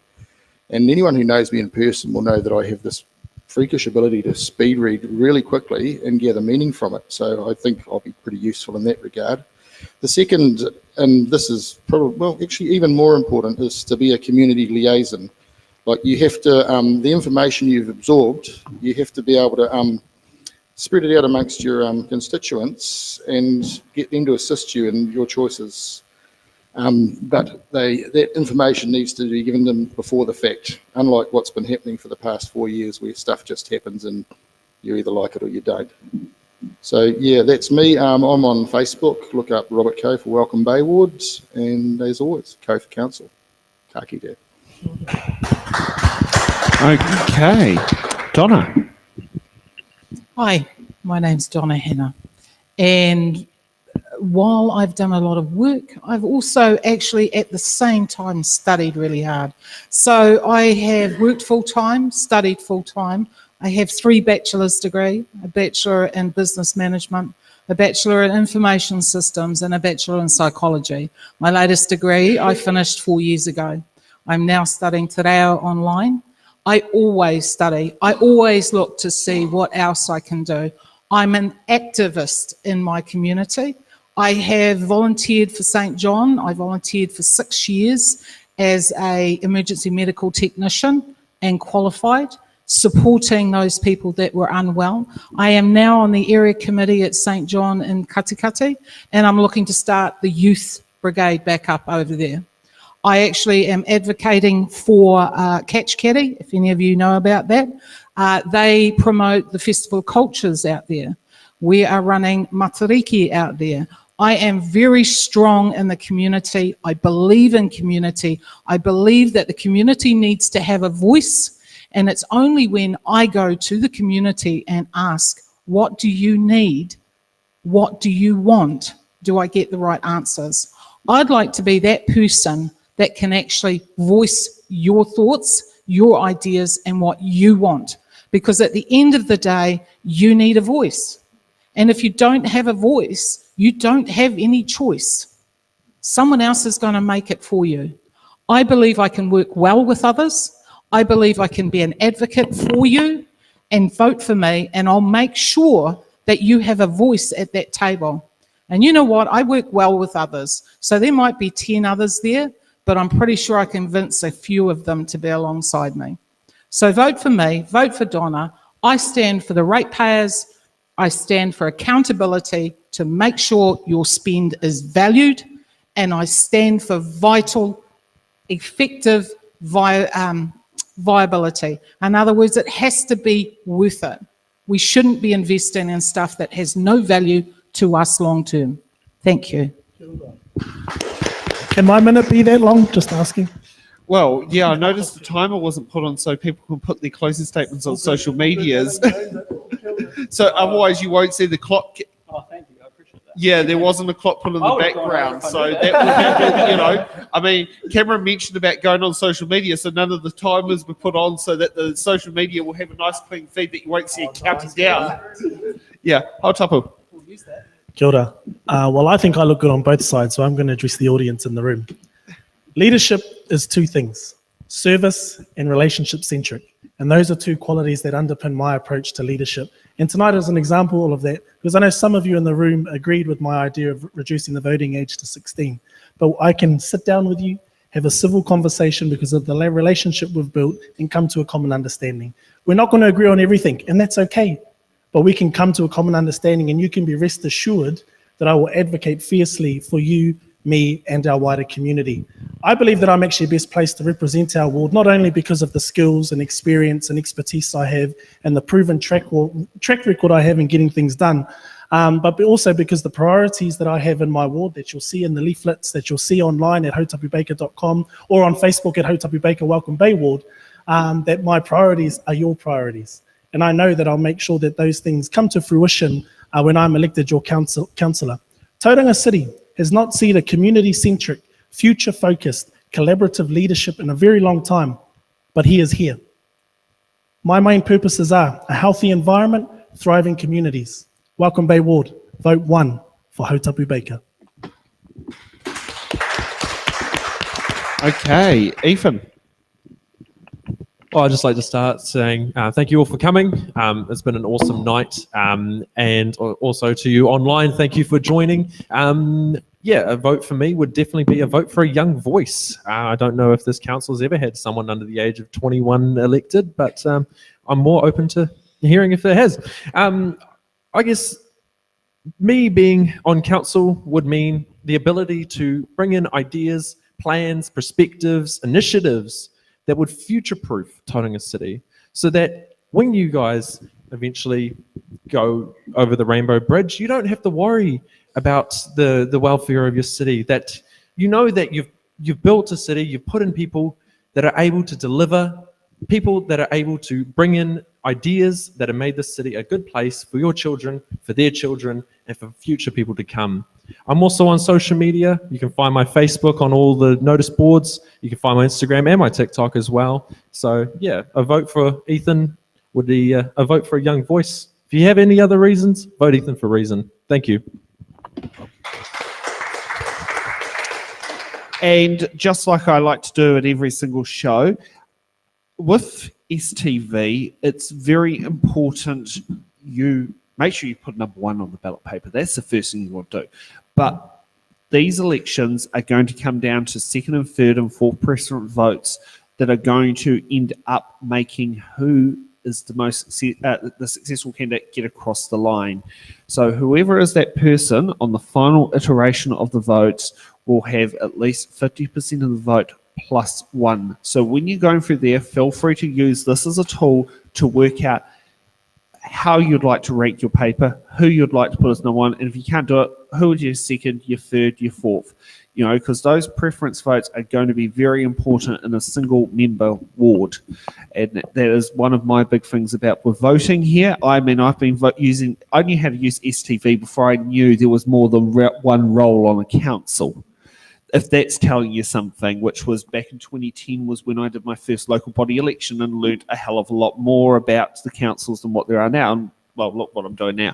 So that is something to sit there and look at is, you know, utilize the STV, use it as a tool to get the, you know, to rank your preferences on how you want to do it. And can I also say thank you to the candidates for putting the feet to the fire, and thank you for making to be another 100% turnout. You can put a lot of incumbent Wellington City councillors to shame. And I'm happy for them to be called out, particularly if they live in the Pukehinau Lambton ward. So, you know, it's quite good there. So, yes, my fellow councillors down there, I hope you're watching. Considering I think at least one of them's friends with me on Facebook, and I'm live streaming on my personal Facebook account at the same time. So, yeah, so you can sit there and do it. And, yeah, it's not easy getting out there. It's a bit brave jumping in front of a camera to sit there and do things. I know that's not the easiest task for everyone, but you performed brilliantly. Good luck with the election. I'm not sure what I give Donna. You probably want to start off saying something, and I think a few more mics might pop up soon. I just thank you so much for giving us the opportunity to be able to have a voice and be able to share it with our community in a safe and good environment where we don't feel like somebody's going to chuck something at us because we say something wrong. So thank you all for coming out, but thank you for providing the vehicle that we could use. It's brilliant. Thank you. Yeah. Okay, so for those who are wondering, I think we're going to have a full night audience-wise tomorrow, but we've got the Matua Otamotai Award show at, get there at 6:30 p.m. if you want to be an audience member, or streaming live from 7 p.m. at the Tauranga Bridge Club. So that's probably, and yeah, we've got the mayoral debate. Yes, in fact, this is what happens when you got a mayoral candidate standing next to you. Yeah, we've got also a reminder that we have the mayoral debate at 7 p.m. on Friday, and we're going to see how we're going to manage 15 candidates. It's going to be very interesting, and it's going to be very production line focused, but not going to be as relaxed as this show is, but we'll make it work. They already know. Vote for me as mayor. Thank you. Yeah, so we'll go and see you all back here at 7 p.m. tomorrow night. Good night. I'll quickly say, just thinking about it now, we are probably the youngest average candidates ever to run for the Tauranga City Council. There's a few that bring it down, but I think that's pretty cool. Well, So well done. Compared to Tauranga Ward, yes. Yeah. You know, yeah, considering I could say all four of them were old enough to be my father.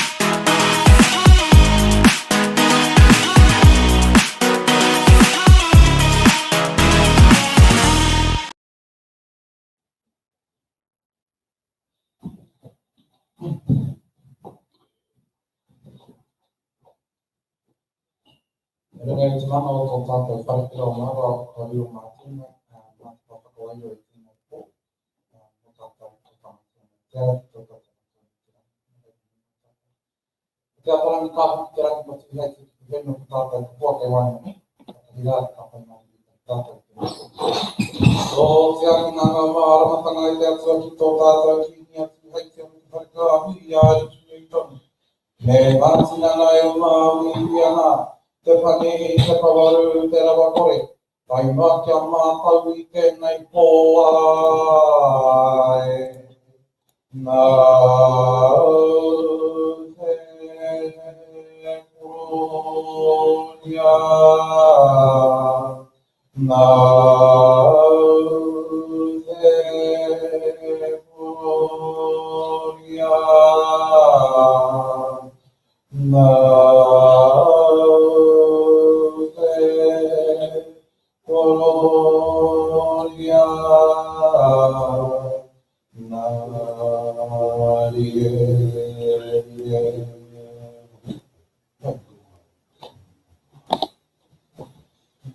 Birdie.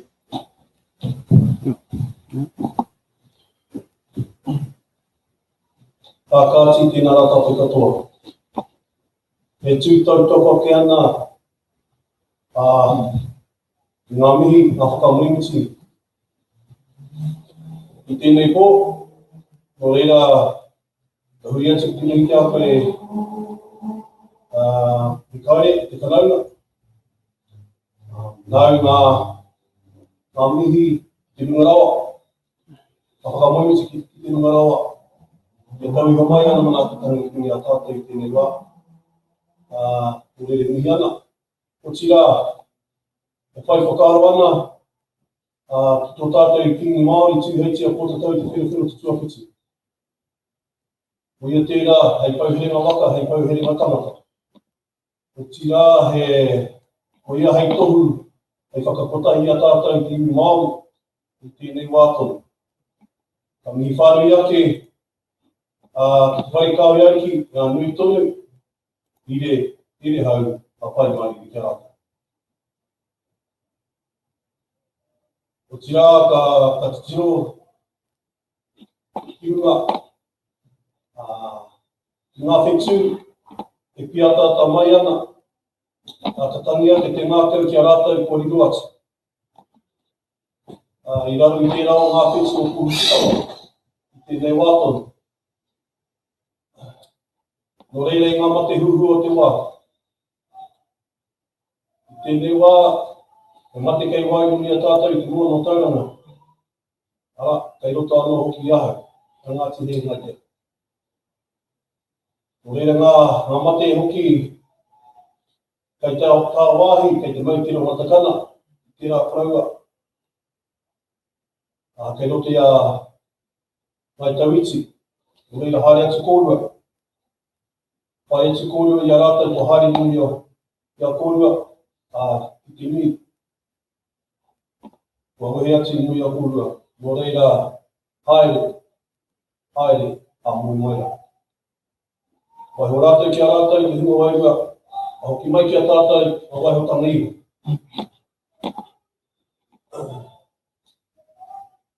Whanake mai rā ngā mato o te ariki. Whanake mai rā te tohu o te tauhau Māori. Whanake mai rā a matariki hunganui. Tihei mauni ora. No reira, koe nei te mihi kia koutou, te nui o te tangata, o ngā hunga kua tāmai, a ki tēnei kura, te whare kura o mauao. I raro i te haumarutanga o tēnei whare a mauao e tuakere. No reira haere mai, piki mai, kate mai. Haere mai me ngā huatanga te ringi a koutou, o tia ki te kaupapa o te wā. No reira e mihi ana ki enei tokotoru, me te huarahi e whaia nei e rātou, kia tū o rātou ringa, hei māngai, hei pau, mo te hāpui o te mono tauranga. No reira mihi ana kia koutou, mihi ana ki ngā kai whakahaere. O tira kia tātou e hui mai nei, tēnei mātou te wharekura o mauao. Tauranga mōna, tauranga tangata, mea tēnei a koutou, tēnā koutou, Tēnā koutou, a tēnā koutou katoa. Kei rau.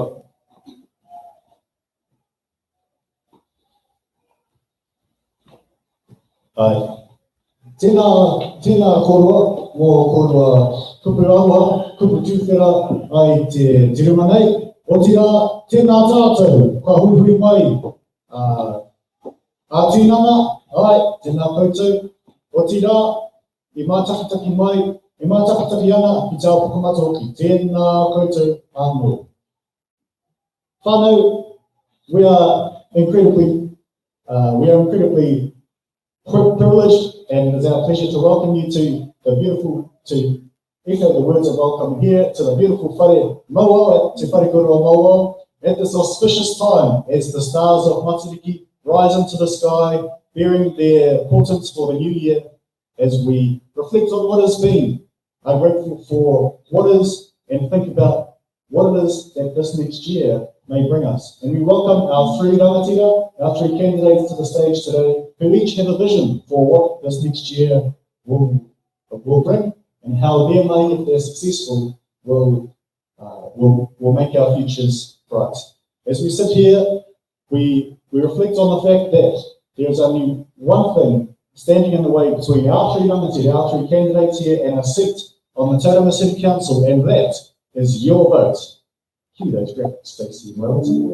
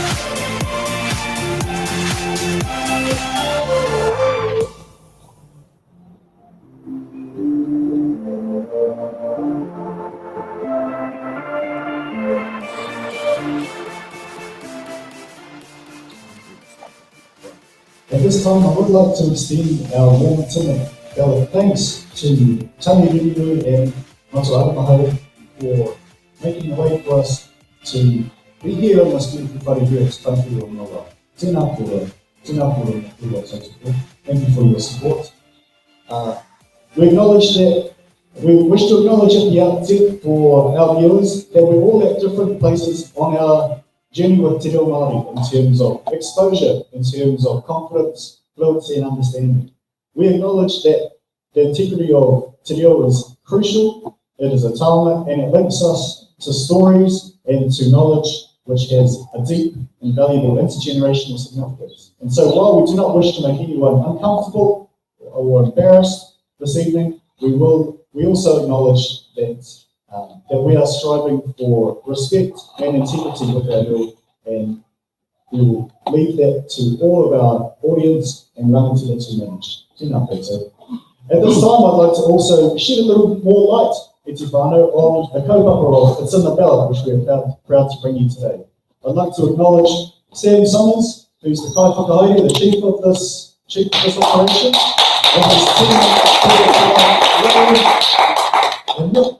and our Wellington in-studio support in our Good Nations capital. We have the wonderful Stacey, who we can still applaud despite the absence. Ensuring our graphics are cute and our questions are timed just so. Just so you're aware, e te whānau, this is a show run entirely on passion, on the smell of an oily rag, and on your donations as our loyal audience. We do not currently receive any funding from Elections New Zealand, local or central government.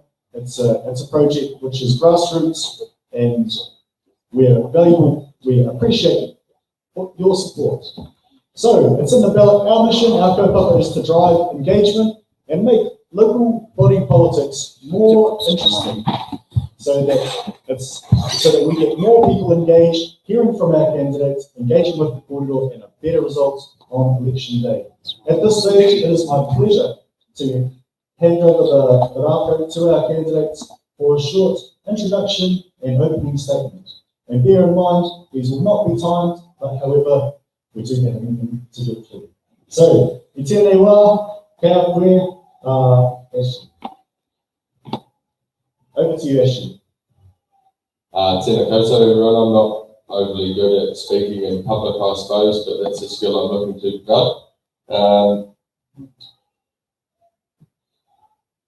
Ko tongariro te maunga, ko taupo te mona, ko rangatike te awa, ko arawa te waka, ko tūwhare toa ahau, ko pīkahu waiwai ahau, no tauranga ahau, ko tauranga toki tūranga waiwai.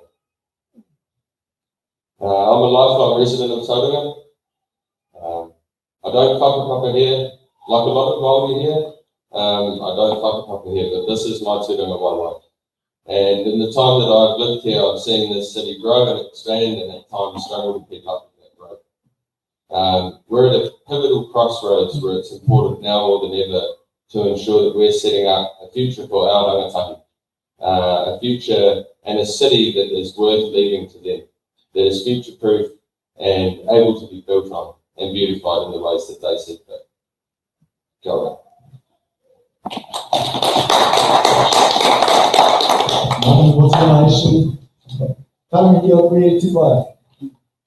Kia ora, te moka lava hoki, ko mau te maunga, ko Tauranga te mona, ko Ngāti Ranginui, me Ngāti Samoa, ko Iwi, very tēnei no konei.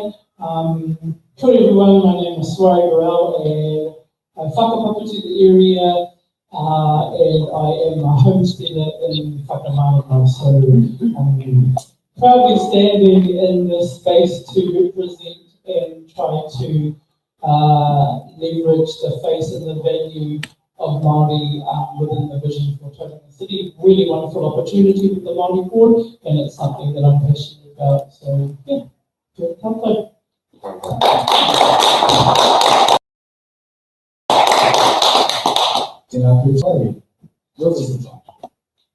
Ahoe a te Awanui tapotu ki te hoa na mawai e tō māku e tō tēnā tātou kapu. Tēnā koutou katoa, ngā kaipapahiti o tēnei o ngā kaupapa o tira ki ngā kainga taki o tēnei pō tēnā koutou katoa. Ko Mikare City tōku ingoa he mokopuna tēnei, ko Tauranga moana o tira he mokopuna tēnei, ko te mai ai ngā ia tai te o te Awanui. Kia ora everyone, my name is Mikare. I'm born and raised in Tauranga moana. I whakapapa here. I grew up in the centre of the universe, te mautiri o Matakana me te mautiri o Rangiwai. I overseas at Matakana and Rangiwai. I born and raised in Tauranga moana. I went to Kura here in Tauranga Mawa, was one of the very first graduates of this Kura, so it's good to be part. Kua ku whainga mo tēnei o ngā kaupapa kei tua. Obviously our whaiao as well, our whaiao, our culture, our ahuria, and thirdly, mo te anamata, mo te apoko. Everything that I do and every decision that I make is going to be for tomorrow, for our babies. And mostly as well, I said I had three, but I have one more too. I'll fight and script for this seat, and I'll make sure that our people get out there and vote. O tērā te kaupapa matua tēnei, kia haere atu a mātou whānau ki te tōki. Nō reira, atu tērā, huri noe tō tātou pari, tēnā koutou katoa. Kia ora.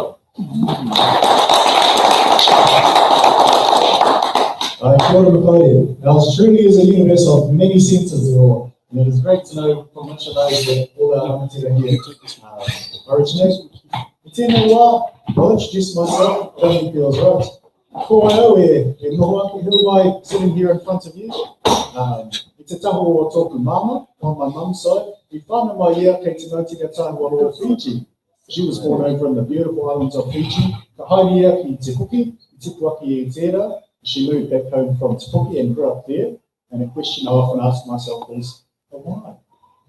No, Te Puki is beautiful, te whānau, I'm only joking. Beautiful awa out there, Raparapahui. Excuse me as I duck things thrown by Tapwika and our Tituki whānau.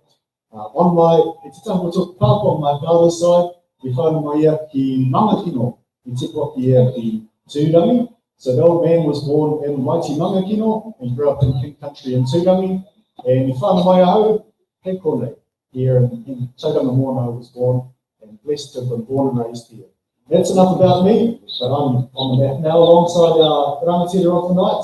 Our first section of the show, Te Wanga Tuatahi, is our with the assistance of our lovely question host. Round of applause, please.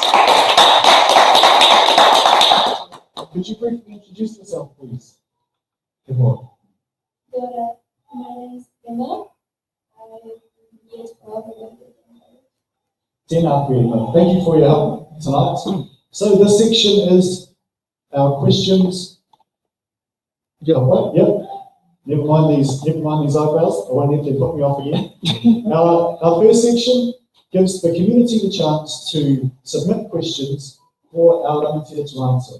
So one at a time, we started at first MSC, we'll start with you, Makaire. If we can move down, select a number between 1 and 28, and our friend Emma will open the box, announce the letter of the question, which will let Stacey and Wellington cue the right graphic on our screen, and then read out the partai for our answer. Right.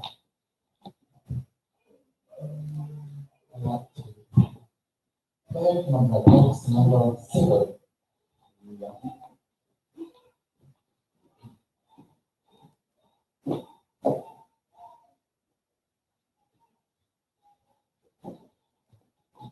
Oh, sorry, Emma. Our boxes are in order from in rows. Yes.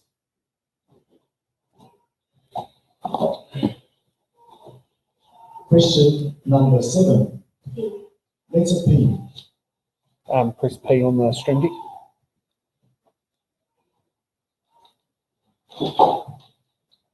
Shortly, Tauranga City Council will be asked to approve a proposal for the installation of rainbow street art in the CBD.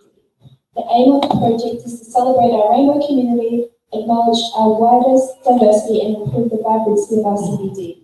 Would you vote in favour of the proposal? And if not, why?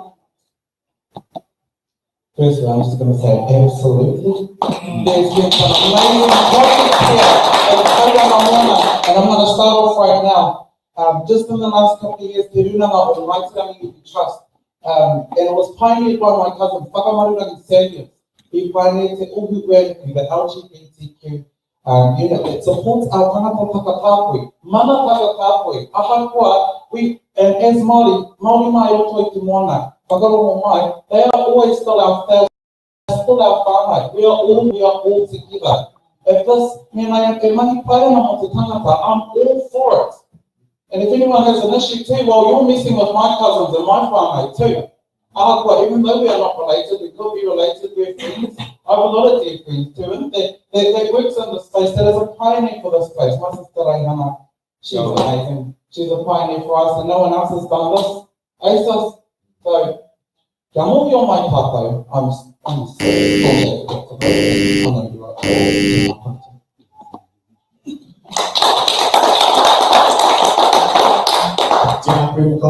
Hear the passion of your words. It's a fire. Absolutely, so I've been married 1 year. This part of the format is. Not even decoration? Oh, what? You're not standing for another. This question too? You can use your button card if you want. Even numbers, I really love even numbers. Just clarifying a process piece. You can use your button card if you wish. Yeah. To add your corridor. Here we go. I don't know. I would like to have the button card. Absolutely, I would support this proposal. I have been with my wife for 16 years, only married for 1. Absolutely, my beautiful wife, looking for a husband, and absolutely. So the role of a council is to provide services for its community, and that's community for all, so not just a particular segment of that community. So I'm butting in on this question because it is absolutely voting in favour of this proposal. That's what I have to say about that. Thank you. Tēnā te whare, acknowledge to your beautiful wife. And third candidate will use his button card as well.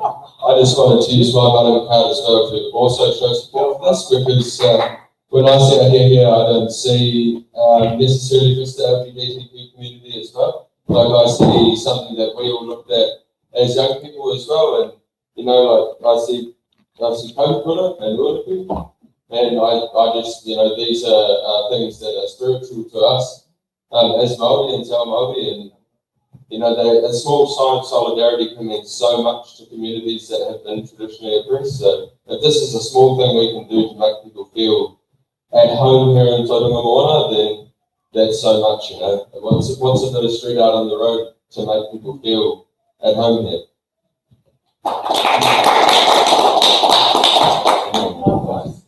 Empowering words from our candidate Titi Whānau and a strong sense of unity as well and support for our Rainbow Tapu Whānau. Tēnā koutou. Please, Titi Whānau, pick number box. Number 26, please. 26 to help 6.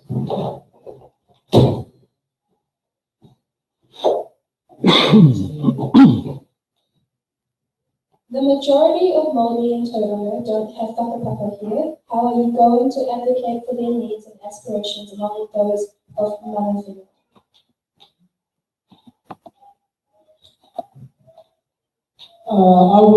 So my campaign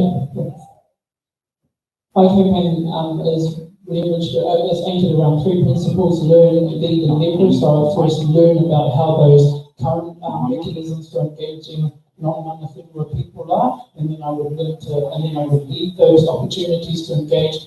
I'm big on closing feedback loops. My profession is as a consultant.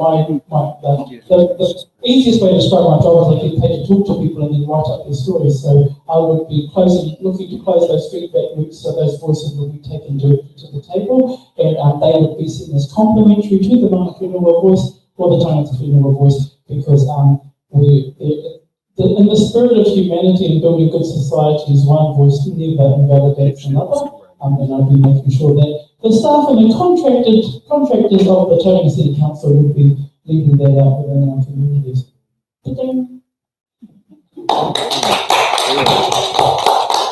Perfectly timed. I love your kōrero, how one kōrero does not invalidate the other. Tēnā koe. Tēnei wā, ka whitera te kōrero kia koe. Over to you, Ash. I'm going to go for number 4. Number 4, through the door. I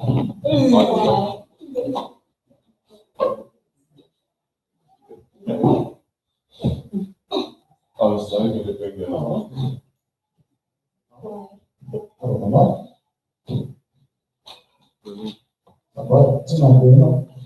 Auckland Council has recently shifted to taking away recycling bins of people who mix in general waste with their recycling. Should Tauranga consider doing the same thing? Absolutely. There are some fine gentlemen and women across the board that don't deserve to sift through our potty rubbish to figure out what's rubbish and what's recycling. We need to take care of our whenua, our taiwa, and that includes doing our bit of recycling.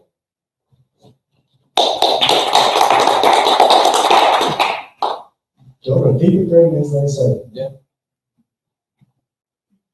Another question, please, from Ballot. 13, please. 13, lucky the sun.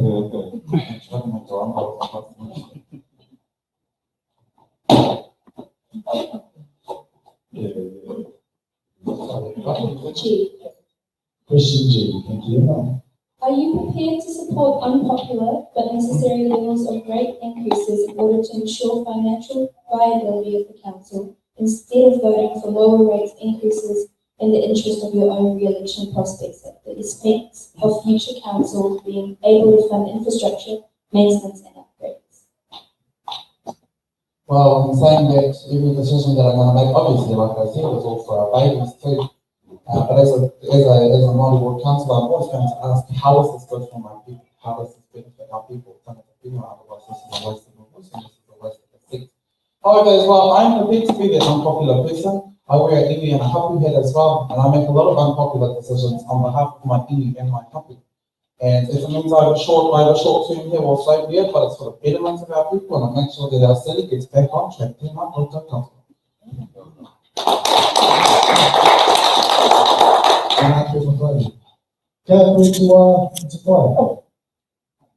Kelly going number one. Number one, continue over. D. D. The most vibrant and successful cities on earth have grown societally and economically in part through abandoning concepts of homogeneous societies and embracing the diversity of our population. Aotearoa, New Zealand has a population represented by over 1,500 ethnicities, cultures and social identities. How will you grow Tauranga Moana through actively celebrating all peoples who call our city home? This is a great question to echo and weave into what I said in the position that I held on the Rainbow Community art piece. So again, I think it's about understanding the role of representative democracy in our city, where we must celebrate all people, and that can be done in a complementary fashion rather than a combative fashion, so we can bring together people. Populations grow, they wax and wane with movements, so the development of numerous communities and indigenous communities are only made richer through this, so I do not see this as a threat to mana whenua, to Māori in general, and that would be my official call on how we would make sure that we celebrate others. So learning again what's important to those people, leaving opportunities for them to celebrate those, and again leveraging the wonder of celebrating all people. Another number? Oh. Go for number 8. Number 8. Number 8. Oh, Jump in. I like that. Jump in, it's fine. Number 8. Question 8. Do you wish to promote or delay public transport measures for Tauranga?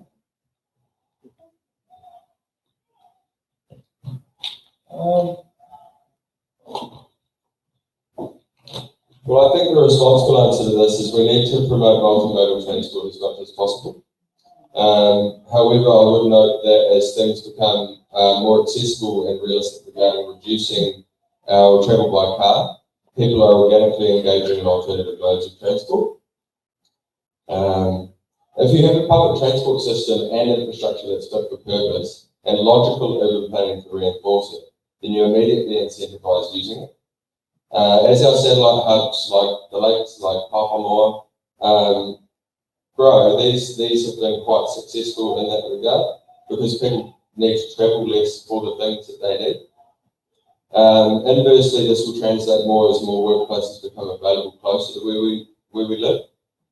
I would also advocate for better roading infrastructure, as this is vital to ensuring the aforementioned is viable. We must put buses somewhere, we need to put bikes somewhere, we need to put scooters somewhere. It's undeniable too that car travel in Tauranga is essential and infrastructure must be supported. People in Tauranga don't really like driving.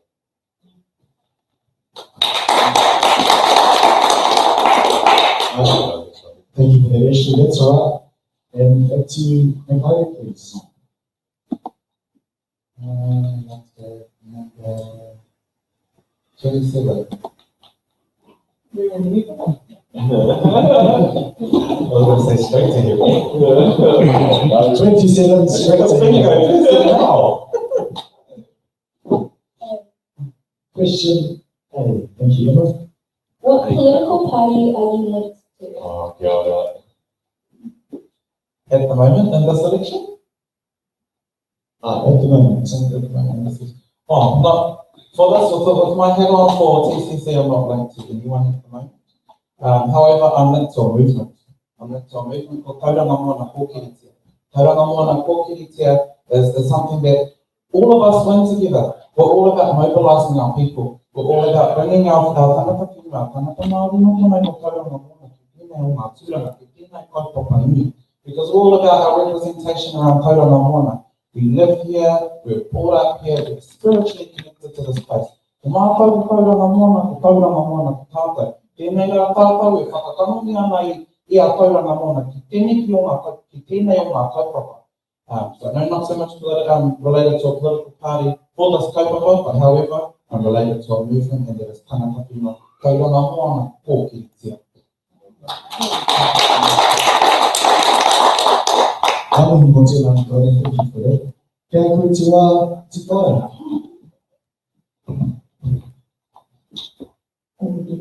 Number 10.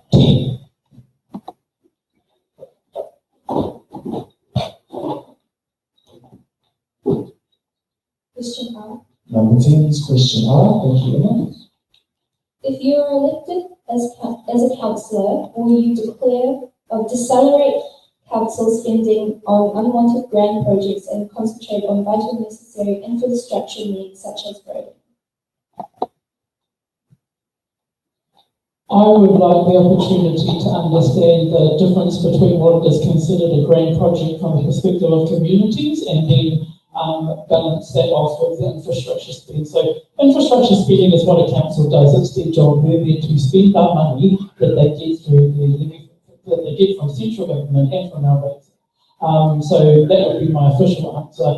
I would take a middle moderate ground on that and understanding what are the needs. So the grand projects are potentially sites of pain for a council, but it's not until we understand and learn what those issues are that we can then make the decision. On balance, good or bad, and evidence in either direction to make that decision is what a responsible councillor would do. But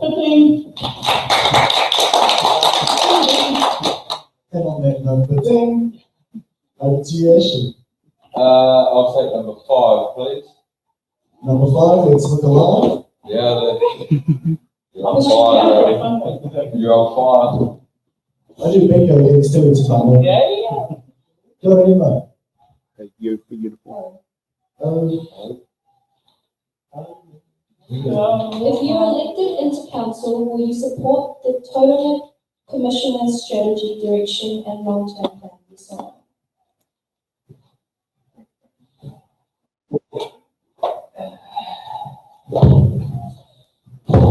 Sorry everyone for the loud noise, but that is the 500 or nearly 500 pages of the long-term plan. This is a particularly vague question. I would say I think the commissioners did some things right and several things wrong. The LTP is a substantial document, some nearly 500 pages long, like I just mentioned, and this took a massive amount of council resources to produce, and I think it would be irresponsible to discard it. In the first 6 months of council's tenure, they will write an annual plan based on projects available in the LTP, and after 3 years, the council will prepare a new LTP with their own contributions and considerations based on the community consultation. The incoming council can prioritise important infrastructure from the LTP, but let's hope they make responsible financial decisions. They can also, worth adding to, they can also make alterations to the LTP where necessary upon further consultation.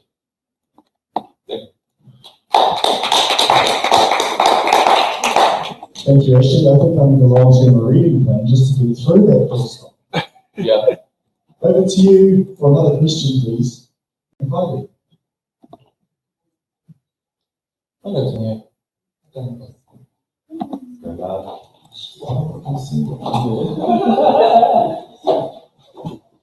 So we're out the gate, we're not being late. Question W. How will you restore confidence with the ratepayers in this city?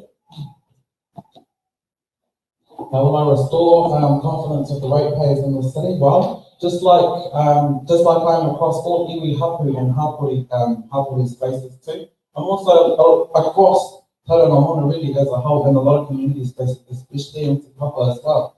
A lot of it is feeding back to our people, being responsible, being accountable, and making sure that they're updated every step of the way.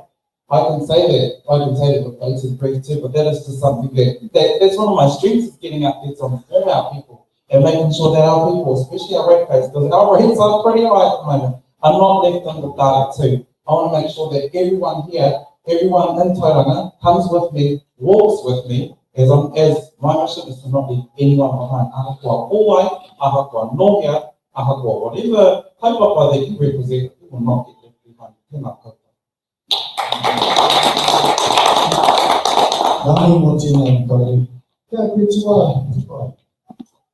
Number 22, please. You're doing a great job, Emma. Wonderful. 22, that will do. And total for that. Thank you. Question L. Question. What is your strategic vision for Tauranga City? What will the city look like in 10 to 15 years?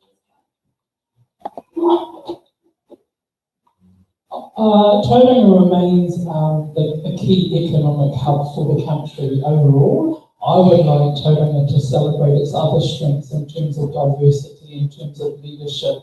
So currently the collision that they were in was from a lack of comradeship, or whatever that word is, or collegialness to lead the city. So I actually think my strategic vision for Tauranga City is built on achieving social cohesion across the decision makers, leveraging, leveraging councillors who know their job and are able to bring the people into that decision making table. It is the largest battle that Tauranga faces. What I'm really happy about is I can stand beside my colleagues tonight and say that Tauranga Ward candidate, whoever they are, is going to make a wonderful contribution to that table just by being going. I can say that wholeheartedly, and yeah, that's part of my strategic vision for the city. It'll be pretty too, if I'm That will be beautiful. I hear your words of collegiality and you feel it too from our end. Over to you, Ashley, for another question. Oh, let's go 15. Wasn't bad being 15. Wasn't bad going 15, pretty clean. Question B. That's probably also true. Aotearoa, New Zealand has a population represented by 1,500 ethnicities, cultures, and social identities. Studies have shown that diverse and inclusive societies both increase well-being and economic growth. How would you actively improve Tauranga Moana's sense and celebration of its diverse society? Well, I think Tauranga hasn't been very good at accepting its own history and of even things of proliferations of Te Ao Māori when we have our mahi toi and stuff around the city and our whakairo and our different power that are around the city. I think that's hardly even accepted as it is. So a great start towards that would be establishing a more inclusive and accepting society in that regard. Possibly by fostering a bit more emotional investment, getting the rest of society, I guess, here in Tauranga that's not usually good at participating in Te Ao Māori or in our tikanga and our kawa, helping them understand a bit better so they feel a bit more emotionally invested. It's also about encouraging and supporting community groups from ethnicities and cultures and groups outside of the norm here in Tauranga to share elements of their culture with the wider community and ensuring that they feel empowered and confident to do so.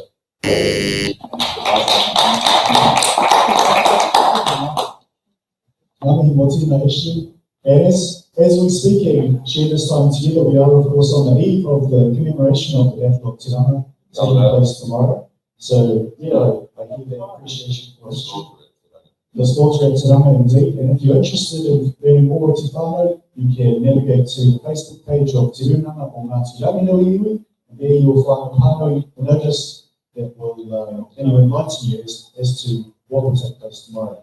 But back to the here and now. Kia koe te wā and pai. Over to you, pai. We're getting through them now. In those capable hands.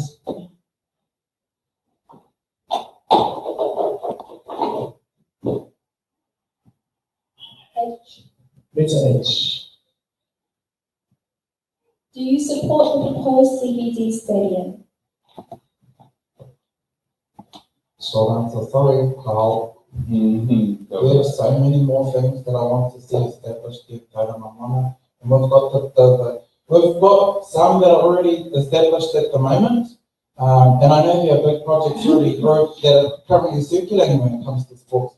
Our Tauranga Netball Centre is currently moving in the next year and a half to Blake Park to complement the arena as well. And that's already in motion. As a director of the Netball Centre, we're currently working with council now on how that's going to look. With another CBD stadium too, I'm just hoping that our Netball Centre won't be put on the back foot as well, because netball is one of the fastest growing female sports here in Tauranga, and it's fastly growing as a male sport too. And as with my netball hats on and my community hat on,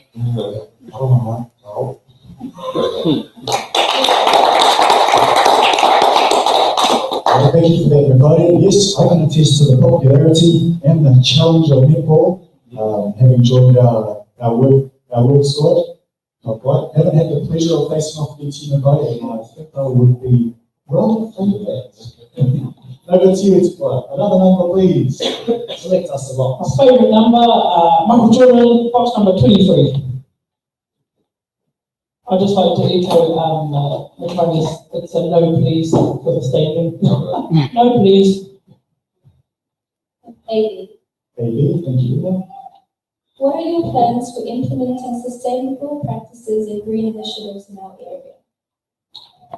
Again, through the wisdom of my professional experience, I would refer to others who have the knowledge and the skills on that. So my plans for implementing the sustainable practices would be to look at what the leadership is in that space, and then ensuring that the leadership is able to bring that knowledge, that Tauranga, and make it relatable to our community, not a particular community. But what I want to do is ensure that there's a shared and again cohesive picture of what it means to be participating in these sustainable practices, green initiatives. And again, everyone is at a different starting point for how you would adopt a process like this. So for me in the country, I would be appalled if I was given a bucket to put my scraps in, because I just throw it out on the paddock. And that's where it sits, and then something else eats it on the farm, and then we're all tickety boom. So we have to make way for understanding that people live in different contexts and different ways, but we need to make it relatable and relevant to them. Sure, perfect timing too. But then, Ashley, your next question, please. I'm going to see what I can see first. Is that a 24 at the front there? God, do these things even work? I'll come with them. That's all right. I can get up to line 5 on the eye chart and I still can't see it. It's just scribbles. 24, there's still a few more. That's okay. In regards to the planned zone 3 change for residential density around the city, where do you stand on the changes? This one's a pretty easy one for me, because I think that intensification is a great tool to be able to combat the housing crisis and combat urban sprawl. However, it needs to be sensible and responsible. There's no point building big high-rise buildings anywhere and everywhere willy-nilly in the building where they're going to have no benefit to low and middle-income workers. That's my primary concern, is low and middle-income workers, because we've got plenty of them here in Tauranga, and I'm one of them struggling to get my own project, struggling to get my own house with the way that things are going as it is. So more options equals better chances, because once you get a foot on the ladder, the options from there are pretty open. Urban intensification or plan change 33 regarding the mount is a big no for me. I don't know if that's also another question, but plan change 33 for the mount is a big no for me, because we're already pushing the water table up, and we need to explore other options in the mount, like getting rid of the industry by corridor.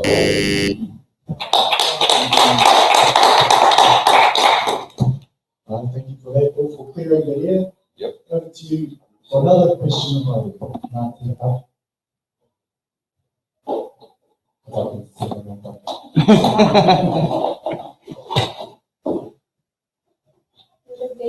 It's B. If you are elected as councillor, will you decelerate council spending on unwanted grand projects and concentrate on vital necessary infrastructure needs such as roads. Yes, definitely we'll focus on vital necessary infrastructure needs such as roading. And I'm going to come with my kura hat too, and my coaching hat too, and I'm going to wear those and I'm going to answer this part. Like our kids always delay getting to kura, and we need to upgrade our roads because our kids are on buses and our kids are late getting to kura as well, and our whānau are always caught on traffic getting to mahi. And because of the vast growth in Tauranga, and we all know that, our city's fastly growing too. He went out to Omakura, went out to Pāpāmoa, and I've always been and just the vast growth, the roads cannot keep up with the amount of growth, so we definitely need to upgrade our roads. So our kids get to kura, we all get to mahi, and that we can catch up with the growth in vast Tauranga.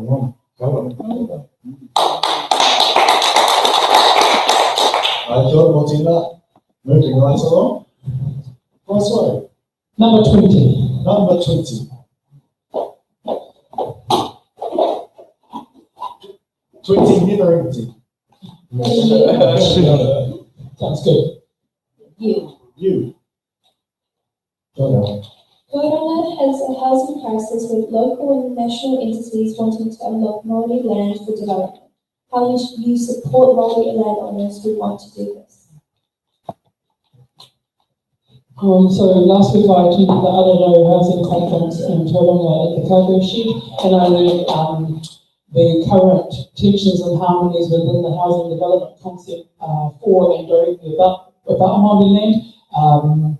And it was insightful, and what I learned from that and what I know from the literature and the research around housing crises, which we're all in New Zealand, it would be about again having agencies and support mechanisms for Māori landowners to understand what the options are. One of the things I did say at the conference is I wasn't into entertaining understanding what the challenges were. The challenges are the same that they've been for the last 50 years for Māori land owners, and so I've really looked to powering up those agencies and those support mechanisms that are working around Māori land owners to guide and steward the way that they would engage the development of their land. I have intergenerational, one of the birthplace lottery, I lived at my place for 130 years. I ain't leaving. I don't expect my years to either.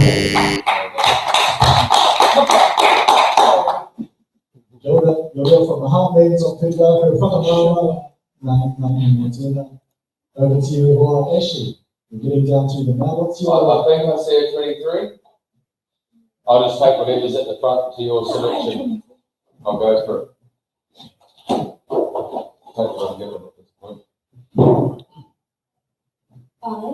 Aye. Yes or no? Do you support the establishment of Māori wards? Do you support the Treaty of Waitangi? Why? Clearly a cool question.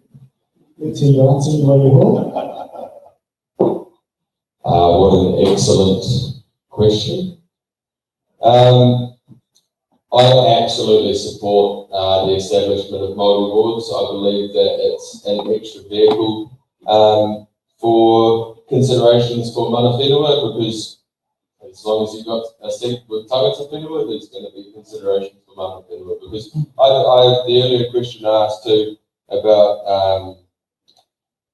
how would one represent mana whenua if the interests of tangata whenua and mana whenua, will they align? It's a Te Ao Māori perspective. We align in that regard. In regards to the tiriti, ko te tiriti e te reo Māori te whakaputanga poro. I think we all know the difference between kawātanga and te reo tiritanga. That's all I would say about that.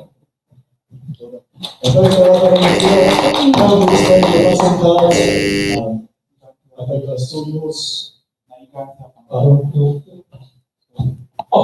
So I think my voting card for this one, and we're absolutely whaka-ai, and I just want to echo the sisters. She gave the best response to this question on Saturday night. It was yes, and why, ake, and I'm like, damn straight up, I support the establishment of Māori wards.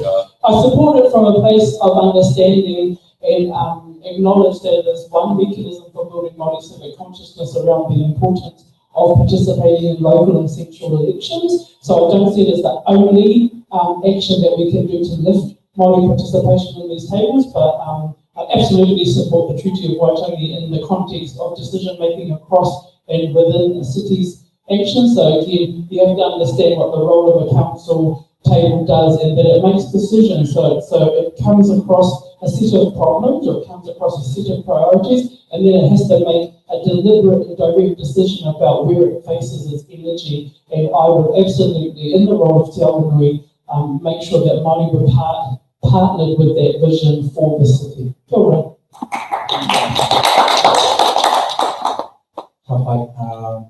Well, tautoko Māori kāna tēnei o ngā pātai, tauranga moana, me namatahi tātou ngā wā katoa. Anei ke tāna, he Arataki nā, ka namatahi ai tātou, this is the strategy here, o tangata whenua of tauranga moana, can be namatahi on this table. Kua roa te wā tātou, e noho tuarua I roto I tō tātou wake moana, kua hoha nei tātou. Now, kua tai te wā, kua tai te wā kia whiwhi atu ngā tangata whenua o ponei o tauranga moana, he reo karanga, he reo tohe tohe. He reo tā, he reo, hei whakaputa atu I ngā kōrero o te kāinga kia tātou katoa te kaunihira. So, as tangata whenua, and I've had feedback from our kaumātua, ko kōrero nei kia kururu I aku pōheke, kua hoha nei tātou. It's about time that we have a voice here. And on behalf of our hapu that I've consulted and my kaumātua, we are all for this. And with my kaumātua hapu and iwi behind me, we're going to be scrapping for the remaining of this seat. Mō ake tonu atu, me whawhai tonu tātou. Kia ora. Kia ora.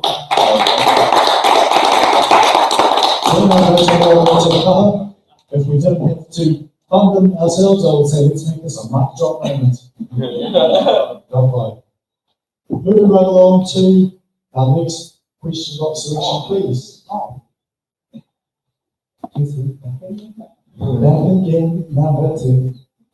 Number two, that'll do. Hugh.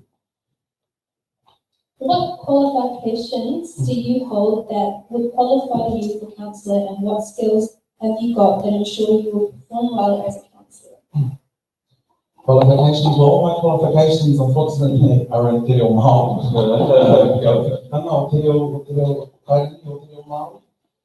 However, from a very young age, I've been at the foot of my whānau, the Whaiwhatu Trust of Te Mau Te Reo Matakana me Rangiwai. I've experienced the boots in regards to the betterment of our people and fighting for our whenua and making sure that every decision we make benefits our people and will mobilise and is for the betterment of our whānau. However, as well, what skills do I have in regards to governance? Like I said, I'm a director on the Tauranga Netball Centre as well. I'm also the co-chair of the Pāti Māori Ki Tauranga Moana. However, I'll leave that outside. There is another head for another day. But however, as well, what skills that I hope to ensure that I will perform well? Well, I have the confidence in our hapu and our iwi that have pushed me into this role. When I first asked my kaumātua, is this right for me? Well, they said, well, if you start pulling out, we're going to put your name back in and you make sure you stay. You're not a mokopuna for nothing, and you're right behind you.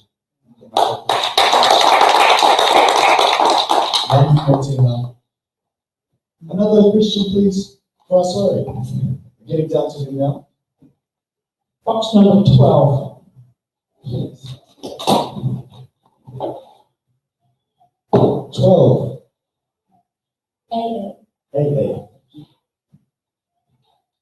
What will you do to help tackle substance abuse and support those affected in our community?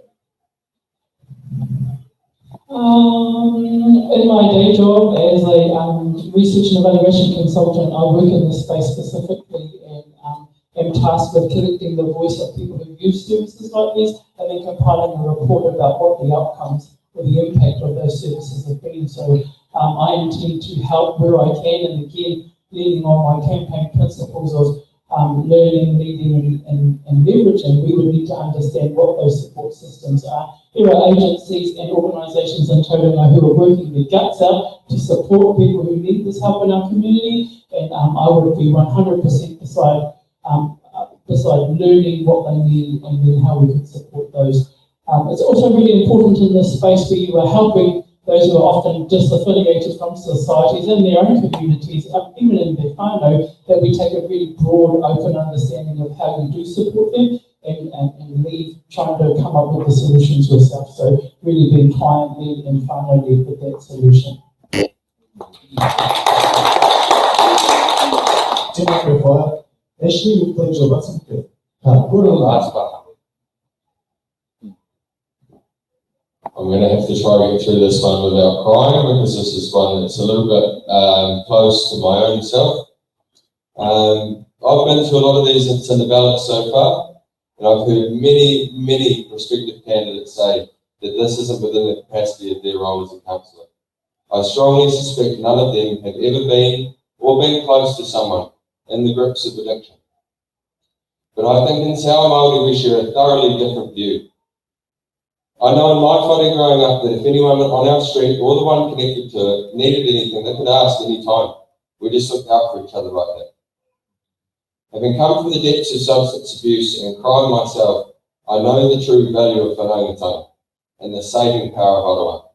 I think the council should do their best within reasonable provisions to support all the amazing kaupapa that are going on within the community outreach space. We help them by surrounding them with love, not by giving up on them.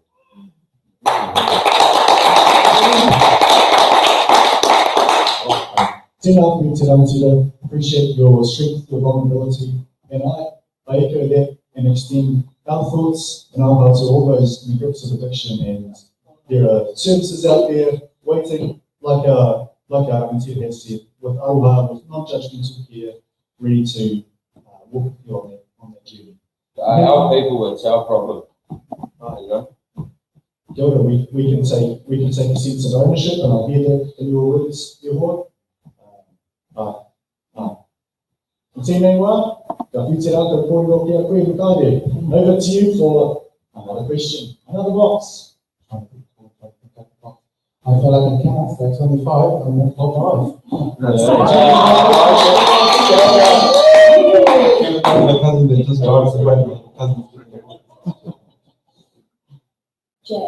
Jay.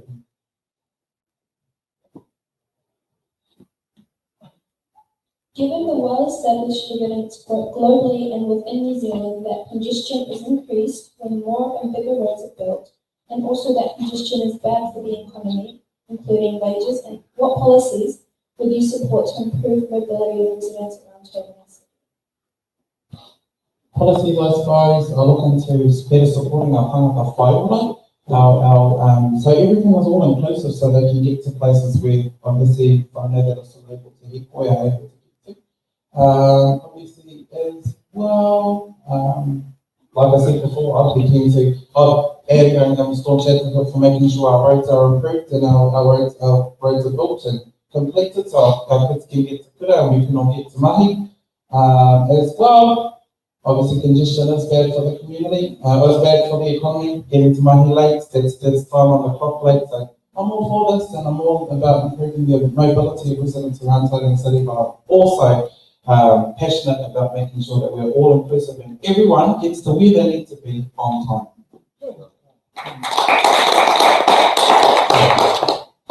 Thank you. Timeliness, yes, a personal workout for me. I probably don't blame the traffic more often than it's really the case. But hey, no changes there. Now over to you, please, Pascal. Another number for us. Box number 14, I have a penchant for even numbers. The homestead at Ross Road, the Burrell homestead at Ross Road is 36 Ross Road. Just, we've been there for 130 years, we don't intend to move. Yeah. Even numbers. Letter S. Letter what? S. I don't even know what she does, what she means when she says that, but letter S. She's talking to you. Letter S, go ahead. S for Suwa. Given the overwhelmingly empirical evidence showing that sprawl costs the public purse way more than intensive urban development. For example, OECD shows that triples the cost of public services.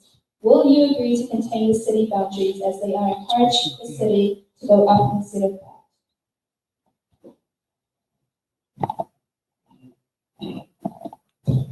My understanding of this question, given that you can run a report from anything, you can roll out any fact and figure and somehow it turns out being wonderful.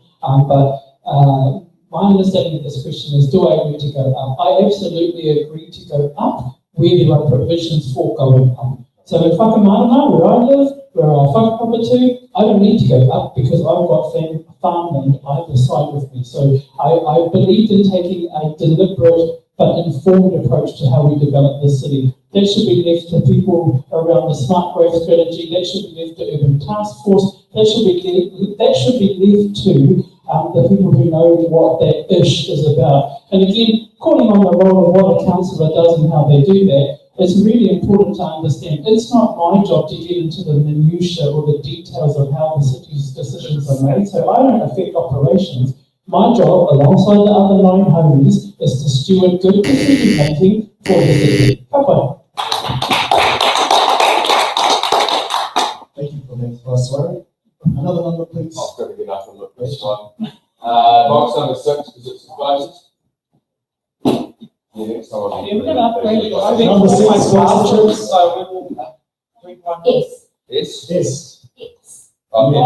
X for X-ray. Number 8. I was going to say any optometrists in the house might ever get any hearing specialists too for myself.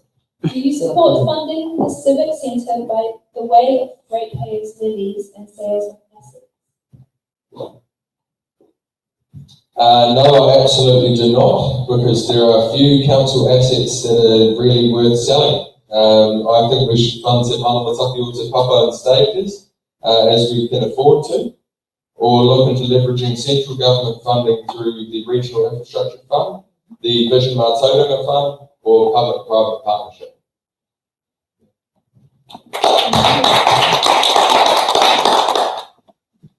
Natalia, over to you.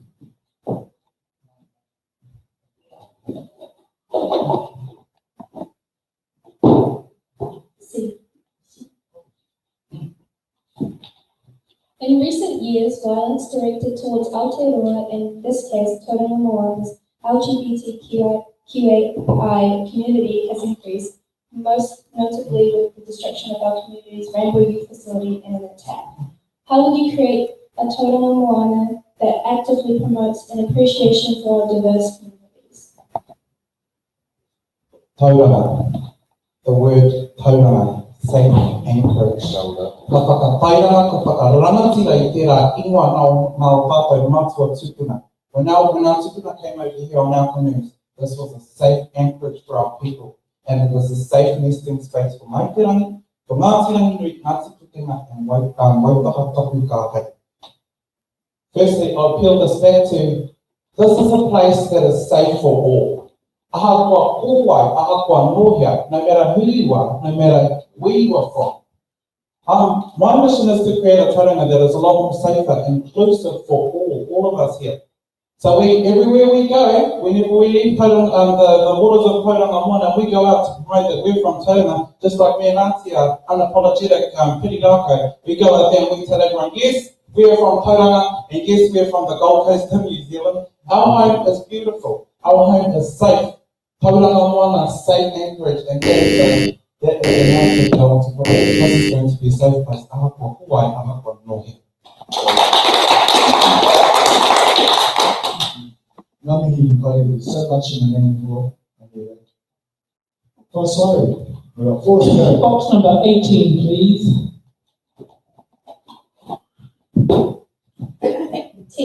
T.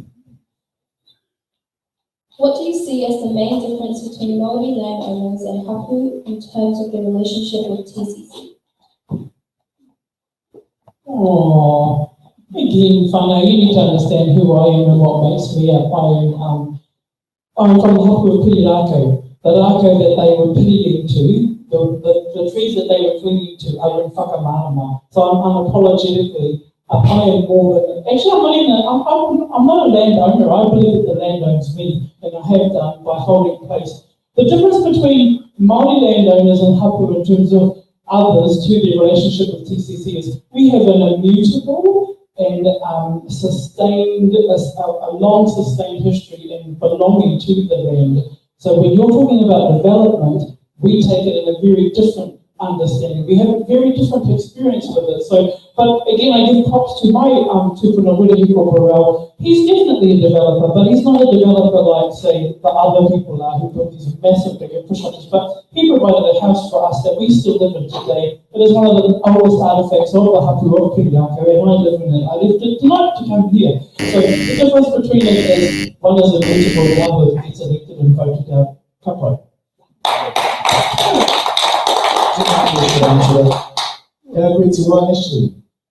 You totally remain. I see three, I'm going to go for three. It's only because it's closer to you, buddy. Number 3, diddly dee. Almost to number E. E? International studies have shown that an active appreciation of society's diversity boosts both positive well-being and economic growth. Some like Tauranga City in the past overtly represented a specific demographic. How would you ensure Tauranga City Council actively reflects our whole society? In this scenario, for this election, I actually have to give a big mihi to Tauranga Moana Kōkiritea because I haven't had to do it. They've been instrumental in ensuring that there is a Māori candidate in every ward, which I personally think is amazing. Gives us a lot more chance at being able to leverage in a system that was not made by us. I think it would be further amazing to see a number of them become elected representatives in their respective wards. I think traditionally Tauranga has been very conservative in regards to people of different cultures. Take that as you will. I think the candidates themselves have turned out to create a diverse portfolio of prospective councillors. It's up to the voters now, across the wards, to ensure that our elected members are reflective of us as a community and of our interests.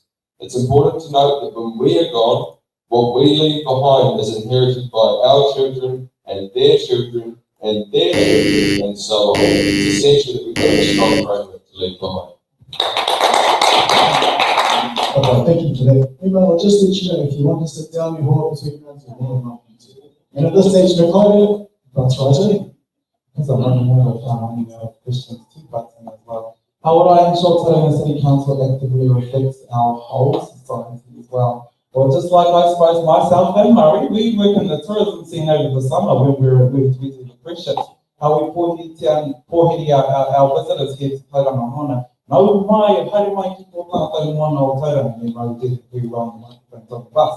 How actively reflects our whole society as well. I'm hoping to put my to be entrenched in amongst all our cultures around Tauranga Moana. We have our Pacific entity, our Pro-Bevan heads as well. I'm also He Toko Kukiarani tēnei, I'm a proud Cook Islander as well, there's Cook Island blood as well, and I'm proud of our culture, Māori and Cook Island. But however, one thing that I like to do as well, when I go to Auckland, I run away to Auckland for the weekends to watch the Polyfest. We need that here in Tauranga Moana. We have so many cultures, especially our Pacific Island cultures. Fusing that with Aotearoa Māori too, it's just only going to strengthen our culture in Tauranga Moana. That's strengthened by cultural and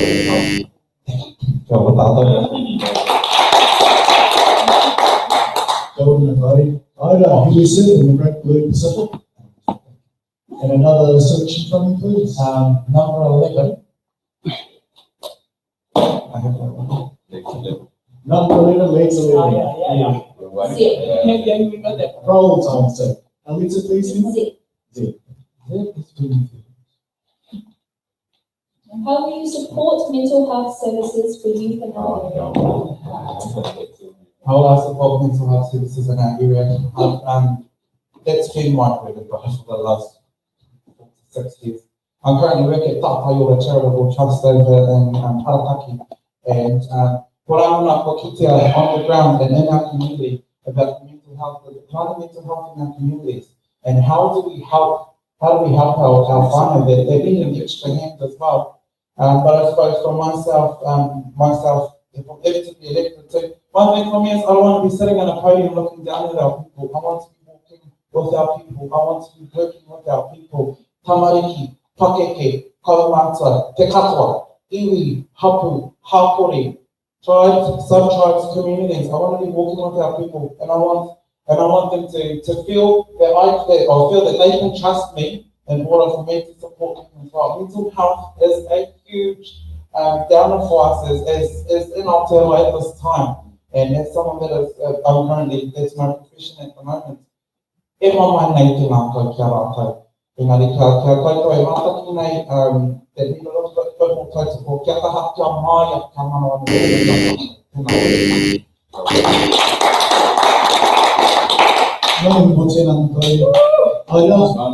We're down to the last box. What's our number? Number 17. 17. Number H. Informally. Do you support the revitalisation of our city centre? Absolutely support the revitalisation of our city centre, but not in where it impacts other ideas and other opportunities for council investment. So it's very important. Cities grow, people need their city. And again, I would defer to the urban task force, to the smart growth, to the planners, because I'm not a town planner. I don't have the knowledge and I don't understand what that actually looks like on paper. The investment, so my personal approach on this is growth funds growth, and by that I mean that the investment of people who are willing to put into the revitalisation of the city. So looking at Ashley's corridor around looking for multiple ways to fund that investment in the revitalisation is the broader pathway for the council to pursue. You can't continue to bleed the residents and the ratepayers, spoken like a proud person who lives in Pāpāmoa. I don't know, because that's not a line that a Māori would say, like, oh, we won't champion residents and ratepayers per se. But anyway, I completely forgot what I was saying. Come on, last question. And that was question number 17. Pretty mean. It took me a while, but I had to say it. I was very proud. Ka pai, I tēnei wā, we have reached the conclusion of our first section. So we've heard, me te rangatira, your strength, your passion, some of your vision for Tauranga City Council and the future of the Te Awanui ward. At this stage, we'd like to invite you, candidates, as preference, and whānau in the audience to enjoy tea and biscuit, tea and coffee if you've got a late night, and after a short 10-minute break, we'll be back for Wahanga Tōrua, our second part of the evening. Kia ora tātou.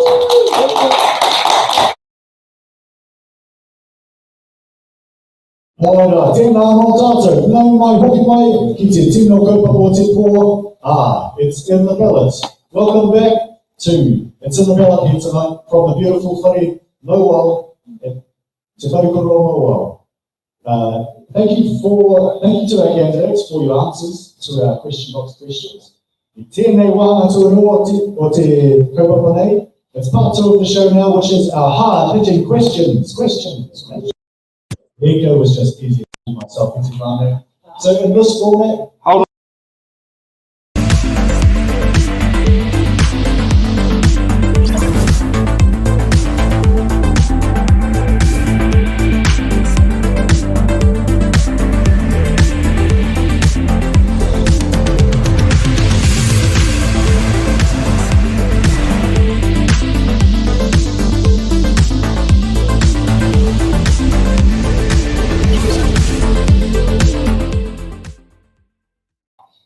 hi, kia ora noa. Hello again.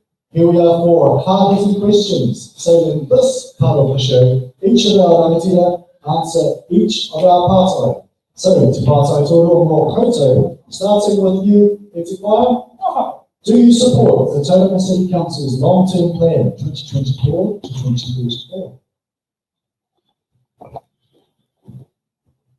I have read and reviewed the long-term plan, and I'm of the mind that we need to consolidate what the understanding or what the feeling is around the tables. Like I said, the largest task and challenge that this council has is building social cohesion and democracy amongst the faith in democracy from its constituents. So we'll be focusing on that.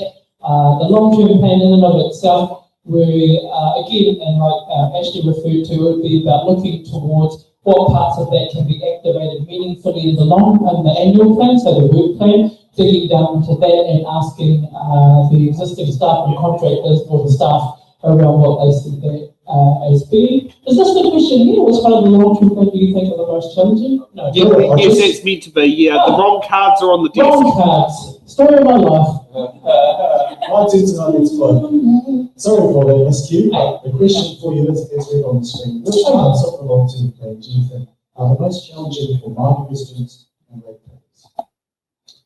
The most challenging part of the long-term plan for Māori residents and ratepayers is that primarily would be that they wouldn't have read it, that they wouldn't have engaged with it, and they wouldn't have the mechanisms to meaningfully understand what those long-term plans are. I have lucky whānau, I asked GTP Chat to summarise it and give me some talking points, so I used the AI but again, yes, leveraging, that's right, that's my principles of my campaign, learn, lead, leverage. But again, the parts that I did read were about obviously housing, so we are directly impacted in that. And the housing crisis for Māori is felt at a deeper place because again, we belong here, we are from here, not landowners, but owned by the land, and that would be the area that I would focus on. Again, always acknowledging that I can't be the expert, unfortunately, on all things, so I would lean into those who do know to help guide and steward the decisions that need to be made. Kia ora.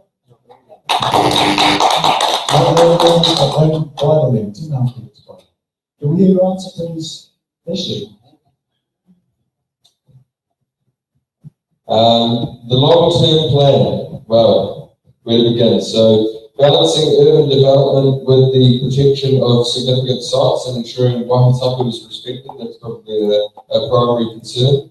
But rising house costs disproportionately affect Māori communities, who often face barriers to home ownership and affordable housing options. Pushing us from our Tauranga, I think also that the debt forecast in the LTP is frightening, set to triple from 3 billion in 10 years, already doubling from net 500 million debt in 2020. We need to slow down on some major spending to explore alternative funding models to ensure that we don't leave a massive debt for our rangatahi. This is a fine balance between providing the facilities we need to future-proof our city, while prudently managing debt to ensure the financial viability of our city into the future. Now, just to give you some numbers here, in the long-term plan, our residential rates are set to increase, if you're on an average of 3,000 in 2024 to 6,900 by 2034, which is not sustainable for our future. I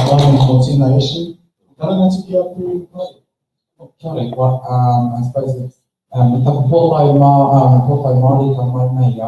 well, basically, a lot of these, when we have connections with our kaumātua and our pia and Tauranga Moana as well, and from an EU perspective, when we rolled out long-term plans as well, a lot of our whānau, we have to sit with them alongside of every step of the way when we make long-term plans for our people. These long-term plans is going to be the plan that affects our babies.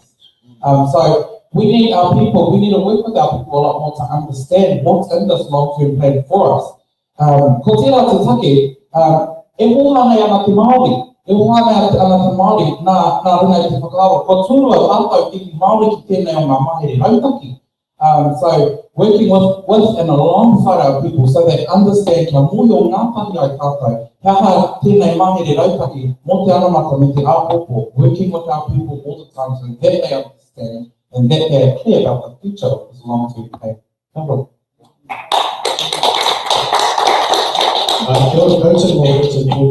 Here themes of weighing development with wahitapu, different priorities of expansion versus cultural significance, and the value of ensuring that our subsequent generations are fully in the picture with their fingers on the button of what the plans are and what the impacts are too. Next, hard-hitting question. I'm throwing these cards out way too long there from yesterday. Actually, Monday. We'll hear on the screen, and then I will read the words. Your next hard-hitting question is...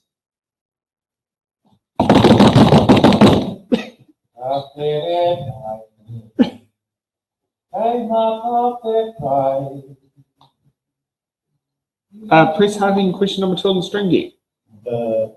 On the string deck. Oh, here we go.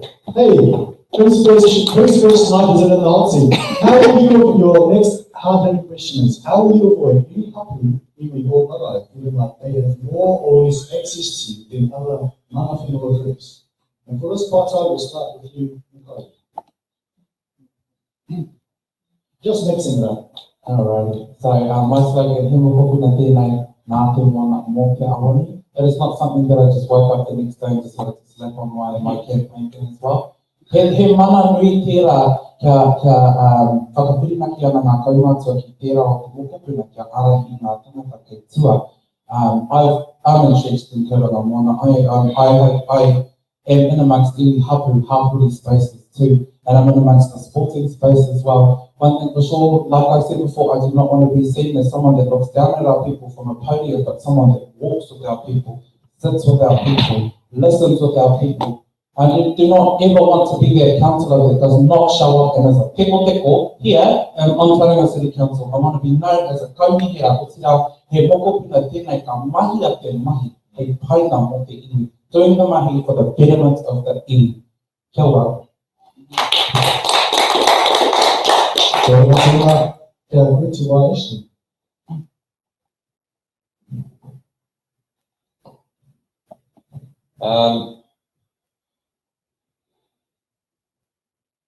Well, to be fair, I mean, for me, I don't whakapapa here, so I would just ensure that they have as much access to me. It's not going to be, no one's my favourite, because Tokorangi Marae is my favourite. Sorry guys, Food Wharentoa is my favourite, or Food Wharentoa, I hope.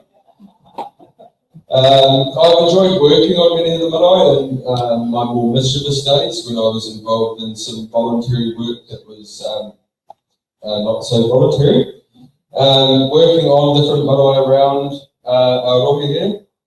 Some favourites of mine, you can come and see me afterwards if you'd like to know. I'm not going to offend anyone at the moment, but I've always enjoyed looking at the photo and the tuki panels. So going out to visit a lot of marae and see them on their whenua, just to get a good idea about what's going on for them.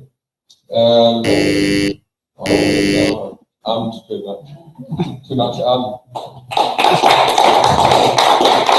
didn't have much to go anyway, so it's all right. Ka pai hoa, tēnā koe tū wharetoa. Yep. Well, been thinking around as a Boy Scout, beautiful looking, and calls to mind the incredible generosity of tū wharetoa, gifting the Open Nation the national park, if I don't believe, the Little Baby National Park, which many of us have enjoyed. Somebody of a national park. Right.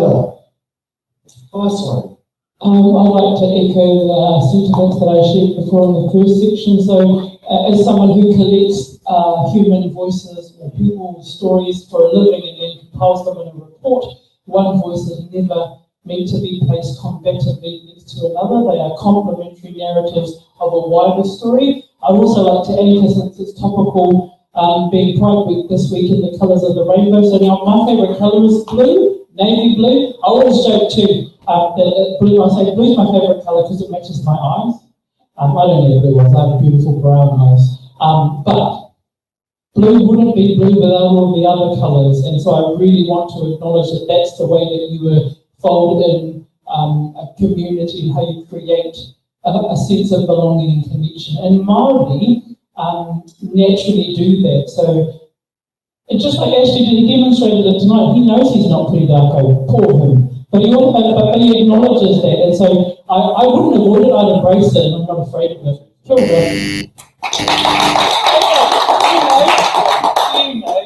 Hi, kia ora koutou, tēnā koe mō tēnā. Echo that many, happy Pride everyone. Yes, for all of our rainbow whānau and our takatapu whānau, hey, all of us to send down the integrity of our whakapapa is above challenge and above reproach. And all of us take our place in the glittering rainbow that is humanity. Kia ora, it's fire. Our next hard-hitting question, which I now know I have to push a button for. Just straight. What is your position on mana whenua representation on Tauranga City Council? Can we hear from you? Okay, I'll start this time, no worries.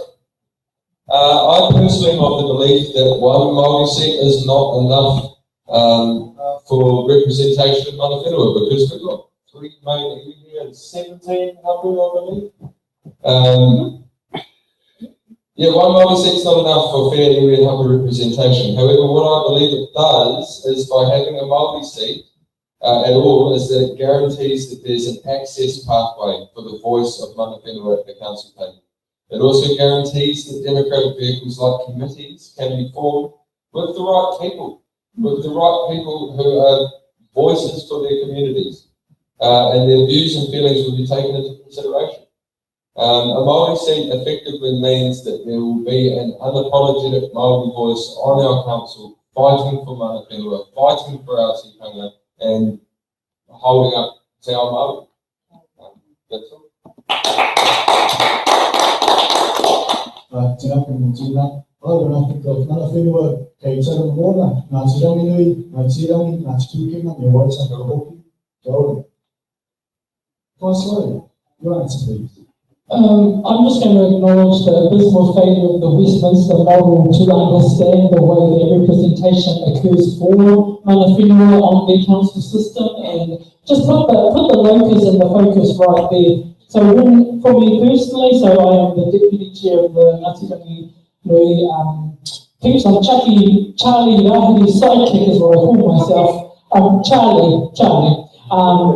And in that space, my professional and informed position on this is mana whenua representation has to be informed by their own processes. So however the iwi select and confirm who their representative is, it would be incumbent upon the council, upon the members around that table, to ensure that they are given input to that voice. So Awanui Ward, the seat in and of itself is representation for the Māori voice, so you are tasked with bringing that voice to the table, but it's really, really important to understand that mana whenua have their own processes and that we would need, again, to align and be complementary with that process.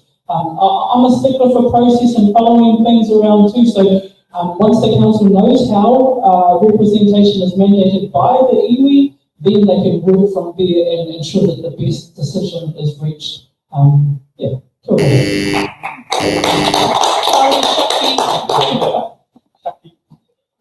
Joe, over to you in the project. Māori mā, kua poha tātou. Kua rotua tātou, e no tūrua tātou i roto i tātou mōna, ka pima i tira anō au saere ki e te i Māori we are always second for now moana. We have been caught in take taio, take whenua, Port Tauranga Extension, Care the Air Whareroa, just to name a few. And I'm wondering, how come we're always in these predicaments where our mana whenua are fighting for our lives? We're in the scrap for our lives all the time in Tauranga Moana, and that is a problem. To Aotearoa whānui, Māori mā, we are always on the back foot. Now, my position on this is, obviously, this is very important. This is a war that like I said before, I'm going to scrap and fight for this so that it remains. However, as well, we need to, if elected, or if any of us are elected, we need to be effective to feed back to our whānau. And also as well, so that's we are on that decision-making table, so our whānau are not left behind. Our whānau are not left in the dark, and our whānau's perspectives are always taken. Ko te mana Pāpāmoa, ko te whakao, ia te wā, ko Tauranga Moana. Kia ora.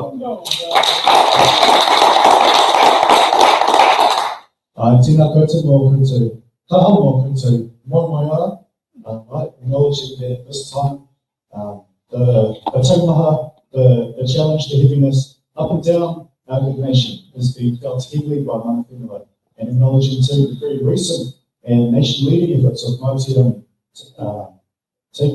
making a stand with respect to the mana o te reo rangatira. It's just one of these many, many occasions of this.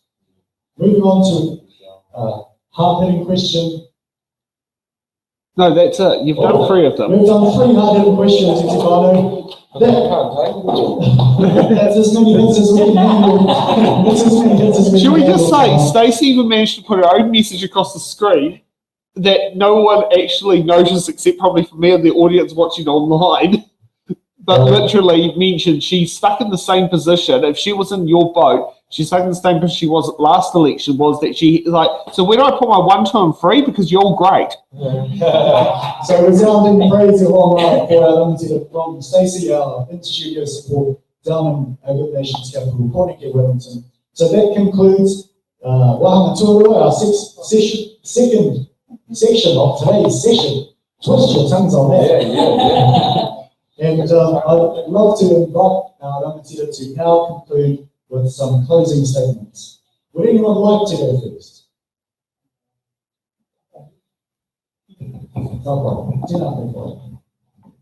I'd like to conclude with my absolute happiness and delight with meeting, not meeting, I know there's other groups, but I'm really, really pleased and I'm really, really warmed by the calibre of the candidates who have stood for your Tauranga Award and have put themselves up here and offered themselves their values, their ideas and their principles to the process. It's not a process that is intrinsically Māori, but it is an important process and it is a process that we can learn to participate in really well. And I want to echo both my colleagues' sentiments around this. Really is about growing civic consciousness in Māori. So Māori Mā, my Māori Moana, vote, get out, pick the best candidate for you. I said in one of my speeches, I said, I'm not going to ask you to vote for me, not because that's beyond me, but I'm not going to ask you to vote for me because I'm just going to ask you to vote and participate in the process.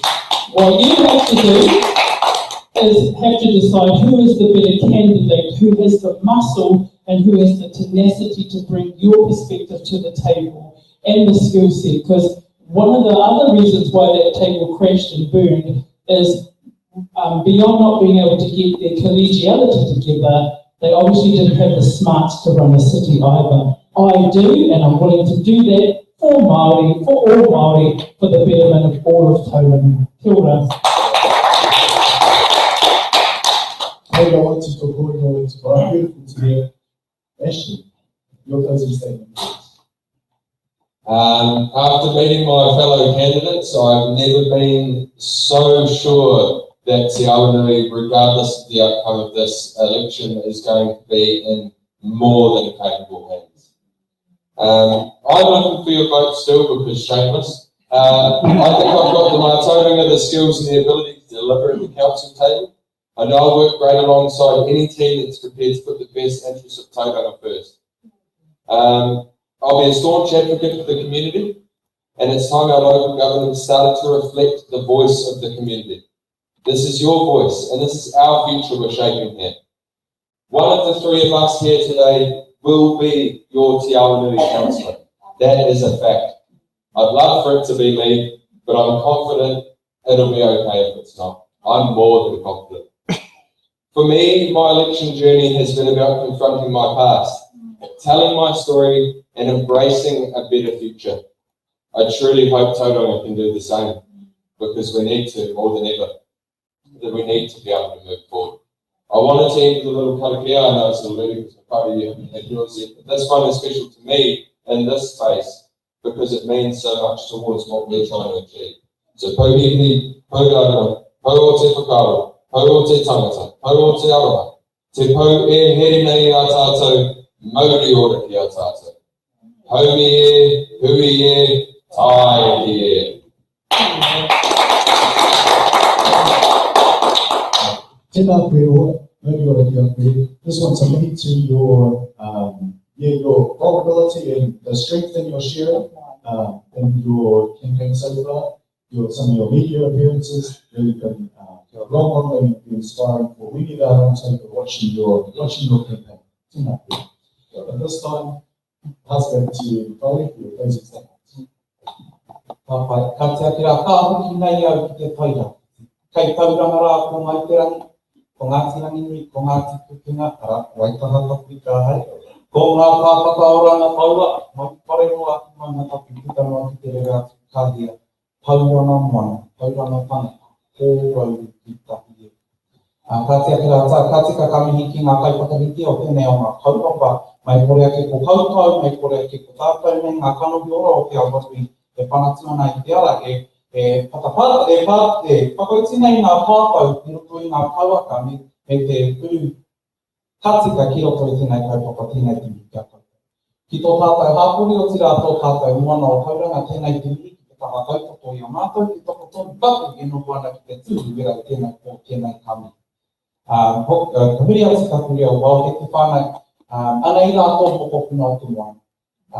Kei mua iau behind me is a long line of whānau, of hapu, of iwi, unapologetic, upopo maro whānau that believe in what I'm doing, and also as well, they're right behind me to pull my ears, round to me, cut me down to make sure that I'm on the right track to make the right decisions for our moana.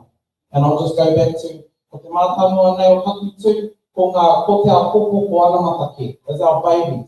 Every decision that I'm going to make and everything that I'm going to be putting into this effort, look and cranny, by tooth and nail, it's going to be for tomorrow for our babies. And I need to advocate for that and make sure that our babies inherit a much more beautiful and safer tauranga moana than the one we inherited as well.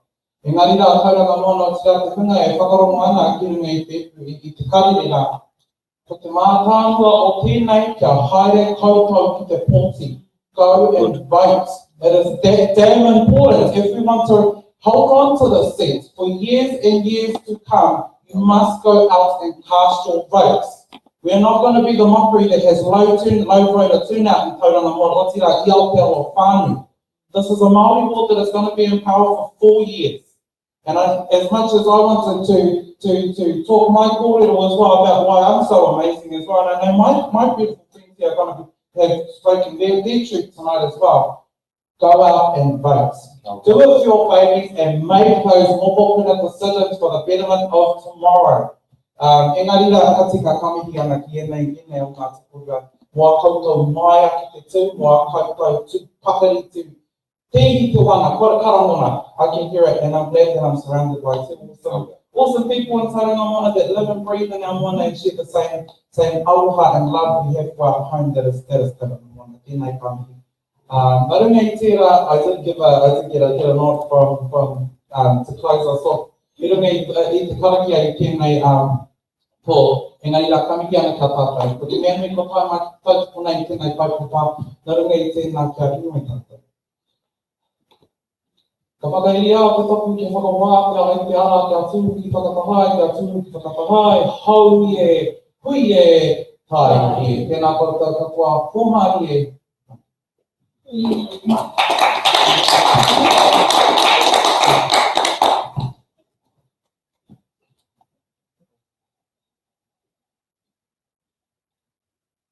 You're going to close off? Oh, great. Ka pai, ngā mihi mō tō taki a whakaputunga e te rangatire e whai.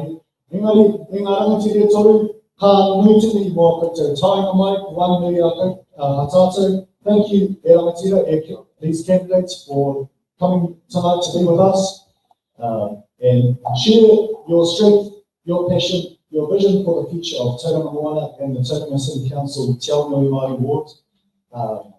We have had inspiration, we have had aloha, whanangatanga, in comparison to some of the other wards, some of the other fights. The collegiality, the warmth and the support is and has been and continues to be remarkable and exceptional here. Total of what we've heard, the challenge up to our whānau too. Pōti. Vote. That's the cry that comes in unison from our candidates. The right of representation in our Māori wards has been hard fought, hard won, and the fight continues. And yes, this is our opportunity for one of our rangatira here to make their way with the other 9 homies to help steer the ship and the safe anchorage here in Tauranga Moana. And on that note, won't hear any more from me, but e mihi ana kia koutou, e mihi ana kia tātou, and e mihi ana ki te wharikura o Noa. It occurs to me that we have the whakatīnanga, we have the embodiment of the kiwaha, the saying of the school, kia atu rangatira ki te ao. Stand and go into the world in sovereignty and empowerment. And on that note, pō Māori e kia tātou.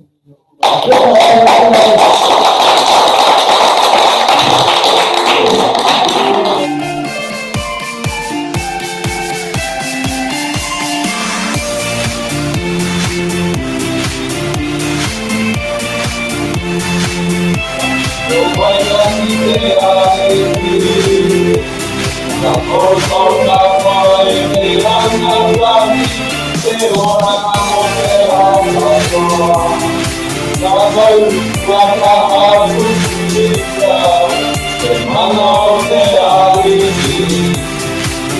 you're magic people to me, you're magic people to me.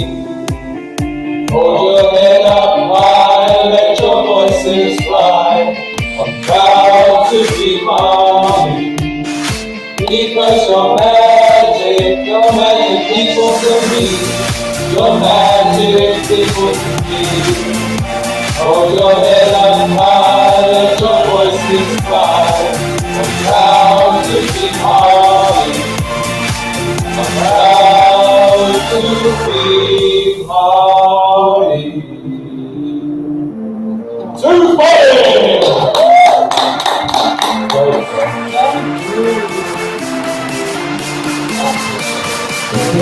Everyone who's welcome, anyone who wishes to welcome to something for the first